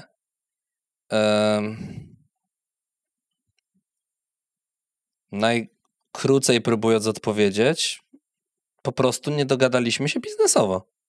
To znaczy warunki, na których ja chciałem tych udziałów, były zbyt dalekimi warunkami od tego, na jakich warunkach chciał Marcin to zrobić. Czyli wasze brzegowe się nie zetknęły? Po prostu brzegowe się nie zetknęły. Dokładnie tak. I tyle. I oczywiście, że to też jakby nie będę tutaj próbował, wiesz, jakieś polityki uprawiać i było wokół tego troszkę emocji i to nigdy nie są proste rozmowy, co pewnie każdy prowadzący takie rozmowy, czy to po stronie tego rdzennego foundera, czy kogoś, kto dopiero ma do tej roli za chwilę aspirować, potwierdzi. Natomiast no, na końcu jakby no wyszliśmy z tego sucho, nie? Jakby, wiesz, rozmawiamy, dzwonimy do siebie, składamy sobie życzenia i jakby nie udajemy, że nie istniejemy wzajemnie, co wydaje mi się jest dosyć dobrym. Jest sukcesem. No. Jest dosyć dużym sukcesem i życzymy sobie jak najlepiej, jakby szczerze sobie życzymy powodzenia, nie? Więc to jest okej, a no, spięło się biznesowo, tak samo jak się z klientem czasami nie dogada, że na poziomie oferty i tak dalej, no rozumiem, no ja chciałem trochę czegoś innego, Marcin chciał czegoś innego, każdy miał prawo jakby stać na tych swoich stanowiskach. Tak. Ja oczywiście kalkulowałem, na ile jestem w stanie się nagiąć, pewnie Marcin kalkulował, na ile w stanie jest się nagiąć ze swoich warunków w stosunku do mnie. Nie wyszło, nie spotkało się to, pomimo tego naginania, no i jakby okej, nie? No i... Czujesz, że jakbyście dłużej rozmawiali, to byście w końcu doszli do porozumienia? Wydaje mi się, że te warunki brzegowe były za daleko od siebie. Dobra. Tak mi się wydaje, no. Być może tak, bo to jest też w ten sposób, że my mieliśmy zaplanowaną, ale tak bez konkretów, ale mieliśmy zaplanowaną, że jeszcze będziemy o tym gadać. Mniej więcej padły jakieś miesiące, kiedy to się może wydarzyć. Natomiast, wiesz, no znowu, życie jakby nie jest próżnią, pojawiają się różne możliwości, różne opcje, różne pomysły i do tych ponownych rozmów już nie doszło, dlatego, że ja już miałem podjętą decyzję, że idę w tę stronę. Okej. Czujesz, że powinieneś je mieć w pewnym momencie, kiedy dowoziłeś? Nie wiem, do kiedy mogę drążyć ten temat. W pewnym momencie możesz mi powiedzieć, żebym się odwalił, ale jednak dowoziłeś kawał, kurde, biznesu. I bez ciebie chyba można zaryzykować takie twierdzenie, że nie byłoby opcji, żeby Semcor był dzisiaj taki, jaki jest. To nie mi oceniać. W sensie dziękuję, dziękuję, doceniam, ale nie mi oceniać. Natomiast czy mi się należy? Ja nie mam takiego w ogóle w życiu podejścia, że mi się coś należy, nie? Bo to jest takie już w samej swojej definicji roszczeniowe. Tak. Ale wiesz, z drugiej strony byłem bardzo dobrze wynagradzany za tą pracę. Jakby ja sobie potrafię wyobrazić sytuację, w której no tak, okej, no chciałem tych udziałów, no jakby nie mogę powiedzieć, że nie chciałem tych udziałów, jeżeli 3 zdania wcześniej powiedziałem ci, że rozmawialiśmy z Marcinem o udziałach. No to już teraz, wiesz, nie masz wyjścia. Już teraz nie mam wyjścia. Znaczy wiesz, ale to też nie jest dla mnie jakiś temat jasne, totalnie tabu, ja się nie chcę nad nim pastwić czy coś w tym rodzaju, ale no, temat istniał, no więc o nim powiedzmy, nie? I wydaje mi się, że po prostu mam prawo do mówienia o swojej perspektywie, a jeśli Marcin będzie chciał powiedzieć o swojej, no to ja też to szanuję, nie? Natomiast wydaje mi się, że one nie są jakoś totalnie od siebie rozbieżne, nie? I... Nie no, bo wierzę, że nie są. Nie, myślę, że nie są, naprawdę nie są, nie? No. To się może jakimiś niuansami tam oczywiście różnić, jasne. każdy ma tam jakąś swoją percepcję, ale wydaje mi się, że w swojej konstrukcie, w takich grubych klockach to się spina. Także czy powinienem mieć? No, znowu, to jest, wiesz, kwestia decyzji i warunków, na jakich taka decyzja może zapaść, nie? Jeżeli Marcin szedł w model wynagradzania, ale może był trochę mniej skłonny do dzielenia się tymi udziałami, no to okej, nie? Czy to by się za jakiś czas zmieniło? Wiesz, no nie wiem, nie? Ja też słyszałem founderów, którzy mówili w jednym roku, że no fucking way, udziały to udziały, możemy dostawać premie, płacić i tak dalej, a rok później rozdawali udziały swoim menedżerom. Więc jakby rozumiem, że to też może się zmieniać, ale ja nie powiem, że mi się coś należało, nie? Jakby ja się nie czuję skrzywdzony. O, może tak. W tym sensie, że wiesz, no dobrze żyłem, dobrze zarabiałem i tyle, nie? Ale czy myślałem 3-4 lata temu, że jeżeli pójdę tą drogą przedsiębiorczą, to będzie prawdopodobnie jakiś kawałeczek Semcora? Jakiś taki mały menadżerski kawałeczek? No to tak, to wtedy jakby bardzo ograniczony sposób kalkulowałem jakiekolwiek inne opcje. Nie? Ale no wiesz, no, zmienia się, no rozwijamy się co roku i tak dalej. Jasne. Nie? Gdyby teraz Semcor się zmienił w spółkę akcyjną, kupiłbyś akcję? Znaczy przez sam sentyment do marki nie. Ale to jest podyktowane tylko i wyłącznie tym, że nie inwestujemy emocjonalnie, a przynajmniej nie powinniśmy. Nie powinniśmy. Znaczy ja się staram nie inwestować emocjonalnie. Natomiast mając dojście do osób decyzyjnych w tej firmie i mając do nich zaufanie, że powiedzą mi rzeczywiście jak jest i jaki jest potencjał, no to na pewno bym rozważał to jako tą inwestycję. I jeżeli by, wiesz, te merytoryczne aspekty się potwierdziły na plus, to tak, to totalnie tak. Okej. Czyli wierzysz w to, że mógłbyś wyczuć to po prostu z rozmów i uwierzyć w ich wizję albo nie. Tak. Dobra. Ale nie powiesz, czy teraz to by się wydarzyło? W sensie, czy dzisiaj wierzysz w tą wizję, która tam jest realizowana? Wierzę, tylko że wiara to jest zbyt mało, żeby położyć hajs na inwestowanie. Dobra. Jak mnie pytasz o wiarę, to ci odpowiem, że wierzę. Jak odpowiesz mi, czy na podstawie tej wiary wsadziłbym jakiś gruby hajs, nie? Gruby hajs, no bo to powiedzmy, że nie mówimy o jakichś tam symbolicznych kwotach, no to nie. No bo to jakby to nie jest dla mnie kryterium decyzyjne w takich ruchach, nie? Spoko. Wy się dobraliście w 4. Zejdziemy ze Semcora. Nie przejmuj się. Wy się zebraliście w 4. Czy ty masz jakiś taki framework, w którym sprawdzasz sobie właśnie, jakie cechy przede wszystkim powinien spełniać wspólnik, żeby z nim móc współpracować, a jakie cechy go w ogóle dyskwalifikują, jeżeli chodzi o współpracę z tobą? Nie. To znaczy nie miałem tego bardzo uporządkowanego, bo nigdy nie szukałem wspólnika. A teraz? Działo się to w sposób jakby naturalny dosyć, natomiast kierowałem się w dużej mierze takimi cechami, które dla mnie były w ogóle ważne we współpracy z moimi ludźmi najbliższymi. Czyli tak samo jak rekrutowałem menedżerów, tak samo sprawdzałem, wiesz, jaki jest ciąg na bramkę, obserwowałem, jaki jest ciąg na bramkę Krzyśka, Jacka, Konrada i tak dalej. Czyli to jest jeden z kryteriów? Jedno z kryteriów, jak oni od strony takiej odpowiedzialności za biznes myślą, czy to jest takie podejście YOLO jakoś będzie, czy jednak się bardziej do tego powiedzmy przykładają i to mam wrażenie, że czasami ja mam za duże podejście na zasadzie YOLO, więc tutaj się bardzo, nie powiem, że się zaskoczyłem, ale zobaczyłem dużą różnicę. Szczególnie Jacek jest taką osobą, która jest bardzo taka do bólu pragmatyczna i tak dalej, więc no znowu super przeciwwaga.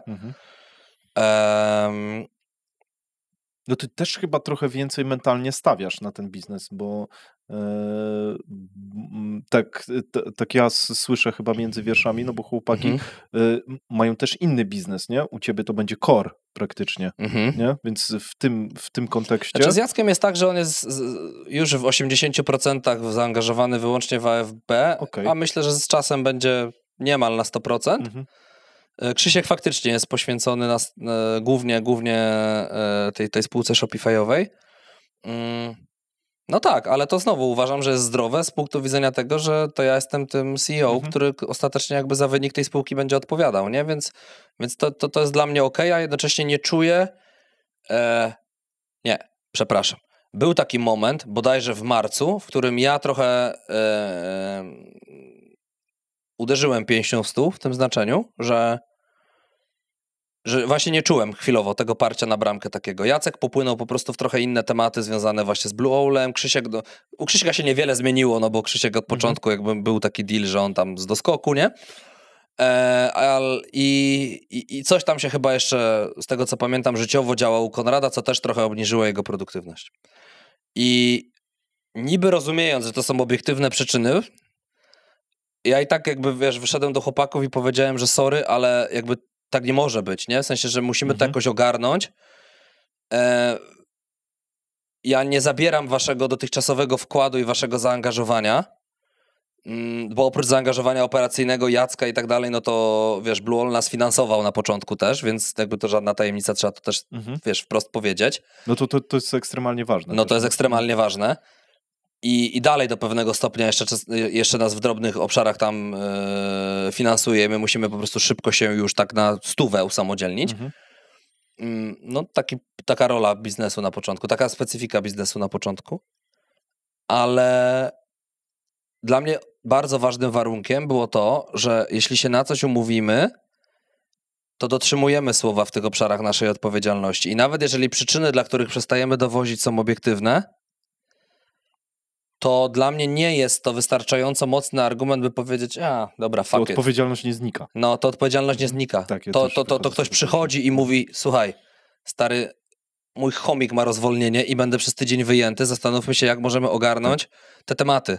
Jeśli tego nie było i trochę to tak się rozłaziło samoistnie, no to był ten moment, w którym ja powiedziałem, że nie, że tak nie będziemy pracować. No i to żeśmy sobie przepracowali, wyjaśnili, od tego momentu jest super. Więc to jest ekstremalnie ważne, nie? A to się zdarza bardzo często, moim zdaniem.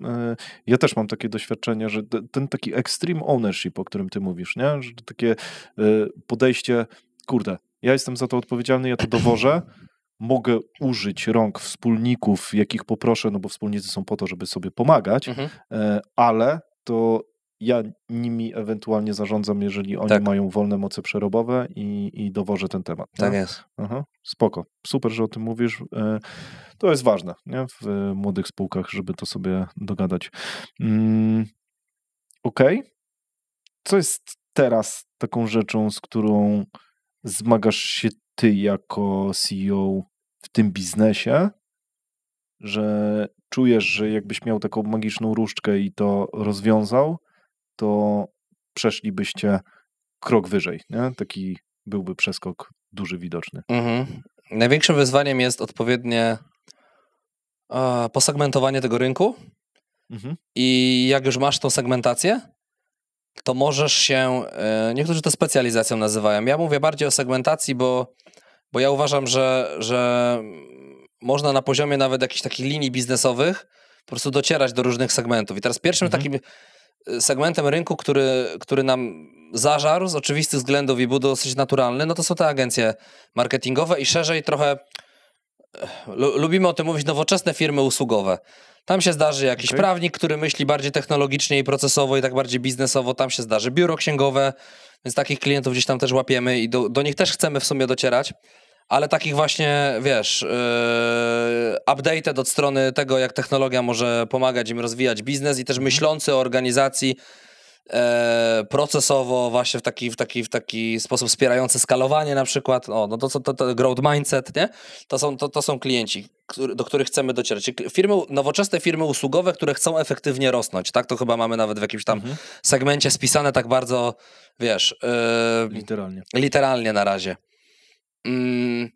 A wyzwaniem jest, żeby sobie te segmenty lepiej dzielić na podsegmenty i do nich trafiać z bardziej sprecyzowaną propozycją wartości, bo być może jest tak, że wiesz, w agencjach to będziemy bardziej wokół procesów obsługowych funkcjonować i tam pójdziemy jako z tym bólem, bo on jest silniejszy, no ale w biurze rachunkowym, no to pewnie są głównie problemy związane z obiegiem dokumentów i tam trzeba o tym gadać.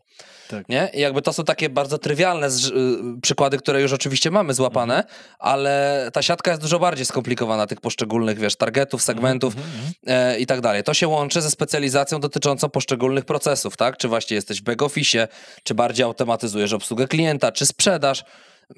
Teraz robimy trochę wszystko i nie uważam, żeby to było źle na tym etapie rozwoju, bo też rozwija nasze portfolio i pokazuje, które projekty nam wychodzą, które nam wychodzą trochę gorzej. Na których można więcej zarobić? Na których można więcej, na których można trochę mniej zarobić.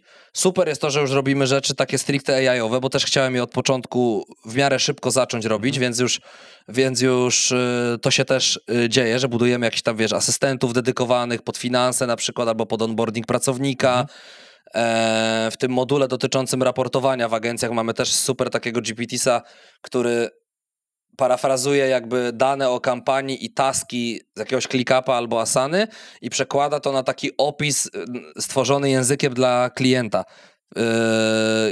Bardziej lekkostrawnym, nie? No bo jeżeli masz taski w stylu optymalizacja kampanii, zrobisz z tego screena albo to przekopiujesz żywcem do raportu, to wygląda to trochę kwadratowo z punktu widzenia experience'u tego, kto to czyta, tak. Nie? Wewnętrznie do task managementu spoko, ale no teraz jakby do klienta, nie? I on takie opisy rzeczywiście tworzy na tej podstawie też rekomendacje, co będziemy robić w przyszłym miesiącu. Jest to już taka bardzo, bardzo późna faza testów. No, to jest zajebiście. Zaraz idzie do final checku dla klienta i wtedy już będę mógł z tego zrobić case taki, który puszczę na rynku. Nie? I to są właśnie fajne rzeczy, które zaczynamy budować i one też wychodzą od tych potrzeb biznesowych, bo to są wszystko klienci, gdzie zaczynaliśmy od konsultingu. Czyli mamy klientów, którzy w ogóle nie zrobili jeszcze z nami żadnej automatyzacji, ale są bardzo zadowoleni z tego, co robimy w obszarze konsultingu i pewnie kiedyś do tych wdrożeń dojdziemy. A może nie dojdziemy, whatever, no ale robimy jakąś robotę w tym obszarze, w którym oni chcą, żebyśmy robili. Są tacy, którzy przychodzą stricte pod automatyzację już z konkretnymi potrzebami. Jest ich mało, bo rynek mało rozumie jakby jeszcze gdzie i co, ale już jakby rośnie to, ten trend się odwraca. No i są tacy, którzy łączą te dwa obszary. Więc dla mnie priorytetem na najbliższy rok, może 2 lata nawet, zdecydowanie jest to, żeby nas dookreślić, żeby wiedzieć, dla kogo my będziemy, bo robimy w tych usługach B2B, robimy rzeczy w e-commerce i to są takie 2 w miarę dobrze już złapane segmenty, ale ja myślę, że największy dług operacyjno-technologiczny jest wciąż w tradycyjnym biznesie. W jakichś produkcjach, w jakimś tam, nie wiem, cięciu laserem jakichś rzeczy. Tak. Tłoczeniu jakiś tam. Tylko pytanie, czy tam właściciele już myślą o tych właśnie. Zaczynam chodzić po tym rynku i uczyć się w ogóle rozmawiać z tymi osobami, bo to są ludzie, którzy zupełnie inaczej myślą i komunikują się niż my. I ja tam nie mam networku. Jacek ma trochę większy, więc jemu to idzie sprawniej. Ja się tego uczę, ale kręci mnie to na maksa, w sensie... No, tam jest tak, pole do automatyzacji. Wiesz co, raz, że jest pole i że tam, tylko że znowu, nie? Co to jest, wiesz, target firmy produkcyjnej, pierdolę, nie? Jakie duże, skąd, no jakby chodzi mi o to dookreślenie, o zawężenie tego segmentu, no i wiesz, i widzę to ostatecznie tak, że mamy takie drzewko, że jesteśmy by industry, by process i by technology, na przykład, nie? I technologia jest u nas na końcu. W sensie mamy taką krzywą uczenia się technologii w tej chwili, że 3 miesiące temu jakby nie mieliśmy żadnego projektu na Bablu, a teraz robimy cuda na tym Bablu i jakby po co ja mam dzisiaj mówić o toolstacku? Nie? Jak ty puścisz wywiad w grudniu na przykład ze mną i będziemy w zupełnie innym... Mam nadzieję, że nie, ale... Może tak być. Ale wiesz, nie? Więc jakby dlatego o tym celowo nie mówię. Jakby to kogoś interesowało, no to oczywiście możemy to na dzisiaj zdefiniować, jak się do nas odezwie, tak? Ale po prostu ta krzywa uczenia się w zakresie technologii jest tak duża, że specjalizacja technologiczna oczywiście niech sobie gdzieś tam jest, ale ona jest totalnie ale to jest wtórne. asyście, nie? I do tej sfery biznesowej. I to jest taki mój największy ból głowy, bo to determinuje, jak robimy marketing. To będzie determinować, jak robimy sprzedaż, jak się komunikujemy w tej sprzedaży, tak? Całą strategię. Tak to determinuje, jak się realizuje te projekty, czyli jak one są rentowne. No jakby dla mnie jest to punkt wyjścia do wszystkiego, bo chodzić po rynku i krzyczeć automatyzacja AI, okej, można. I czasami to jest też jakaś strategia po prostu takiego, wiesz, bardziej szerszego lejka i pewnie też będziemy nią testować sobie. Nie? Tak, będziemy sobie to też testować. Ale docelowo uważam, że nie, że ten rynek jest tak duży, że warto zająć na nim jakieś miejsce. No i my jakieś miejsce już zajęliśmy w tych 2 segmentach, albo zajmujemy, mówiąc bardziej pokornie, ale chcemy zajmować w większej liczbie. Okej. Tak? I tyle. Chcecie w większej liczbie? No tak, dlatego ci mówię na przykład o tych biznesach tradycyjnych, nie? A może te nowoczesne firmy usługowe to będzie coś więcej niż agencje i tam biura rachunkowe. Okej. Więc czuję, że masz takie parcie, żeby to rosło. Jak długi horyzont w ogóle przyjmujesz? Powiedziałeś, że myślisz o tym, żeby to załatwiać przez rok, 2, to do określenia. W jakich ty w ogóle, wiesz, kwantach czasowych operujesz? Ja mam taką teorię, że im ktoś jest bardziej doświadczony biznesowo, to te horyzonty bywają naprawdę długie. Nie?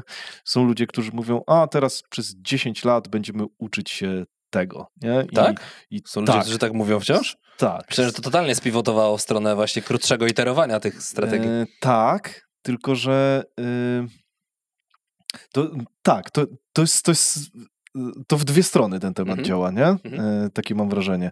Ale ludzie, którzy przyjmują długi horyzont, może inaczej.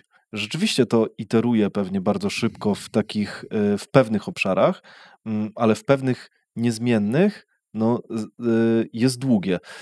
Przypomina mi się tutaj Grzegorz Warzecha, który od 4 lat, z tego co on mówi, poświęca 1,5 godziny dziennie na studiowanie prac naukowych związanych Było coś, tak, pamiętam ten odcinek. No. Po prostu czaisz. I on ma horyzont czasowy na, właśnie 5, prawdopodobnie 10 lat do przodu, że no tak, robimy przeciwciała, to projektujemy je, to będzie trwało. To jest takie podejście, no chwilę nam to zajmie. No. Czaję. Albo taki Elon, nie? No tak, kolonizujemy Marsa, nie? Trochę nam to zajmie. Trochę zajdzie. Poczekajcie chwilę. Tak. Więc jakby zastanawiam się, wiesz, w jakich ty kwantach operujesz. Zajebiste jest to, co powiedziałeś, że teraz rok, 2 będziemy to robić, bo ludzie dzisiaj są niecierpliwi, nie? I mówią, kurde, nie wiem, no ziterujmy to w 3 miesiące, albo w przyszłym miesiącu ja chcę mieć 10 klientów, którzy płacą tyle i tyle w naszej, taki KPI, nie? Nie mając jeszcze trakcji na przykład, nie? Więc jakby to są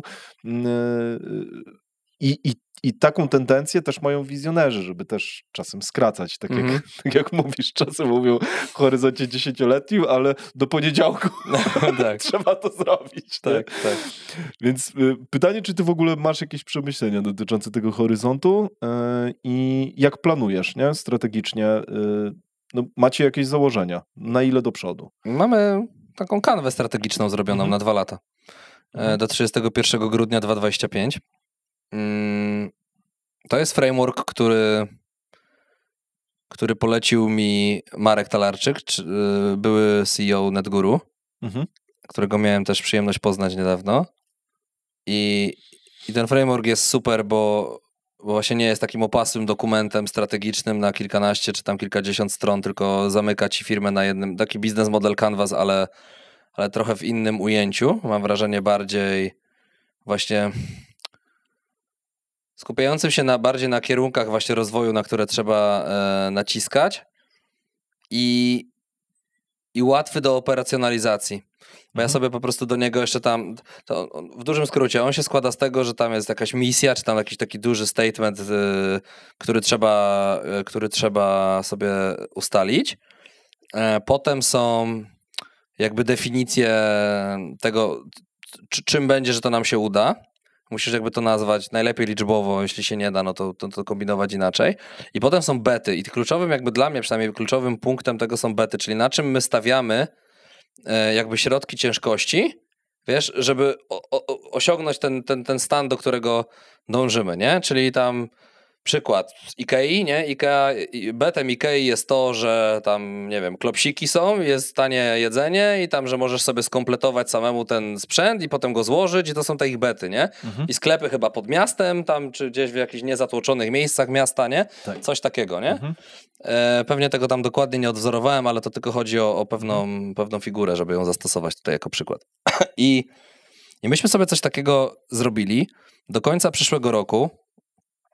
Mamy też zdefiniowane jakieś takie bardziej długoterminowe kierunki rozwoju, w którą stronę to może podążać, ale uznaliśmy, że dyskutowanie ich dzisiaj jest bez sensu, dopóki my nie ziterujemy takich podstawowych hipotez, tak? Czyli dla kogo, z kim, w jakich procesach, kto tym naszym ostatecznym core customer jest, nie? I że praktykowanie tego przez te 2 lata też nam da sporo odpowiedzi, albo przynajmniej insightów do tych odpowiedzi, więc ten long term żeśmy sobie troszeczkę na razie zostawili, nie? Mamy zdefiniowany ogólny kierunek, że musi być połączenie jakby tego aspektu biznesowego z automatyzacją, że my nie chcemy być tylko wdrożeniową firmą, tylko chcemy holistycznie prowadzić do tej sprawności operacyjnej i pod to jakby robimy wszystkie projekty, wszystkie decyzje, wszystkie za i przeciw, coś co odrzucamy, coś co przyjmujemy, jest temu podporządkowane, tak? I szukamy fanatycznie tego naszego idealnego klienta albo tych naszych idealnych klientów, tak? Bo ich może być ileś tam tych person, nie? No i tyle. Okej. A doskonałość operacyjna i sprawność operacyjna, bo ty o tym dosyć dużo mówisz. Czy jest jakiś nie wiem, konkretny framework, którego używasz, właśnie, nie wiem, jakaś zgaduje, nie? Rysuje. Biblioteka procesów, procedur i tak dalej, czy to nie w tym kierunku powinienem grzebać i to jest na przykład zatrudnianie odpowiednich osób właśnie, a procesy w późniejszym momencie, nie wiem, jakbyś mógł to rozwinąć, nie? Znaczy, to jest na tych 4 blokach, o których gdzieś tam wcześniej wspominałem, czyli wyjście od tego poziomu strategicznego tego biznesu, gdzie on idzie, dokąd zmierza, które są jego przewagi, co należy wzmacniać, no bo jeśli mamy zejść na procesy, to musimy wiedzieć, jakie takie właśnie bety albo meta wartości wynikające z tego poziomu strategicznego te procesy później mają wspierać. Nie? Czyli jeżeli ciśniemy na to, że jesteśmy bardzo klientocentryczni, no to być może trzeba fokus przyłożyć do procesów związanych z obsługą klienta. A jeśli, nie wiem, szybko coś dostarczamy, no to może na jakieś procesy związane z logistyką, back-office'em i całą obsługą tam dokumentową, powiedzmy, transakcji, tak, żeby było szybko end-to-end i tyle. Więc dlatego ta strategia jest pierwsza. Potem jest temat ludzi, czyli tutaj poruszamy te wątki związane z tym core teamem, o którym gadaliśmy, ze stworzeniem takiej kultury, która czy jest bardziej uporządkowana, czy jest mniej uporządkowana, to jednak bazuje na jakimś wspólnym mianowniku. Też w zmian technologicznych mocno zwracamy uwagę na to, żeby rozmawiać również z końcowymi użytkownikami tego, co my mamy wdrażać, bo to też jakby dotyczy tego ograniczania, wzmacniania jakby kultury innowacji w firmie, oswajania ludzi z tą technologią i unikania, że nas skillują, nie? W sensie, że ludzie po prostu to wywalą do góry nogami tą zmianę, a my dzięki temu stracimy deala. W związku z tym trzeba z tymi ludźmi dealować. I to jest też istotne. Na poziomie takich zmian, powiedzmy, koncepcyjnych w stronę doskonałości czy tam sprawności operacyjnej, to myślę, że to są takie 2 najważniejsze, nad którymi się pochylamy. Potem są procesy i tam jest faktycznie jakaś biblioteka procesów, trzeba spisać, w których obszarach, jakie procesy, no i je po kolei modelować. Najwięcej czasu oczywiście nie schodzi na spisanie tych procesów, tylko na ich realne wdrożenie, żeby one nie były tylko, wiesz, bazą wiedzy w Notion czy tam innym ClickUpie, tylko żeby rzeczywiście można było z pełnym przekonaniem powiedzieć, że ludzie pracują tak, jak te procesy zaplanowaliśmy, a jednocześnie, że nie są niewolnikami tego procesu. I to też jest kolejna trudna rzecz, nie? Że jak procesy wejdą za mocno, to później jest tak, że coś nie działa, a ludzie mówią, no ale ja przecież robię tak, jak proces mi nakazał, nie? I to poczta mi się tutaj... I to się, wiesz, to się fajnie miesza z tym wątkiem kulturowym, nie? Bo jeżeli masz kulturę takiej otwartej komunikacji w firmie, kulturę dawania feedbacku, innowacyjności, jakkolwiek sobie to będziemy nazywać, to ludzie ci powiedzą, że ten proces jest do dupy. Albo, że kiedyś był fajny, ale teraz już nie jest z jakiegoś powodu, bo coś się zmieniło, nie? Jeżeli nie masz tej pętli feedbackowej, tego feedback loop zamkniętego, no to nie będziesz o tym wiedział, nie? I wmasowywanie tych procesów w organizację po to, żeby to faktycznie stało się takim naturalnym sposobem działania i naturalnym frameworkiem myślenia ludzi, że jeżeli coś jest powtarzalne i robimy to w powtarzalny sposób, to zróbmy z tego proces, tak? Jeżeli coś nie działa, to przebudujmy, żeby zaczęło działać i zmieńmy ten proces i wprowadźmy te zmiany na trwałe. Zaktualizujmy. Wtedy mamy taką organizację de facto uczącą się cały czas, tak? Czyli, że pracujemy w powtarzalny sposób, który jest zmierzony konkretnymi KPI-ami dla danego procesu, tak jak ci mówiłem o tym AOF-ie, o przypisanych obszarach, liderach i KPI-ach do niego i poszczególnych procesach w tych obszarach, które później można odrębnymi gdzieś tam metrykami jeszcze sobie uszczegóławiającymi opisywać. No i dopiero na końcu, jak już te procesy są ułożone, no to jest ta technologia, która często jest integralną częścią samego procesu, no a czasami jest czymś, co przychodzi później.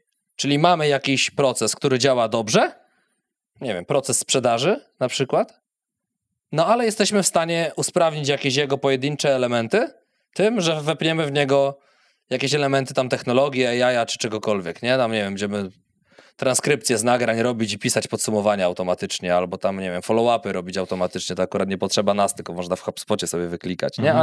Ale mówię akurat o takich rzeczach, które są dosyć proste i pewnie będą łatwe do zrozumienia, nie?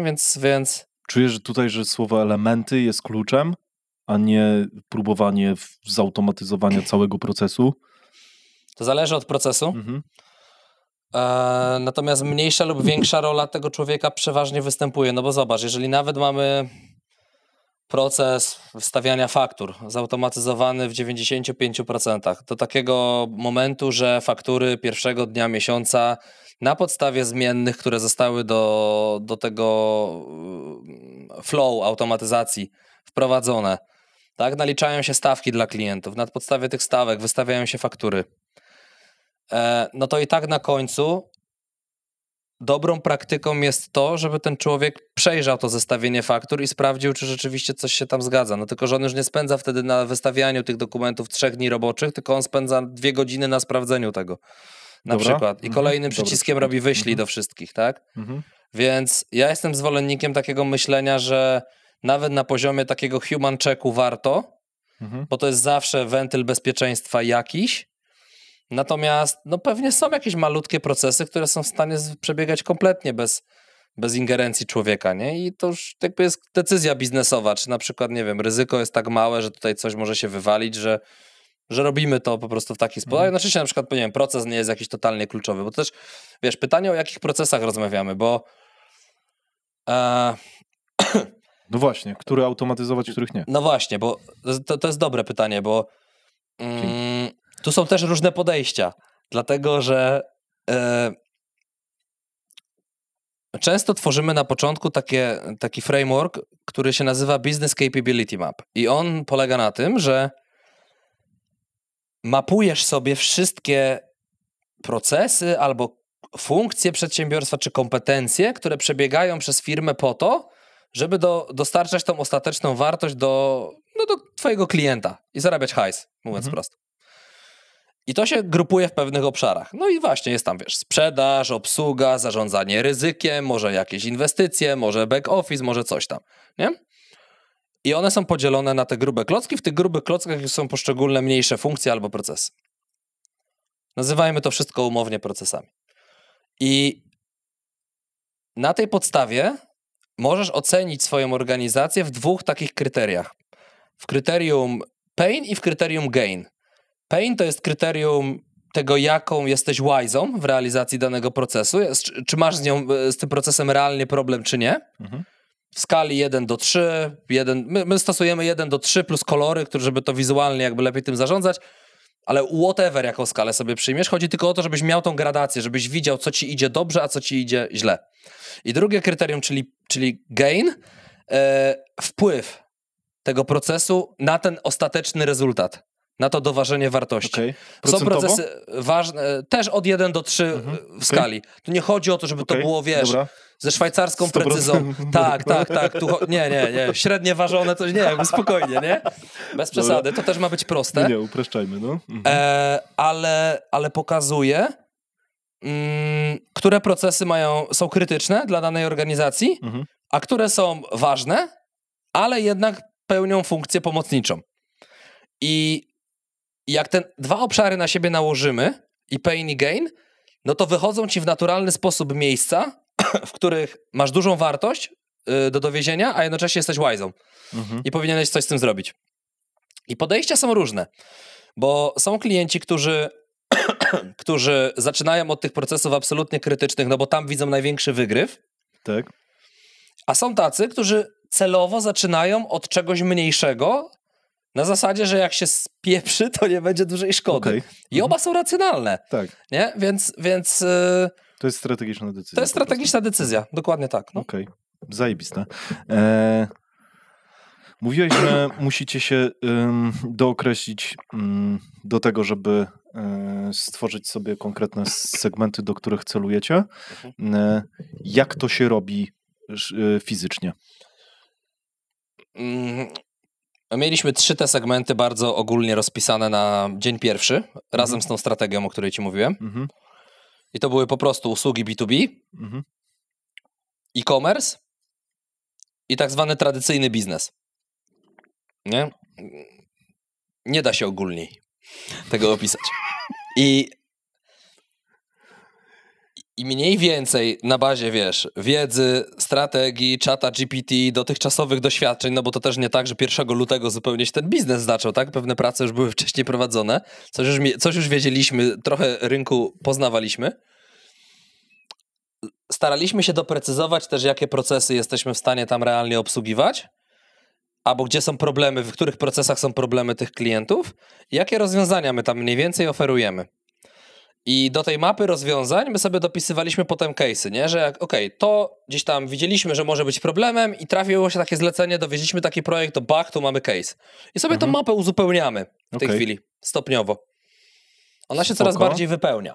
I oprócz tego... I z tego wyciągacie wnioski? I wtedy tworzymy jeszcze podsegmenty dla tych dużych segmentów. Czyli w usługach B2B już mamy 2 podsegmenty. Mamy agencje marketingowe i mamy biura rachunkowe teraz.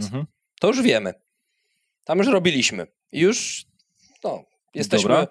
Mam problem z powiedzeniem, że jesteśmy domenowymi ekspertami z racji pokory, ale powiedzmy, że w agencjach jesteśmy, już nie przesadzajmy, nie? 11 lat w tym biznesie siedziałem, to spokojnie, tak? Też już nie przesadzajmy w drugą stronę.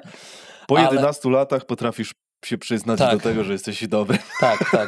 Ale jednocześnie biura rachunkowe też rozumiemy od strony tych problemów, nie? No bo one są dosyć takie chyba nawet intuicyjne. No właśnie, i każdy z tych poszczególnych segmentów staramy się trochę bardziej doprecyzowywać w tym momencie. Nie? Dobra, i twoim, z tego co ja zrozumiałem, to twoim planem jest to, żeby znaleźć jak najwięcej tych nisz, czy niektóre z nich wykosić? Nie, niektóre z nich będziemy kosić pewnie, nie? No bo... Ja nie wiem, czy to jest robota na akord, że trzeba ich jak najwięcej znaleźć. Ja też nie wiem, pytam. Nawet mnie zaskoczyłeś tym pytaniem teraz, ale wydaje mi się, że wiesz co, że to będzie też zależało od naszych możliwości do skalowania się, od tego, ile jesteśmy w stanie dowozić na wysokim poziomie jakości. Uważam, że nie pójdziemy na pewno w taki model, w którym weźmiemy przesadnie za dużo na siebie. Mówię stylowo przesadnie, no bo też nie róbmy sobie jaj, nie? W sensie jak ktoś przychodzi i mówi, że nigdy nie brał projektów na górkę, bo on jest taki bardzo ojeju jakościowy i dopóki nie zrekrutuje dewelopera, to przestańmy, nie? Ale jakaś zdrowa ta górka, tak? I wtedy będziemy w stanie sobie te segmenty porównać pod względem, wiesz, tego jak się nam pracuje, czy tam dowozimy, czy nie dowozimy, jak się rozmawia nam z tymi klientami, to też jest ważne, czy wiesz, komunikacyjnie, czy mamy flow, czy mamy chemię z nimi. Jak te projekty są rentowne, to nawet ty dzisiaj chyba wspominałeś, skądinąd bardzo słusznie. I być może takich segmentów w pewnym momencie, wiesz, będzie 10, a ostatecznie zredukujemy je do 5 i wtedy jakby cała naprzód jakby z bardzo głębokim już tam wchodzeniem. Nie wiem jeszcze tego dzisiaj. Okay, dobra. Nie wiem jeszcze tego dzisiaj. Dobra. Bardzo mnie interesuje moment taki, albo framework, albo to miałeś zawsze, nie wiem, pytam. Przejścia z takiego zaufania do siebie, do swojej roboty, do takiego dużego zaufania ludziom, że oni będą tą robotę wykonywać. Chodzi mi o to, że ta organizacja rosła. W sensie ta, w której byłeś poprzednio, ta też będzie rosła. Masz to przepracowane. Jak to zrobić, żeby pracowali ludzie, a niekoniecznie ty. Ja wiem, że to jest normalne niby w biznesie, ale wiem, że większość ludzi ma z tym problem. Jest ten problem mikrozarządzania, jest ten problem właśnie złego delegowania. Czasem mam wrażenie, że te dashboardy, nie wiem, książki procesowe i tak dalej są bardziej dla ownerów, właścicieli, menadżerów, żeby czuli, dobra, wiem co tam się dzieje, więc fajnie mamy to sprocesowane, idę spać, nie? To się dzieje, nie? Zostawiam i to się dzieje, bo mam to skodyfikowane. Oczywiście tak pewnie nie jest, bo o tym jeszcze decyduje kultura, ale kurczę, czy miałeś to zawsze? Bo ciągnęło cię do budowy zespołów, z tego co mówiłeś, do takiej pracy menadżerskiej. Jak to zrobić cholera dobrze, żeby wiesz, żeby spać, nie? Spokojnie, bo to jest stresujące. No jest, tylko... Czy da się to też zrobić tak? Mi bardzo pomagało przypominanie sobie, czy tam zadawanie sobie w kółko pytania, no a co jeśli tego nie zdelegujesz? To jakby, gdzie będziesz ty za rok, nie? Bo te rzeczy będą się piętrzyć, będą dochodzić kolejne i będziesz wyglądał właśnie jak ten chomik na tym kołowrotku takim ciągle biegnący, nie? Więc to tak, to nie jest tak, że ja się nie bałem zdelegować, albo że wiesz, nie miałem takich myśli, że kurwa sam bym to zrobił lepiej, czy coś w tym rodzaju, albo że nigdy nie robiłem mikrozarządzania. Robiłem. Oczywiście, że robiłem. I czasami jest potrzebne w ogóle, uważam. Natomiast... Po co i kiedy?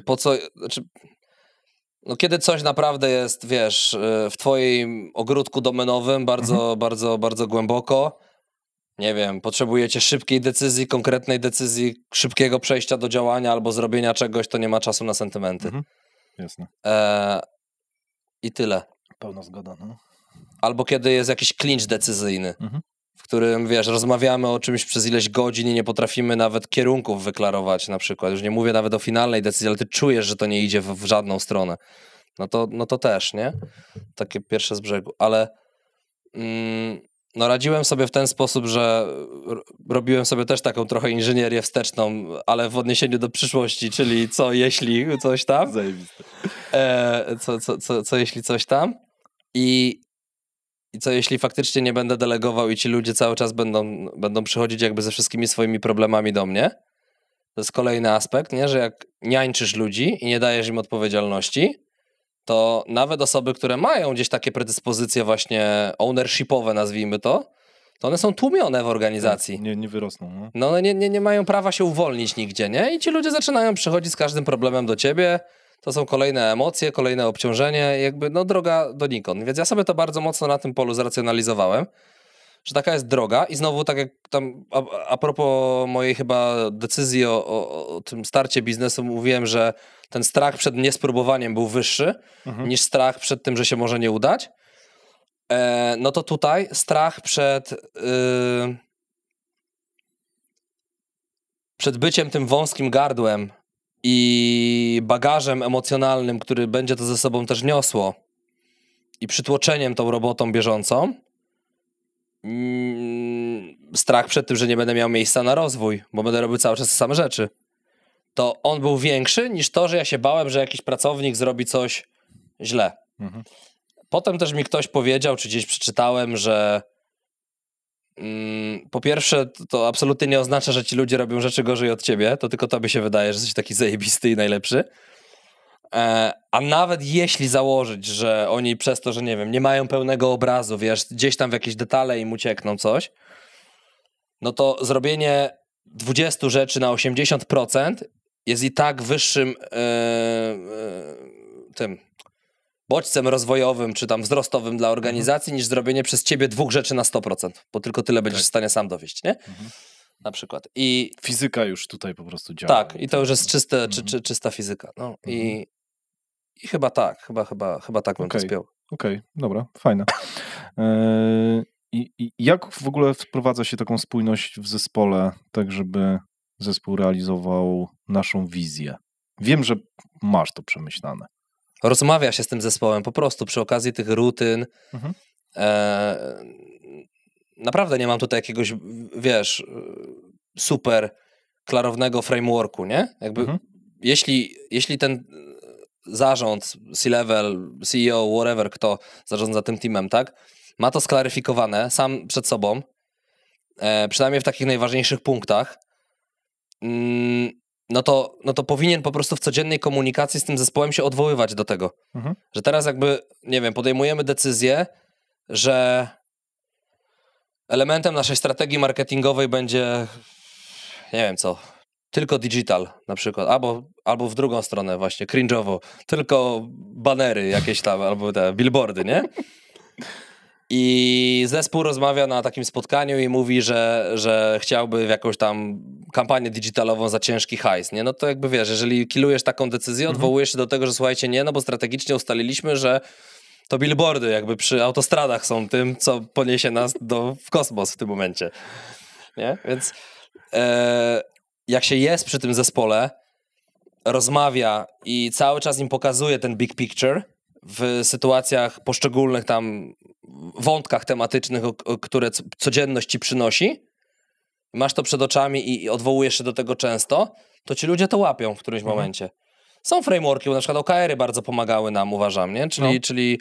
Czyli coś, co spinało nam organizację. My też mieliśmy cross-działowe OKR-y, one nie były działowe, czyli jakby to też wzmacniało kooperację pomiędzy zespołami na przykład, nie? Zajebiste. Na przykład w OKR-ze, nie wiem, na sprzedaż jeden KR mógł być kogoś z realizacji, żeby przygotować mu, nie wiem, produkt nowy, usługę nową, coś tam nowego, whatever, nie? Fajnie.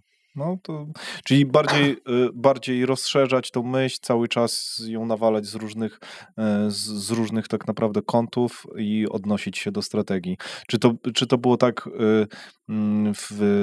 na przykład już w Semkorze, że ludzie już intuicyjnie sięgali do strategii? W ogóle był taki dokument dostępny dla wszystkich strategicznych? Nie mieliśmy czegoś takiego jak strategia, ale nam to regulowały trochę te OKR-y roczne. My mieliśmy OKR-y na rok i pod nie były doszywane później OKR-y kwartalne, więc one nam regulowały rytm tego, na czym kładziemy akcenty w danym roku.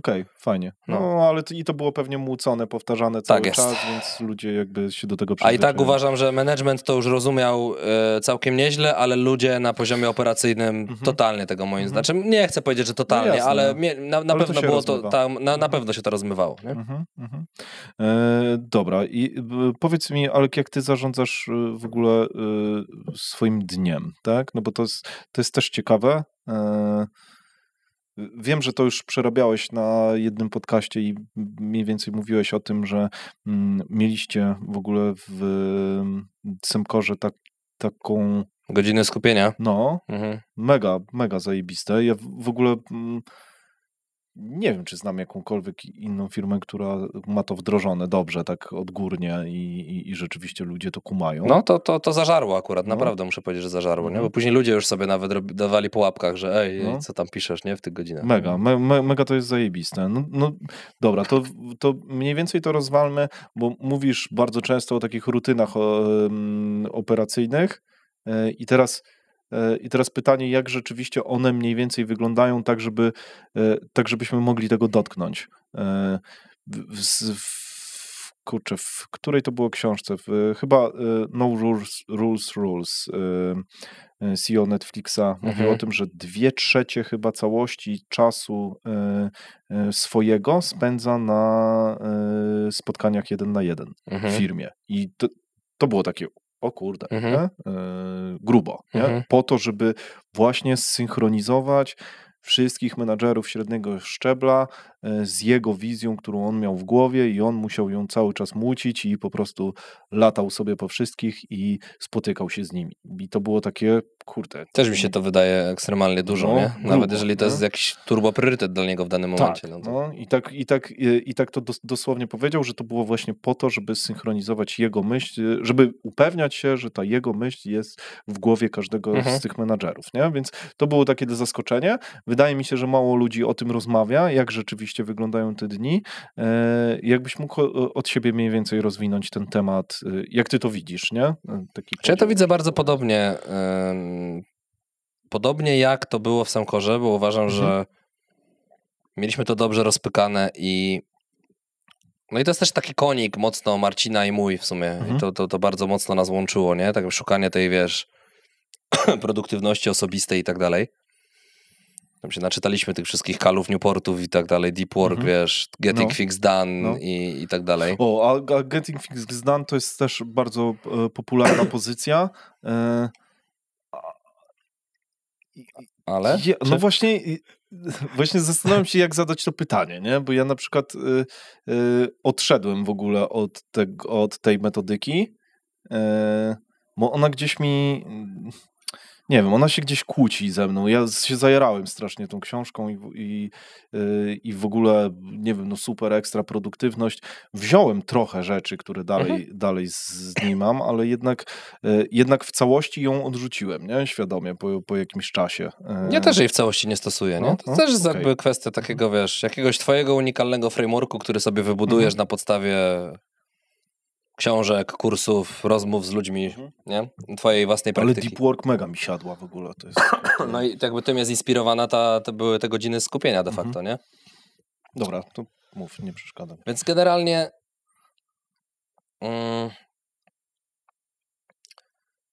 taki idealny dzień polega na tym, że od samego rana, teraz pracuję w taki sposób, że wstaję przed 6:00 i do 7:30 mam pierwszą taką sesję deep worku właśnie. No bo to jest moment, w którym jeszcze dzieciaki śpią i w domu się dzieje spokój, który się kończy od tej 7:15, 20, ale powiedzmy, że tam do tej 30 też jestem w stanie jakoś utrzymać to skupienie i dociągnąć. Potem jest pół godziny na ogar, więc... Masz słuchawki wtedy na sobie? Nie lubię. Jeżeli pracuję w skupieniu, jakby ja próbowałem tych testów z jakąś taką muzyką relaksacyjną czy coś tam. To też mi to nie siada. Nie siada mi to totalnie. Ale słuchawki w sensie myślę o wygłuszających. O wygłuszających. No to może bym musiał wygłuszających spróbować, no ale jeśli to jest, wiesz, 10 minut w ciągu dnia, no to tam pal licho. Potem koło 8 odstawiam dzieciaki do przedszkola i między 8 a 9 mam taki czas na przegląd jakby spraw, nie? Czyli tam albo poczta, albo coś tam takiego drobnego, ktoś coś napisał, nie? LinkedIn jakiś na przykład i tak dalej. Taki czas, wiesz, tylko i wyłącznie dla mnie. Teraz 8:30 akurat zaczęliśmy sobie takie daily marketingowe z jednym człowiekiem, no więc trochę mam, zamiast godziny mam pół godziny po prostu, bo o 8:30 zaczynam to daily. O 9 mam też jeszcze daily, z którego będę chciał stopniowo już teraz wychodzić, bo co do zasady ja nie jestem wielkim fanem daily, ale w tym raczej ja tygodniowo, a daily to już poszczególne zespoły. Ale okej, na razie jesteśmy bardzo małym zespołem, ja muszę być więcej w różnych wątkach zaangażowany, jakby kumam, to nie ten etap. Totalnie do czaje. No i więc powiedzmy, że koło 9:30 ja sobie kończę te rutyny.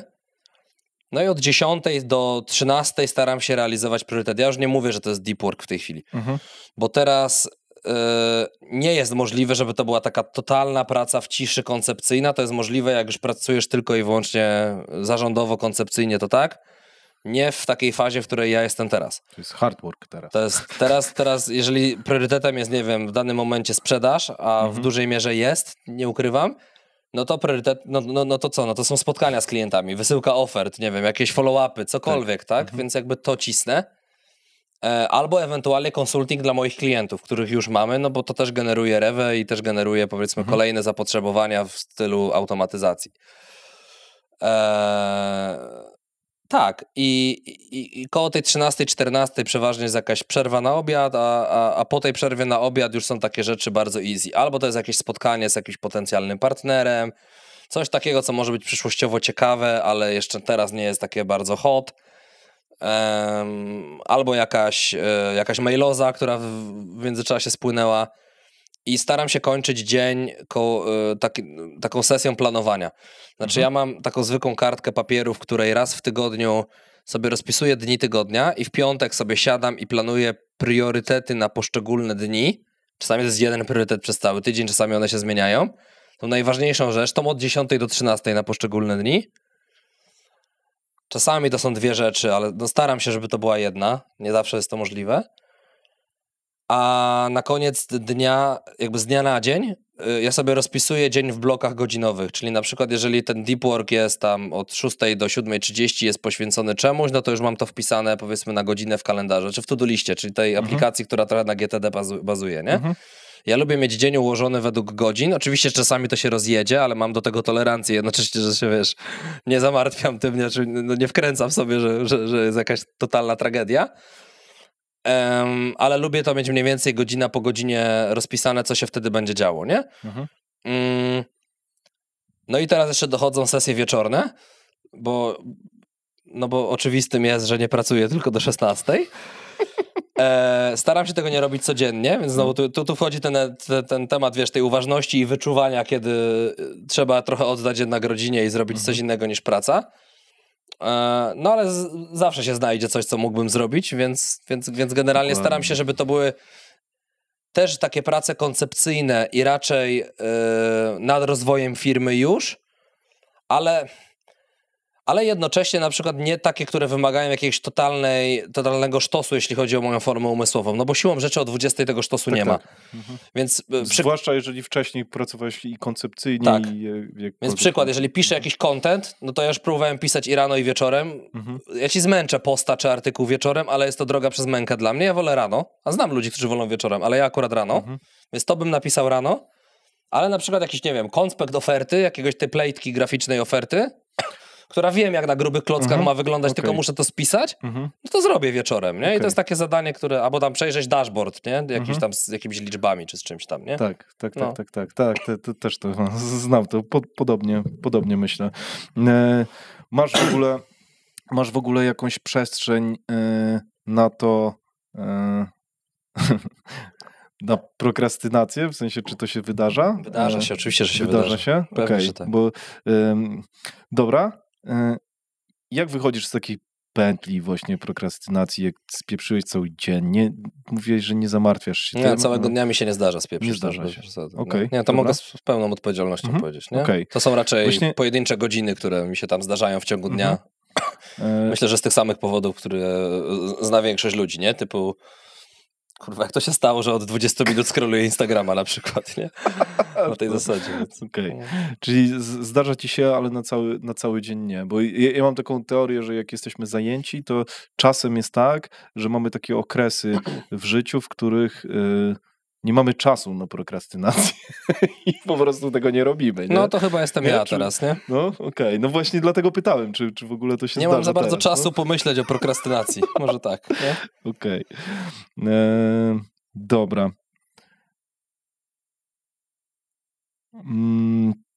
Wziąłem od ciebie ostatnio z dyskusji, którą słuchałem, out of office w kalendarzu, ale tej funkcji, kurde, w Google teraz nie ma. Nie rozumiem tego, bo grzebałem dosłownie na dniach i próbowałem, nawet byłem w ich dokumentacji i oni twierdzą, że ona jest tam, gdzie jej nie ma dzisiaj. Musi być, bo ja ją mam. No. Ale jak już masz włączoną, no to podejrzewam... Okej, to może jest tak. Wiesz co, ja nie wiem, czy to nie ma związku czasami z... Bo ty jesteś na iOSie czy na Androidzie? Na iOSie. Okej, to może być inaczej. Ale może być inaczej. No. A ty jesteś na kalendarzu na Google środowisku? Tak. Okej. I być może to jest kwestia pakietu Workspace'a, które masz wykupione? Może coś w tym planu, który masz. Może oni to zmienili, no. Może jest tak, żebyś musiał mieć jakiś upgrade planu, żeby mieć dostępną tą funkcję. Dobra. No to taki off-top. Skąd ty, Alek, bierzesz coś takiego właśnie jak taka twoja skromność i jak ty budujesz siebie wewnętrznie? Chciałem trochę właśnie do mindsetu skręcić i to jest taki ostatni duży blok, bo no kurde, no właśnie, 11 lat coś robisz i dopiero o sobie mówisz, że dobra, to w tym jesteśmy dobrzy, nie? I to trochę trwało, nie? I teraz, czy ty budujesz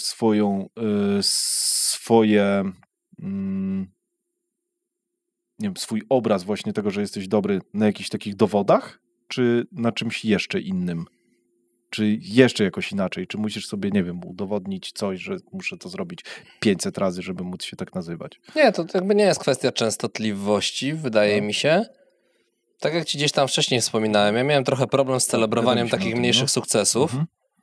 To nawet kiedyś mi Paweł wypomniał, mój handlowiec, a później też team leader sprzedażowy, że jak robiłem takie odprawy podsumowujące sprzedaż w danym miesiącu i zrobiliśmy na przykład jakiś rekordowy wynik, to jakby część dotycząca celebracji tego rekordu trwała jakieś 24 sekundy, po czym bardzo płynnie przechodziłem do tego, to w przyszłym miesiącu cele, coś tam, wiesz, i musimy cisnąć. I o tym było 10 minut na przykład, nie? I on mi kiedyś przyszedł to powiedzieć i mówi, stary, jakby, wiesz, trochę to przebuduj jakby te proporcje, a to wynikało z tego, że ja się właśnie z takich tych małych sukcesów pojedynczych jakby w ogóle nie umiałem cieszyć z czegoś, nie? W sensie jakby ciągle zastanawiałem, dobra, to co dalej. I być może do pewnego stopnia mi to zostało, że się po prostu kolokwialnie mówiąc jakby nie podniecam tym, co już było, a bardziej patrzę na to, co może być.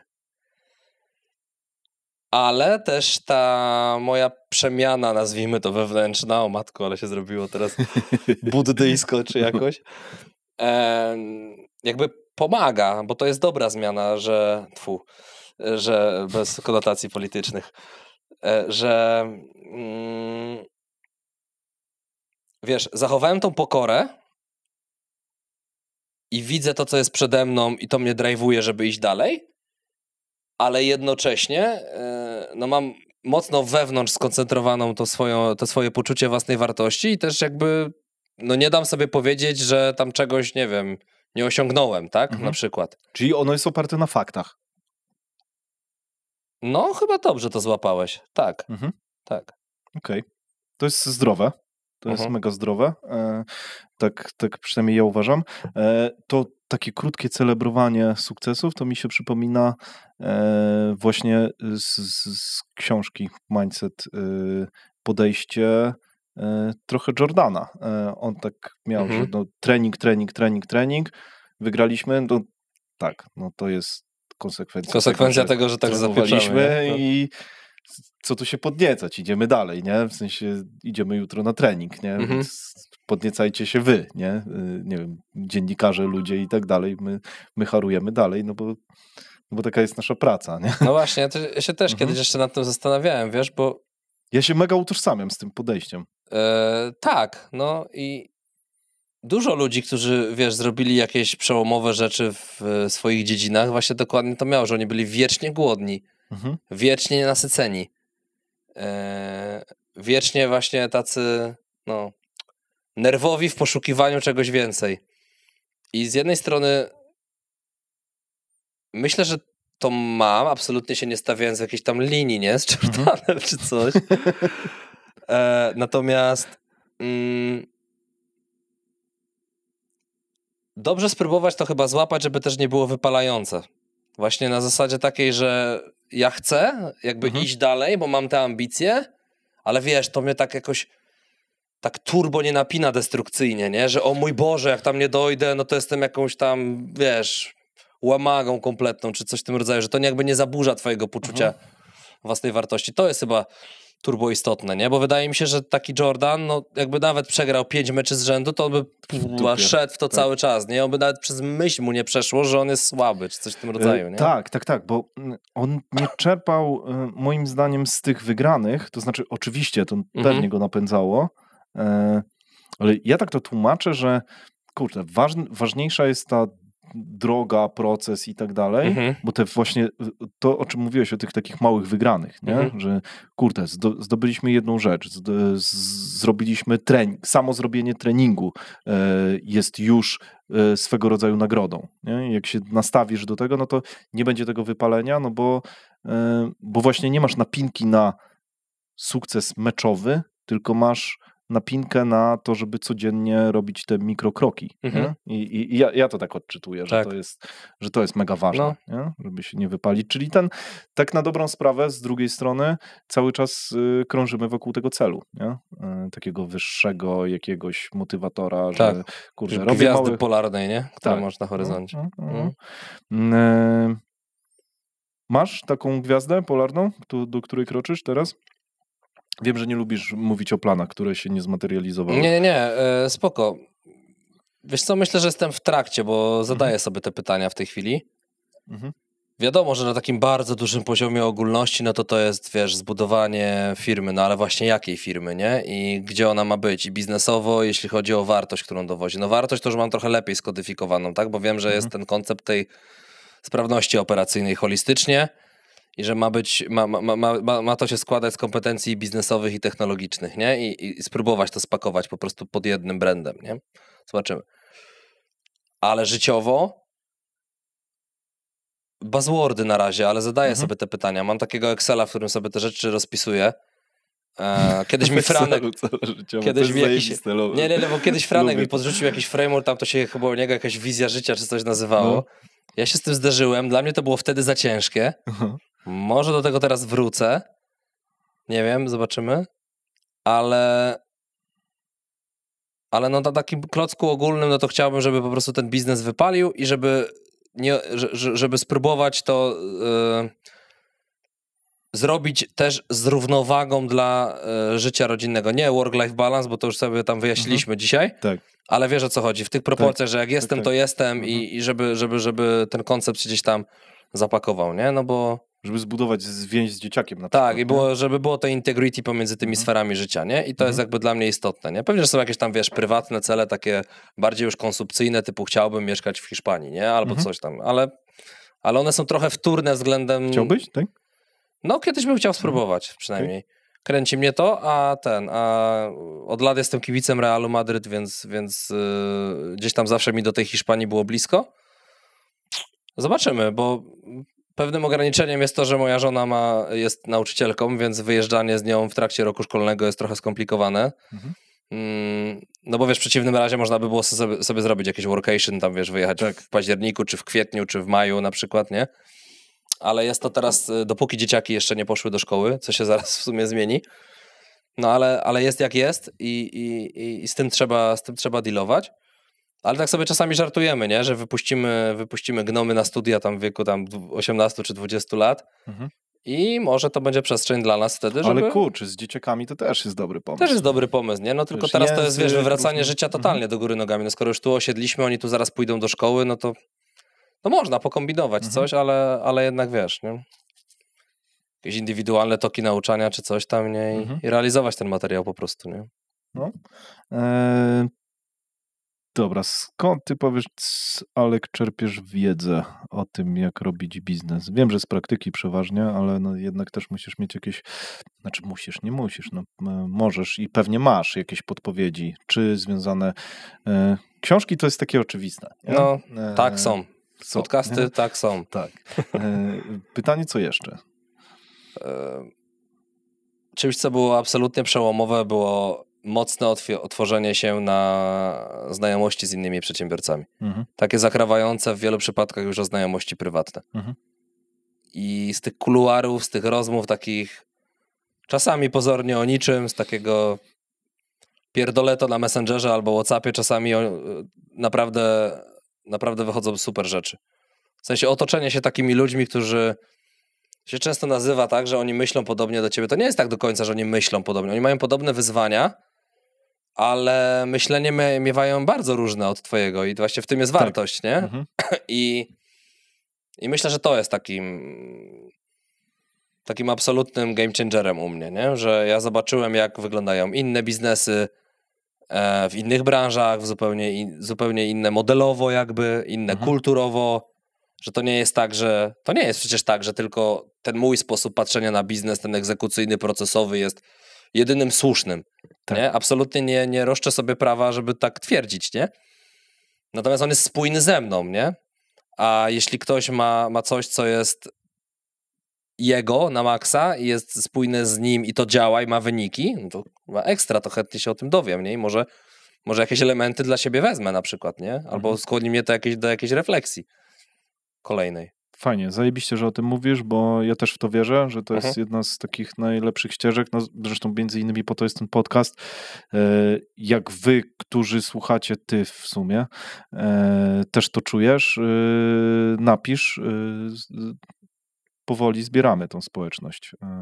Zobaczymy, co się z tym wydarzy dalej. Ekstra. Ale fajnie by było, gdyby to właśnie przyszło oddolnie. Wierzę w to, że to może się udać. Jak twoim zdaniem odróżnić cały taki bullshit związany z prowadzeniem biznesu od prawdziwych informacji? Masz na to jakiś framework? Są ludzie, których jak słuchasz, to wiesz, że powinieneś to jeszcze przefiltrować? Czy to jest prawda?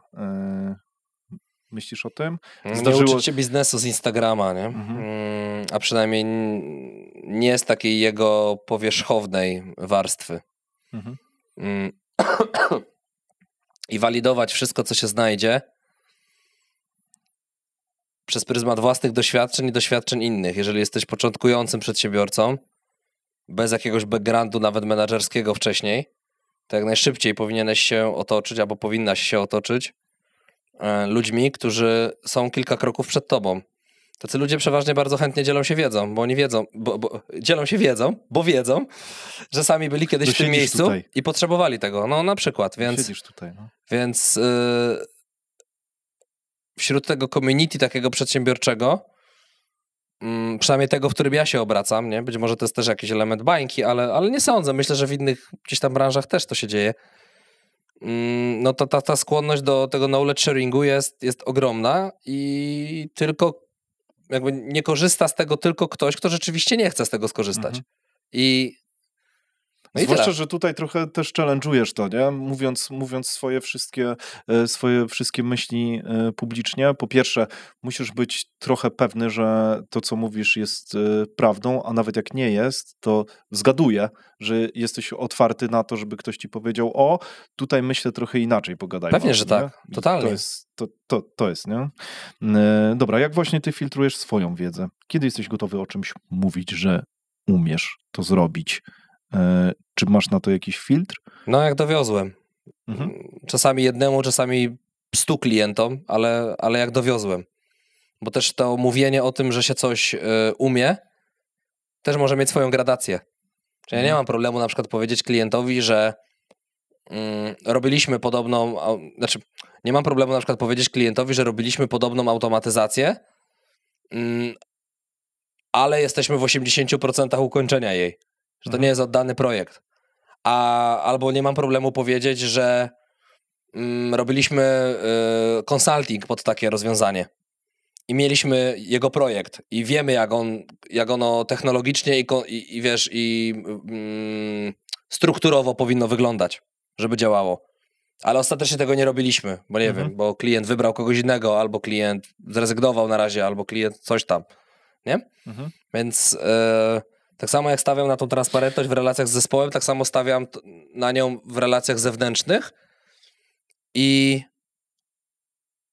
czy ja odpowiedziałem na pytanie, czy popłynąłem w inną stronę? Nie, bardzo dobrze odpowiadasz na pytanie, bo to w sensie ja nie spodziewałem się akurat takiej odpowiedzi, ale tak, jest to odpowiedź na pytanie, bo z tego, co ja słyszę, to po prostu jesteś kompetentny tam, gdzie jesteś kompetentny, ale otwarcie mówisz tam, że tu się kończy twoja kompetencja, mogę zgadywać, że będzie się działo tak i tak. Tak.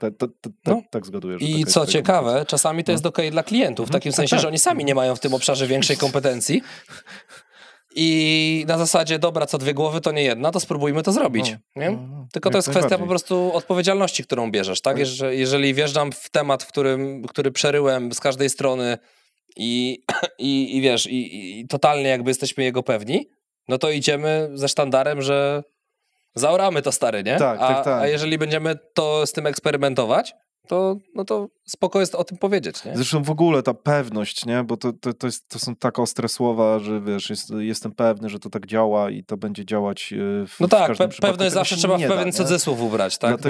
Dlatego ja w ogóle się zastanawiam, ostatnio mam takie myśli, tak jak i rozmawiam z ludźmi i rozmawiam u nas wewnętrznie. Pozdrowienia dla Huberta. Czy w ogóle ten podcast ma sens na takiej zasadzie? Czy my jesteśmy w stanie,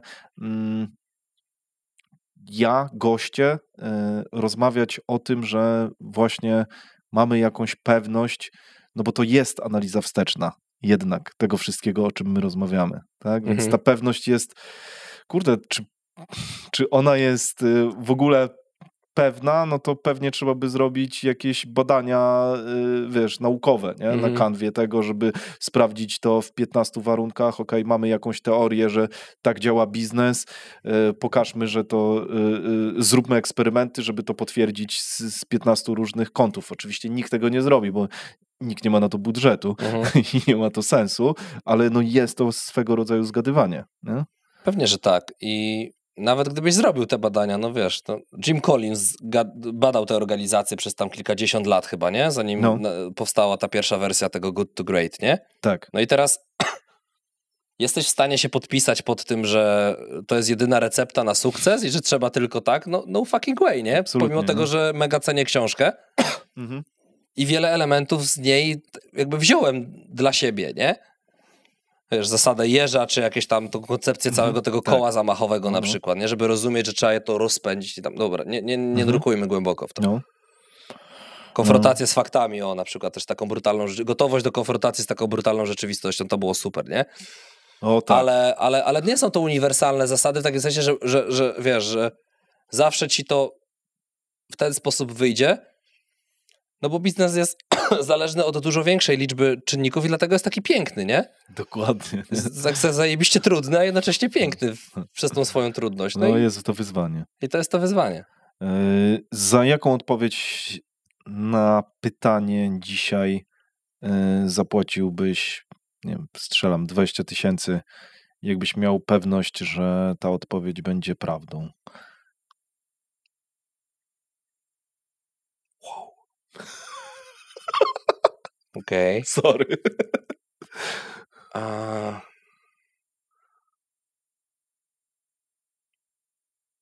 Już nawet nie o te konkretne segmenty, o których wcześniej trochę bardziej detalicznie rozmawialiśmy, ale czy ten kierunek, który dzisiaj obraliśmy, jest na pewno słuszny i ewentualnie wymaga tylko jakiejś korekty delikatnej?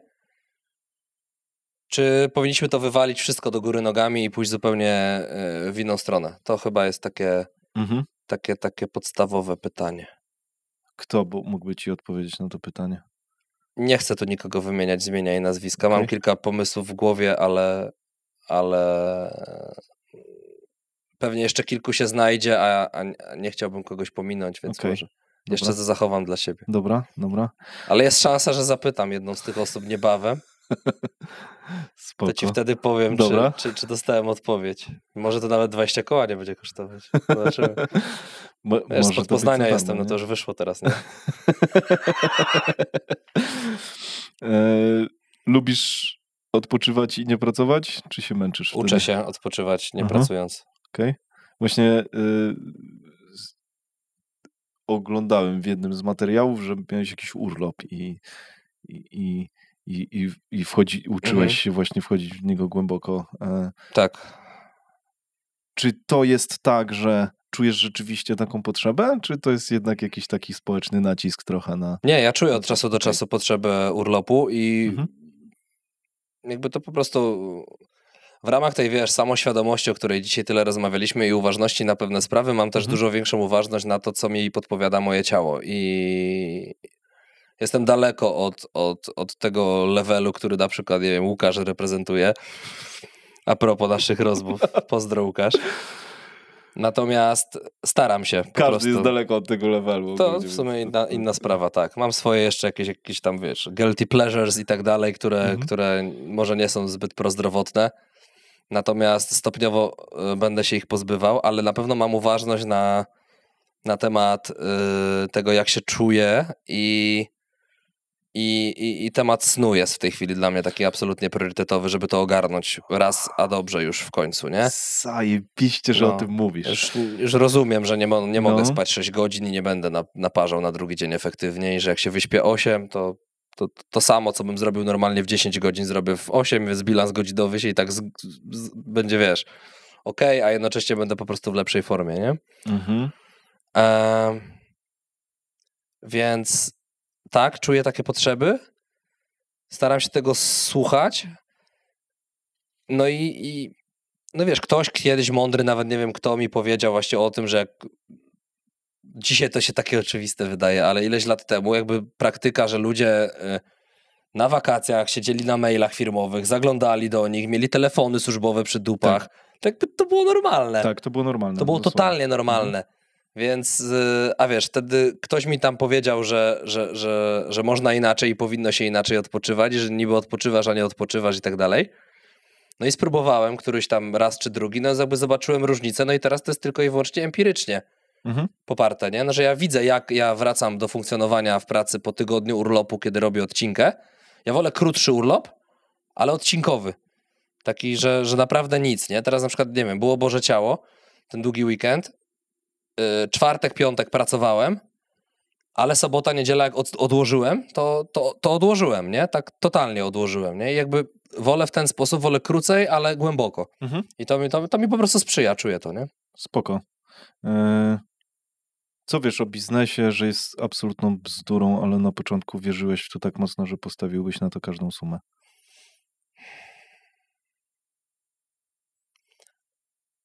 Że jeśli czegoś bardzo, bardzo, bardzo pragniesz i chcesz, to na pewno się uda. Spoko, to jest zajebiste. No.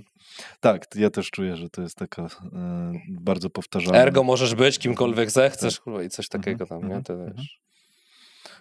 W czym jesteś chujowy? A Tak totalnie. A to musi tylko biznesu dotyczyć, czy w ogóle? W pracach manualnych. Czyli jeżeli masz kogoś, kto jest złotą rączką, nie? To ja jestem totalnym przeciwieństwem złotej rączki. Okay. Znaczy, szczytem moich możliwości jest przykręcenie jakiejś śrubki i tak nie daje gwarancji, że ona będzie wkręcona prawidłowo i prosto. Okej. No. Ale w ogóle nie sprawia ci to fanu? Tak, nie, w ogóle żadnego. Nie, w ogóle. Okej, to pewnie dlatego jesteś w tym kiepski, no bo po prostu nie ma fanu. Nienawidzę tego. Jeszcze o ile, że jakieś rzeczy, wiesz, w ogrodzie czy coś, to tak, to spoko, to nawet do tego się zaczynam coraz bardziej przekonywać, że jest to fajny odmurzacz, o tyle takie budowlano-remontowe, totalnie nie. I nie ma to nic wspólnego z traumą, jaką przeżyłem w związku z remontem domu. Bo miałem już to wcześniej. Ta trauma tylko pogłębiła moją niechęć do prac domowych tego typu. Prac domowych. Grubo. Czy biznes to jest twoje hobby? Tak. Tak? Tak. Spoko. Znaczy, no, jeżeli już w totalnie wolnym czasie, jeżeli nawet jestem na urlopie, i chcę przeczytać jakąś książkę, to czytam głównie biznesowe rzeczy i to nie dlatego, że mam jakąś presję jakby na chorobliwą na rozwój, tylko dlatego, że po prostu mnie to ciekawi i mam z tego fan, nie? Więc... Myślałeś ostatnio, czy w ogóle myślałeś o czymś takim, żeby sobie znaleźć jakieś takie, nie wiem, nawet takie mikro hobby, które cię totalnie odetnie właśnie od biznesu? Mam sport. Sport. Mam sport. Dobra. Dzieci są hobby, które totalnie odrywa od biznesu, chociaż na swój sposób czasami... Uczysz dzieci biznesu, co? Zaczynam Jasia, nie? Zaczynam Jasia uczyć faktycznie, więc to być może się ta granica zaciera troszeczkę, tak? Ile ma lat? 7. Znaczy teraz będzie miał 7. No to dobry moment, żeby zacząć to już tak biznesu. powolutku wkręcamy mu pewne tematy. Wiem to ze swojej perspektywy. Okej. Mam 8-latkę. No to jesteśmy w domu. I co? Wiesz, i na razie chyba wystarczy, bo i tak na pozostałe jakieś rozrywki nie miałbym, czy hobby nie miałbym w tej chwili przestrzeni czasowej, nie? I fokus jest na to, nie? No i dobra, coś tam w tym ogródku kombinujemy sobie bardzo nieśmiało i powoli, więc to średnio idzie, ale powiedzmy, że zaczynam wierzyć, że o ile kilka lat temu kompletnie nie rozumiałem fenomenu, moi rodzice mieli działkę, wiesz, i w ogóle, ja mówię, kurwa, jak można, nie? W ogóle, jakby po co to jest, nie? Moja sąsiadka jest też taka, która bardzo dużo w ogródku robi, ale to nie, że jakieś tam warzywa, owoce czy coś, tylko, wiesz, dba o rośliny, trawę i tak dalej. I ja tego totalnie nie rozumiałem, a teraz od czasu do czasu naprawdę już mi to sprawia przyjemność, że wyjdziemy, coś tam, wiesz, podetniemy, tu skosimy i tak dalej. I mówię, kurde, może faktycznie mi się zaczyna w tą stronę zmieniać, nie? Że będziemy z tego czerpać fan, taki szczery, nie? Aha. Piszesz, robisz sobie jakieś notatki, takie związane właśnie z biznesem, życiem, rozwojem i tak dalej? Nie prowadzę czegoś takiego jak dziennik może. Chciałbym kiedyś spróbować, ale jakoś ten nawyk mi jeszcze nie wjechał. Okay. Natomiast tak, robię notatki z książek, robię notatki z wszelkich, wiesz, spotkań, kursów, konferencji, czegokolwiek, gdzie jestem, idzie coś wartościowego, to mam taką strukturę notatek tam na... wszystko przerabiałem i skończyłem w notatkach Apple'owych, tych zwykłej aplikacji notatki. Jest na razie dla mnie najbardziej wygodna, intuicyjna i mi się super z tego korzysta. Ja jestem w googlowskim po prostu z tych notatkach Google Docsie. Marzy mi się trochę taki albo odcinek, albo w ogóle prywatnie, żeby z kimś usiąść i zacząć się, wiesz, przerzucać tymi notatkami, nie? Tymi rzeczami, które się notuje. Bo ja wiem, że większość ludzi notuje, nie? Kurde, takich, z którymi gadam, nie? To bardzo ciekawe. To może być zajebiste, tak. Nie? Czujesz? Ale wiesz, z umówieniem się, że tam jest bez cenzury, nie? Że jak trafisz na coś, to czytasz, jakby dokładnie. twój problem, nie? No. Ale to może być zajebiste. Jak będziesz chętny na takie zbicie, to myślę, że ciekawe rzeczy mogą wyjść. Jakie osoby na ciebie wpłynęły biznesowo? Tak, że czujesz, że nie ma opcji, żebyś miał jakieś prawidłowe myślenie o jakichś tematach związanych z biznesem, ale to nie muszą być ludzie, których, wiesz, znasz osobiście, to mogą być, wiesz, książki, ludzie, nie wiem, ludzie nieżyjący i tak dalej. Chodzi mi o takie, wiesz, elementy inspiracji myśli, które wiesz, że cię ukształtowały.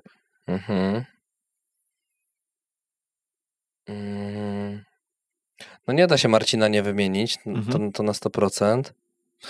Sorry, bo cię teraz postawiłem w takiej sytuacji, że będziesz musiał wszystkich... Nie, absolutnie. Okay, będę starał się wymieniać takich, którzy... Wiadomo, że ludzi, którzy odcisnęli jakieś wartościowe piętno na mnie jest dużo więcej i zacznijmy od tego disclaimera. Tak jest.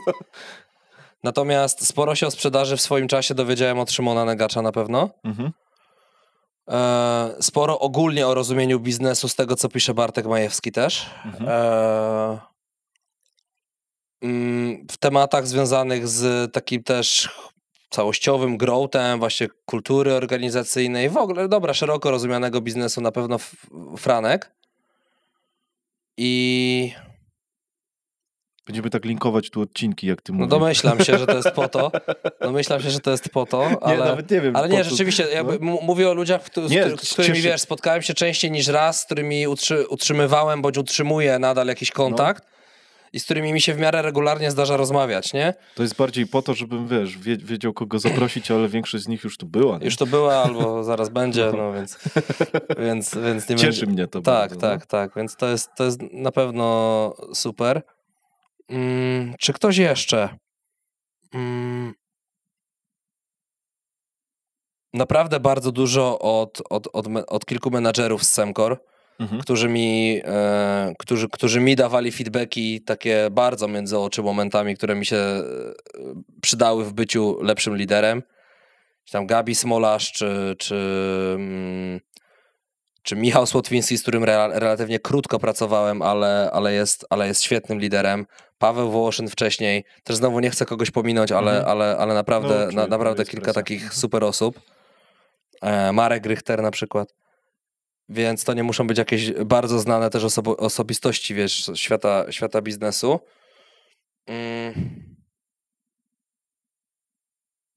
No i chyba tyle. Nie będę szył na siłę. No dalej. jasne, oczywiście. Czyli jakbyś miał z kimś pogadać o biznesie, jego podejściu i mógłbyś wybrać kogokolwiek na świecie, to kto by to był? W takiej, wiesz, prywatnej rozmowie, nie?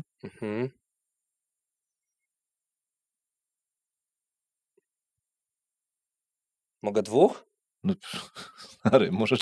Nie. To od strony poszukania bratniej duszy, zachowując oczywiście wszelkie proporcje biznesów, które robiliśmy w życiu, to myślę, że Tim Cook z Apple'a, bo to jest gość, który też wszystkie śrubki operacyjne jakby w tej organizacji podokręcał. Wszyscy jakby znają, wiesz... Ja o nim myślę, jak rozmawiam z tobą. Apple od strony produktowej, oczywiście od strony tego, kim był Steve Jobs i jaki miał wkład w rozwój technologii użytkowej i tak dalej. Ale to, że Apple ma taką chorą rentowność na plusie, jest zasługą jakby operacyjności zbudowanej przez Cooka. A żeby pogadać z bardzo zwariowanym umysłem, którym nie wiadomo co siedzi, no to na pewno z Elonem, nie? Jakby tutaj nie będę oryginalny, ale naprawdę chciałbym wiedzieć, co siedzi w głowie gościa, który najpierw robi samochody elektryczne, później chce latać na Marsa i jeszcze kilka innych odjechanych tematów. No, to jest ciekawa postać. Chyba każdy chciałby z nim pogadać, ale ja nie sądzę, że on w ogóle wie, co w jego głowie siedzi. To jest tak nieprzewidywalny tak gość, także... A z Polski? A z Polski...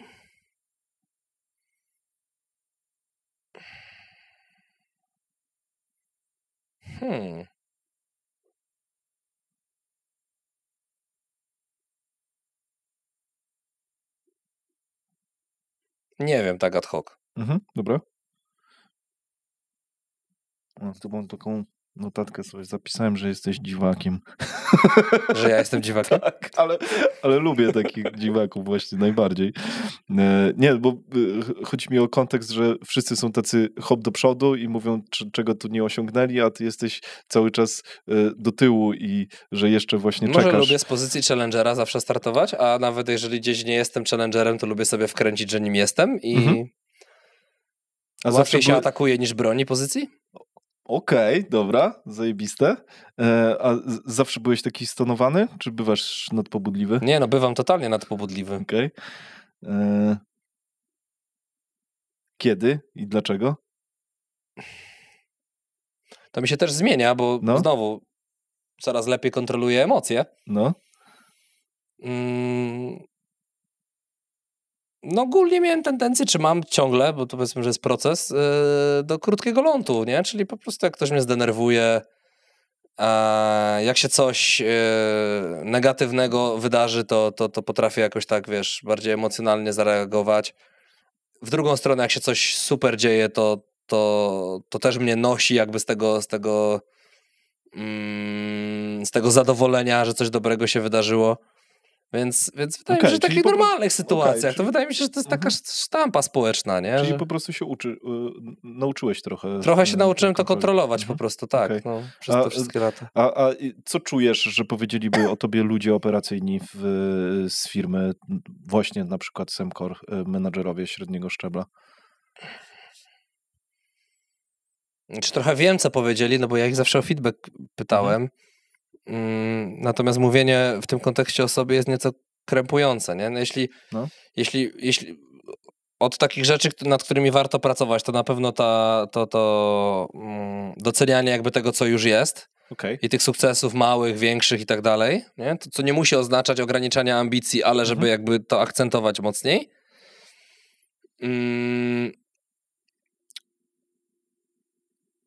Co tam jeszcze było? Lepsze zarządzanie priorytetami. bo bardzo dużo o tym mówimy, gdzieś te wątki właśnie deep work, coś tam, a my mieliśmy też problem z tą nadambicją. Ja mam do dzisiaj z tym problem, że mi się po prostu wydaje, że zrobi więcej, nie? Jakby, wiesz, planuję kwartał, zrobię kurwa to i potem się okazuje, że zrobiłem na przykład połowę, nie? Ktoś mi kiedyś powiedział, że to nie jest złe, bo jeżeli masz wysoki cap, to lepiej zrobić połowę. No to zresztą OKR nawet to zakładały, nie? Że lepiej zrobić, wiesz, 60-70% z mega ambitnego celu, niż zrobić 100, albo przejechać cel jakoś ten, bo to znaczy, że był za mało ambitny. Za mały, no.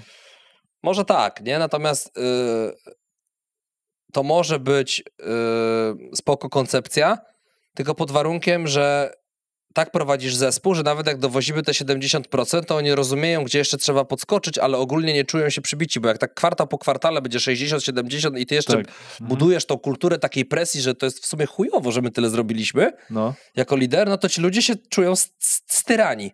Cały czas mają... Tak, a ja jak przelewałem ten mój niedosyt na zespół, to nie był taki, wiesz, moim zdaniem nie był, nie wiem co oni by powiedzieli, nie był toksyczny niedosyt w sensie, że absolutnie nie taki, że jesteście do bani czy coś w tym rodzaju, ale widać było we mnie to niezadowolenie, ten ten głód ciągle, a za mało było tego mimo wszystko docenienia, w którym miejscu już jesteśmy, no to ludzie średnio na to reagowali, dostałem feedback, że powinienem nad tym po prostu popracować, nie?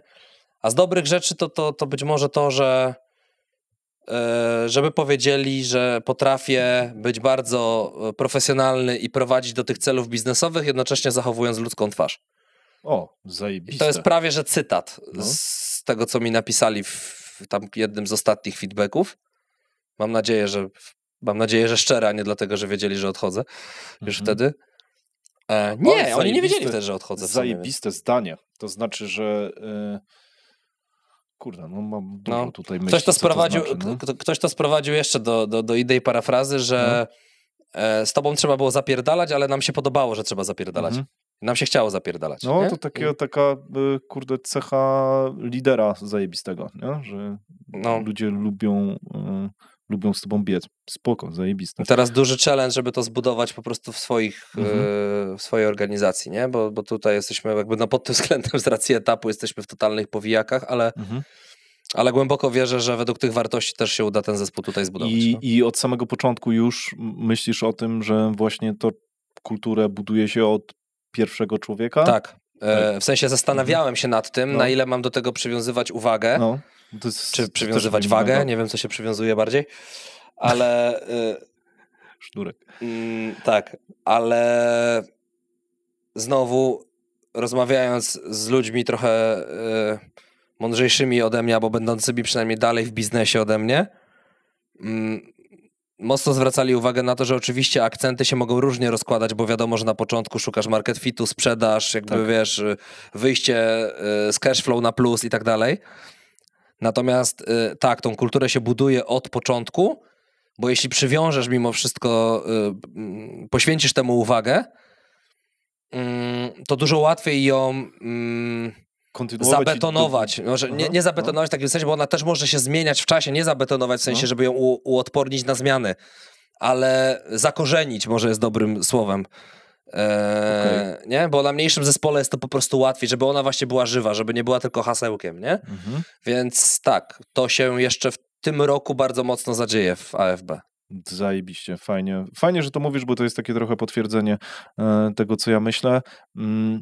A teorie są różne, bo ja też się nad tym zastanawiałem, kiedy się buduje tą kulturę, kiedy jest najlepszy moment, no bo na początku to wystarczy, nie wiem, nie budować, bo i tak się ten zespół zmieni, bo tak jak mówisz, product market fit jest ważniejszy niż ta kultura i tak dalej, ale... Może wiesz, może nie schodzić granularnie, ale takie wiesz, principles niech będą gdzieś już, nie?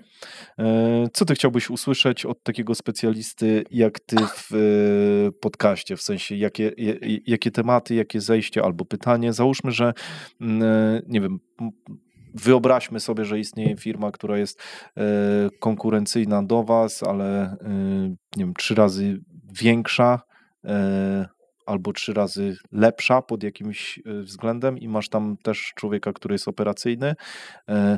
Wokół jakich tematów chciałbyś się tam obracać albo zadać mu jakieś konkretne pytanie? Wiem, że to jest tak trudne pytanie, że... No pytaniem ogólnym byłoby, co było ich motorem wzrostu głównym w początkowej fazie. Okay. W zależności od tego, co bym usłyszał, to pewnie zadawałbym jakieś pytania pogłębiające, no bo czegoś bym się tam czepił i próbował dokręcać sobie tą śrubkę. Okej, czyli... Co było czynnikiem, które właśnie ruszyło to koło zamachowe. Okej, dobra. Czyli to są rzeczy, które ciebie... Bo ja mam kilka hipotez, co może nasze koło zamachowe ruszyć, no ale jeżeli miałbym okazję usłyszeć to od specjalisty Tak, dokładnie, no to w tym kontekście, który ty nakreśliłeś, no to pewnie bym chciał to zrobić. Dobra.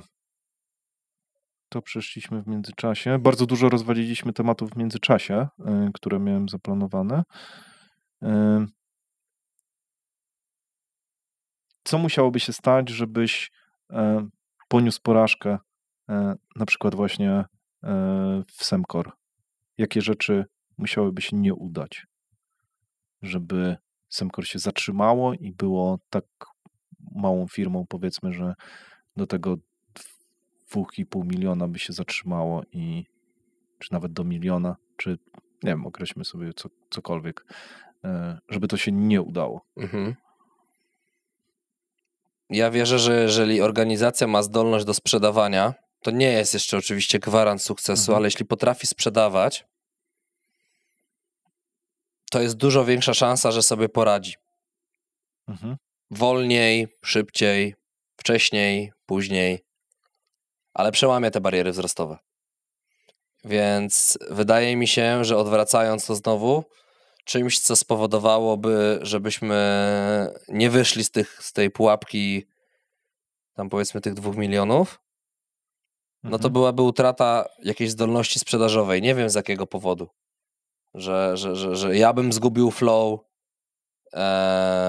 Marcin nie miałby pomysłu na ten brand, bo ja sprzedaż traktuję szeroko, nie tylko jako obszar, że wiesz, wpada lead i go procesujemy do samego końca, tylko tam jest lead generation, tam jest brand, tam jest wszystko, co pomaga sprzedawać.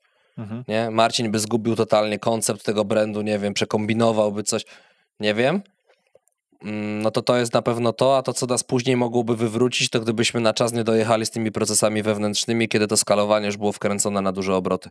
Moim zdaniem to był ostatni moment, w którym mogliśmy to zrobić, bo trochę się nie da organizacji przygotować na wzrosty, bardzo długo się też nad tym zastanawiałem.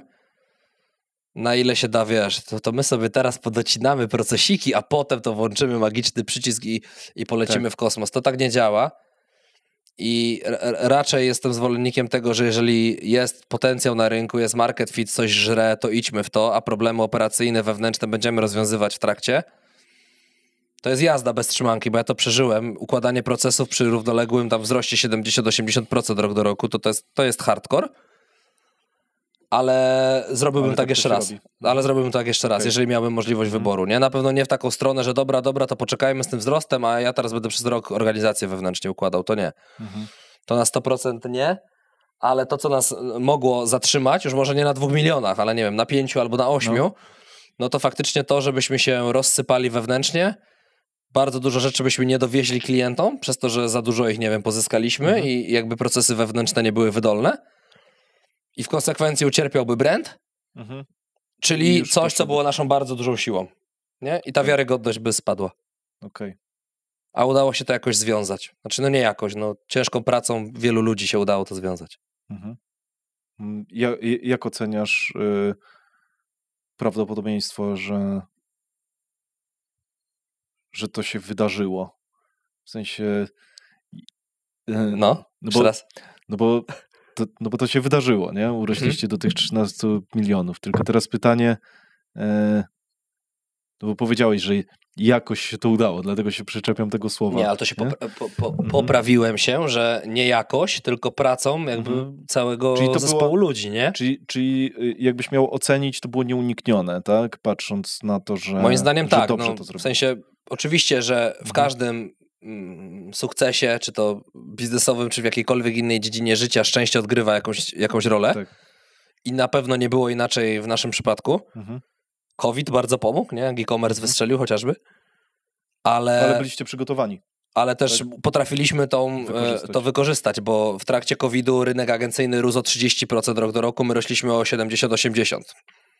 Więc sorry, nie? Jakby uważam, że to też były nasze decyzje i nasze mądre ruchy. Ale to uważasz, że to właśnie przez siłę brandu, czy tu jest więcej czynników, czy tu jest po prostu całość? Nie, wydaje mi się, że to jest ten całokształt, który już tam żeśmy sobie rozbijali, nie? Tak, dlatego cofam to jakość. Jeszcze raz cofam to jakość, bo jakość sygnalizuje pewną przypadkowość zjawiska, a tam nastąpiła korekta w stronę tego, że to była po prostu praca ludzi. Oczywiście z elementem szczęścia, jak w każdej dziedzinie życia. Jasne, rozumiem. Dobra, Alek, no, mam jeszcze milion notatek, ale doszliśmy do tego momentu,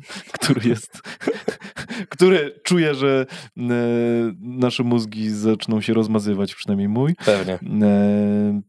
Jest tutaj taka przestrzeń dla ciebie, ale jeszcze w sumie zanim do niej dojdziemy, to chciałem się zapytać o ten twój taki master plan w dużych klockach. Chociaż pytałem się już o to i wydaje mi się, że nie wiem, czy wyczerpaliśmy ten temat. Czy chciałbyś coś dodać do tego? Jakie rzeczy czujesz, że są dzisiaj właśnie tą twoją gwiazdą polarną, tak? Bo rozmawialiśmy o tym chwilę, ale sam nie wiem, czy my wyczerpaliśmy ten temat, ale chyba nie.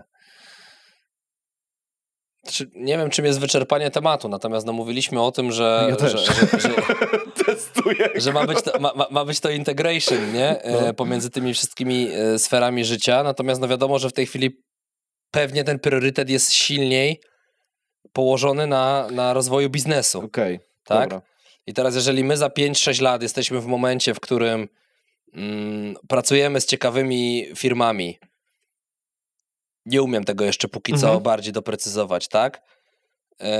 Które rozumieją, że warto korzystać z tej synergii między układaniem operacyjnym biznesu a technologią i robimy jedne i drugie rzeczy dla niej. Jesteśmy takim partnerem konsultingowo-technologicznym w zakresie doskonałości operacyjnej. No to jest ta moja gwiazda polarna. To będziesz zadowolony. Tak, będę zadowolony, bo mnie literalnie jara, jak te organizacje mogą szybciej się skalować, bo to mówię, duży akcent dzisiaj w tych rozmowach był, wiesz, na optymalizację, na niższe koszty, może na większą efektywność, natomiast to wszystko jest dalej o skalowaniu, nie? W tym sensie, że jeżeli tą samą grupą ludzi jesteś w stanie obsłużyć 30% więcej klientów, bo sobie dociąłeś procesy, bo je zautomatyzowałeś, to jest skalowanie, nie? Oprócz tego efektywne skalowanie, tak? Które nie oznacza palenia marży, tylko oznacza jakby wzrost, ale na cały czas utrzymanych progach rentownościowych. Tak. I rzeczywiście jakby już po takiej krótkiej próbie czasu naszej dzisiejszej nam się dużo lepiej pracuje z organizacjami, które mają motywacje wzrostowe. Więc myślę, że to jest też taki bardzo ogólnie nasz target. Takie bardzo ambitne firmy, nie? Które nie chcą sobie rosnąć tak jak rynek, tam 5% do góry i jakby spoko jest, nie? Odcinamy dywidenda, ciach, bajera, koniec. Tylko takie, które chcą jakby coś na tym swoim rynku zmienić, gdzieś zamieszać, gdzieś poszukać przewag. Czasami w obszarze optymalizacji, czasami w obszarze czegoś innego, natomiast to jest ten driver, to jest ten motywator, nie? I jeśli my będziemy w stanie, a jestem niemal przekonany, że już dziś mamy takie kompetencje, oczywiście w odpowiednich proporcjach, będziemy w stanie wielu takim firmom pomagać, no to jest ta moja po prostu gwiazda polarna i taka moja misja, nie? Bo strasznie mnie jara, jak organizacja rośnie, a oprócz tego jeszcze lepiej jest poukładana wewnętrznie, że nie da się wyeliminować takiego chaosu organizacyjnego nigdy w całości, ale jeśli on jest zredukowany do akceptowalnego poziomu i wszystko tam trybi jak w dobrze naoliwionej maszynie, to jest coś, co autentycznie mnie jara i ja zacieram rączki wtedy, nie? Kozak. Wiem, muszę jeszcze o to zapytać, bo przypomniałem sobie to, sobie trochę nie wybaczę, jak się nie zapytam, o Przemka, bo Przemek Jóźwiakowski z wami zaczynał ten biznes i nagle się rozeszliście, mimo tego, że to jest młody biznes. Czy to jest spoko temat? Jest. Myślę, że tak. Dlaczego to się wydarzyło i co tam nie zagrało? No trochę te wspólne wartości, w takim sensie, że jakby Przemek jest super gościem i do dzisiaj się lubimy i mamy... Ja jestem mega fanem Przemka. No. I ja też. No. Natomiast mamy sporo różnic w spojrzeniu na prowadzenie takiego młodego biznesu. Dobra, bo jakby trochę chyba za bardzo próbuję uogólnić, zamiast powiedzieć to na konkretnym przykładzie. Jak ci wspominałem o tym, że każdy jest za coś odpowiedzialny i mamy tego AOF-a, to literalnie jakby Przemka nie byliśmy w stanie w nic wpisać. Okej, dobra. Bo on miał trochę inny pomysł na siebie w tamtym momencie, zaczęły go kręcić trochę inne tematy, trochę inne projekty, bo on tak jakby w stronę takiego multiprzedsiębiorcy zmierza, gdzie tam dużo rzeczy zaczyna, potem to komuś oddaje, potem to rośnie, albo się nawet zamyka, ale w sumie on otwiera dwie inne rzeczy, jakby w ten sposób działa. To jest przykład modelu, który nie jest spójny ze mną, ale rozumiem, że ktoś może go realizować. Tak. A propos naszej wcześniejszej rozmowy. I on to robi w ogóle, to jest dla mnie ewenement, nie? Że on to robi i to działa, nie? W sensie dla niego, nie? No i ja powiedziałem taki statement gdzieś tam, będąc blisko już przyjścia na full, że to nie musi być tak, że my jesteśmy wszyscy równo zaangażowani, ale każdy ma coś wziąć i za coś odpowiadać, za ten obszar. I to nie jest moment, w którym ja chcę mieć pasywnych wspólników, którzy będą odcinać kupony od czegoś, co nawet jeszcze nie urosło do rozmiaru, z którego można coś odciąć na dobrą sprawę. I że to jest dla mnie moment, w którym po prostu wszyscy napieprzamy. Ktoś więcej, ktoś mniej i ja to powiedziałem chłopakom i Przemek chyba w tym samym momencie myślał o tym, żeby też coś nam powiedzieć. I powiedział nam, że on jest jakby skoncentrowany na innych rzeczach i rozumie jakby, a natomiast on nie jest w stanie nam dać tego, czego my chcemy, czy mi tego, czego ja chcę, whatever, możemy to sprowadzić do mnie, może ta odpowiedzialność jakby na mnie spaść. I tyle. Natomiast widzieliśmy się ostatnio na konferencji i mówił, że był mi wdzięczny za tą... to nawet nie była decyzja, bo to nie była moja arbitralna decyzja, nie? Tylko to było, wiesz, że jeżeli mamy to robić, to robimy to na takich zasadach, a w tym momencie ja jestem w stanie te zasady nakreślić, dlatego, że to mi powierzyliście rolę CEO w tej spółce. No tak, robisz to, co do ciebie należy. I w takich fundamentalnych, pryncypialnych rzeczach, jeżeli jest jakikolwiek rozdźwięk pomiędzy wspólnikami, to ja mam ostatnie słowo po prostu. Na to jesteśmy gdzieś tam wewnętrznie umówieni, nie? I on mi podziękował za to, nie? Że to była dobra decyzja dla niego. W sensie, że dobrze, że tak się stało, bo on teraz robi rzeczy, tam w kampusie AI bardzo mocno jest zaangażowany. Tak. I tam robi rzeczy, wiesz, mocno B+R-owe, bardzo eksperymentalne, które są mega spójne z jego wizją i z jego talentami też. A mimo wszystko biznes taki jak AFB musi tworzyć jakieś powtarzalne rzeczy, żeby być efektywnym. No nie możesz każdego projektu robić od zera, no bo na B+R-ach się średnio zarabia, nie? Tak. No. I dlatego w tą stronę tych segmentów i tych specjalizacji chcemy iść, nie? A on nie chce robić takich powtarzalnych rzeczy. Mimo, że u nas i tak jest całkiem duży stopień kustomizacji, przez to, że my wchodzimy od tej strony biznesowej i faktycznie szukamy wygrywów. Ale to i tak jest, wiesz, versus to, co on robi w kampusie, no to jest dzień do nocy, nie? Więc... Okej, to mega ciekawe, co powiedziałeś, bo mi się wydawało, że on jest właśnie, on by się tu idealnie wpasowywał właśnie w tą stronę techniczną dowożenia właśnie tego całego produktu, tej części technologicznej, ale rozumiem... Idealnie by się wpasowywał w szukanie nowinek, innowacji, implementowanie nowych technologii, niekoniecznie w operacyjne wdrożenie projektów. To nie jest do końca jego świat. I myślę, że Przemo się nie obrazi, że to powiedziałem, bo on sam chyba o sobie tak mówi zresztą. To jest cecha, nie emocja. Absolutnie tak to traktujemy, nie?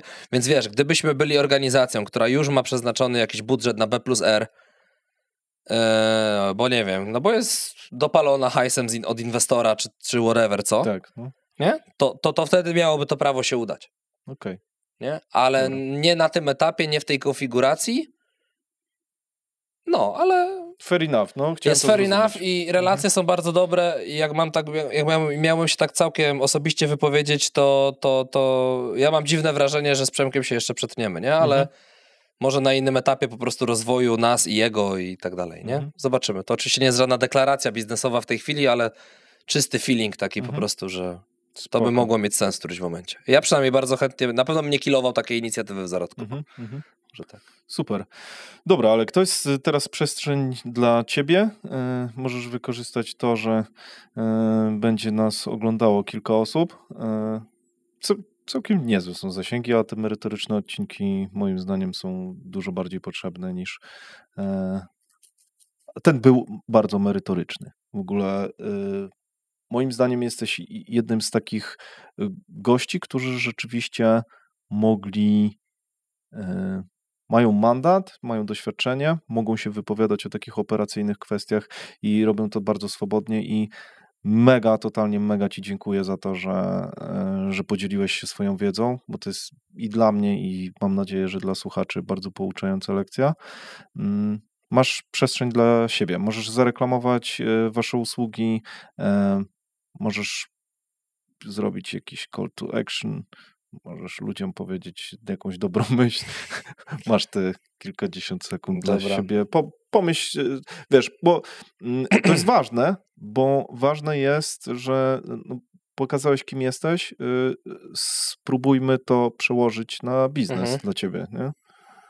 Znaczy, jeżeli w waszych organizacjach macie jakiekolwiek problemy związane z tym, że procesy są nieefektywne, nie dowożą tego, co powinny dowozić, co chcecie, żeby dowoziły, albo są żmudne, czasochłonne, powtarzalne i drogie, to możemy po prostu o tym pogadać i gwarantuję, że jeśli nie będziemy mieli dobrego merytorycznie rozwiązania dla was, to nie uzyskacie od nas jakiegoś wciskania, powiedzmy, czegoś, co nie jest wam do końca potrzebne, tylko podejdziemy do tego na maksa fair, a jakikolwiek feedback zebrany z rynku po takim procesie od was jest dla nas, jako dla młodej organizacji, po prostu na wagę złota. I jeśli macie takie potrzeby i chcielibyście się nawet na zasadzie takiego darmowego discovery po prostu poodbijać ze mną na tematy związane ze sprawnością operacyjną, to jestem na LinkedInie,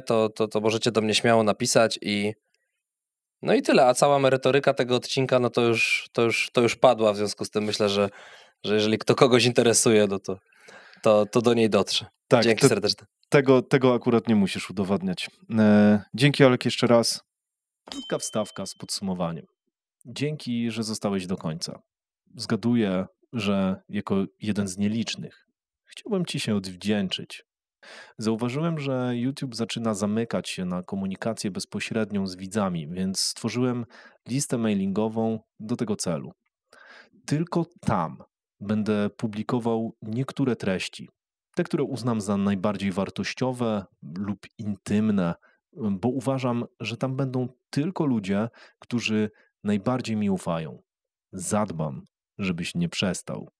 W mailach możesz spodziewać się m.in. zakulisowych nagrań z gośćmi. Co ważne, nigdzie indziej niepublikowanych. Wartościowej wiedzy o YouTube dla biznesu i sprzedaży, bo tym trochę się jaram, i oczywiście wszystkich informacji przydatnych w rozwoju biznesu, zarządzaniu, ogólnym rozwoju, wzroście, diecie, ćwiczeniach, rutynach i tym podobnych. Będą tam tylko wartościowe materiały wysyłane rzadko. Pewnie raz na miesiąc będzie dobrze, ale to też dopiero za kilka miesięcy. Obiecuję ci, że nie będę używał automatyk z dużą częstotliwością. Wszyscy znamy miejsca, gdzie codziennie dostajesz maile z naciskiem na zakup 100 kursu. Mnie to też wkurza i wiem, że nie zadziała w moim przypadku. Wierzę, że jak masz coś wartościowego, to nie musisz do tego natarczywie namawiać. W skrócie, jeśli znajdę coś wartego twojej uwagi, podzielę się tym z tobą. Jeśli nie, to nie pojawię się w twojej skrzynce. To pewna osobista obietnica. Dzięki za zaufanie i za twój czas, bo to najcenniejsze, co mogłem od ciebie dostać. Jestem twoim fanem i mam nadzieję, że dzięki temu kanałowi coś kiedyś będzie dla ciebie prostsze, tak jak zaczyna być dla mnie. Wracam gadać.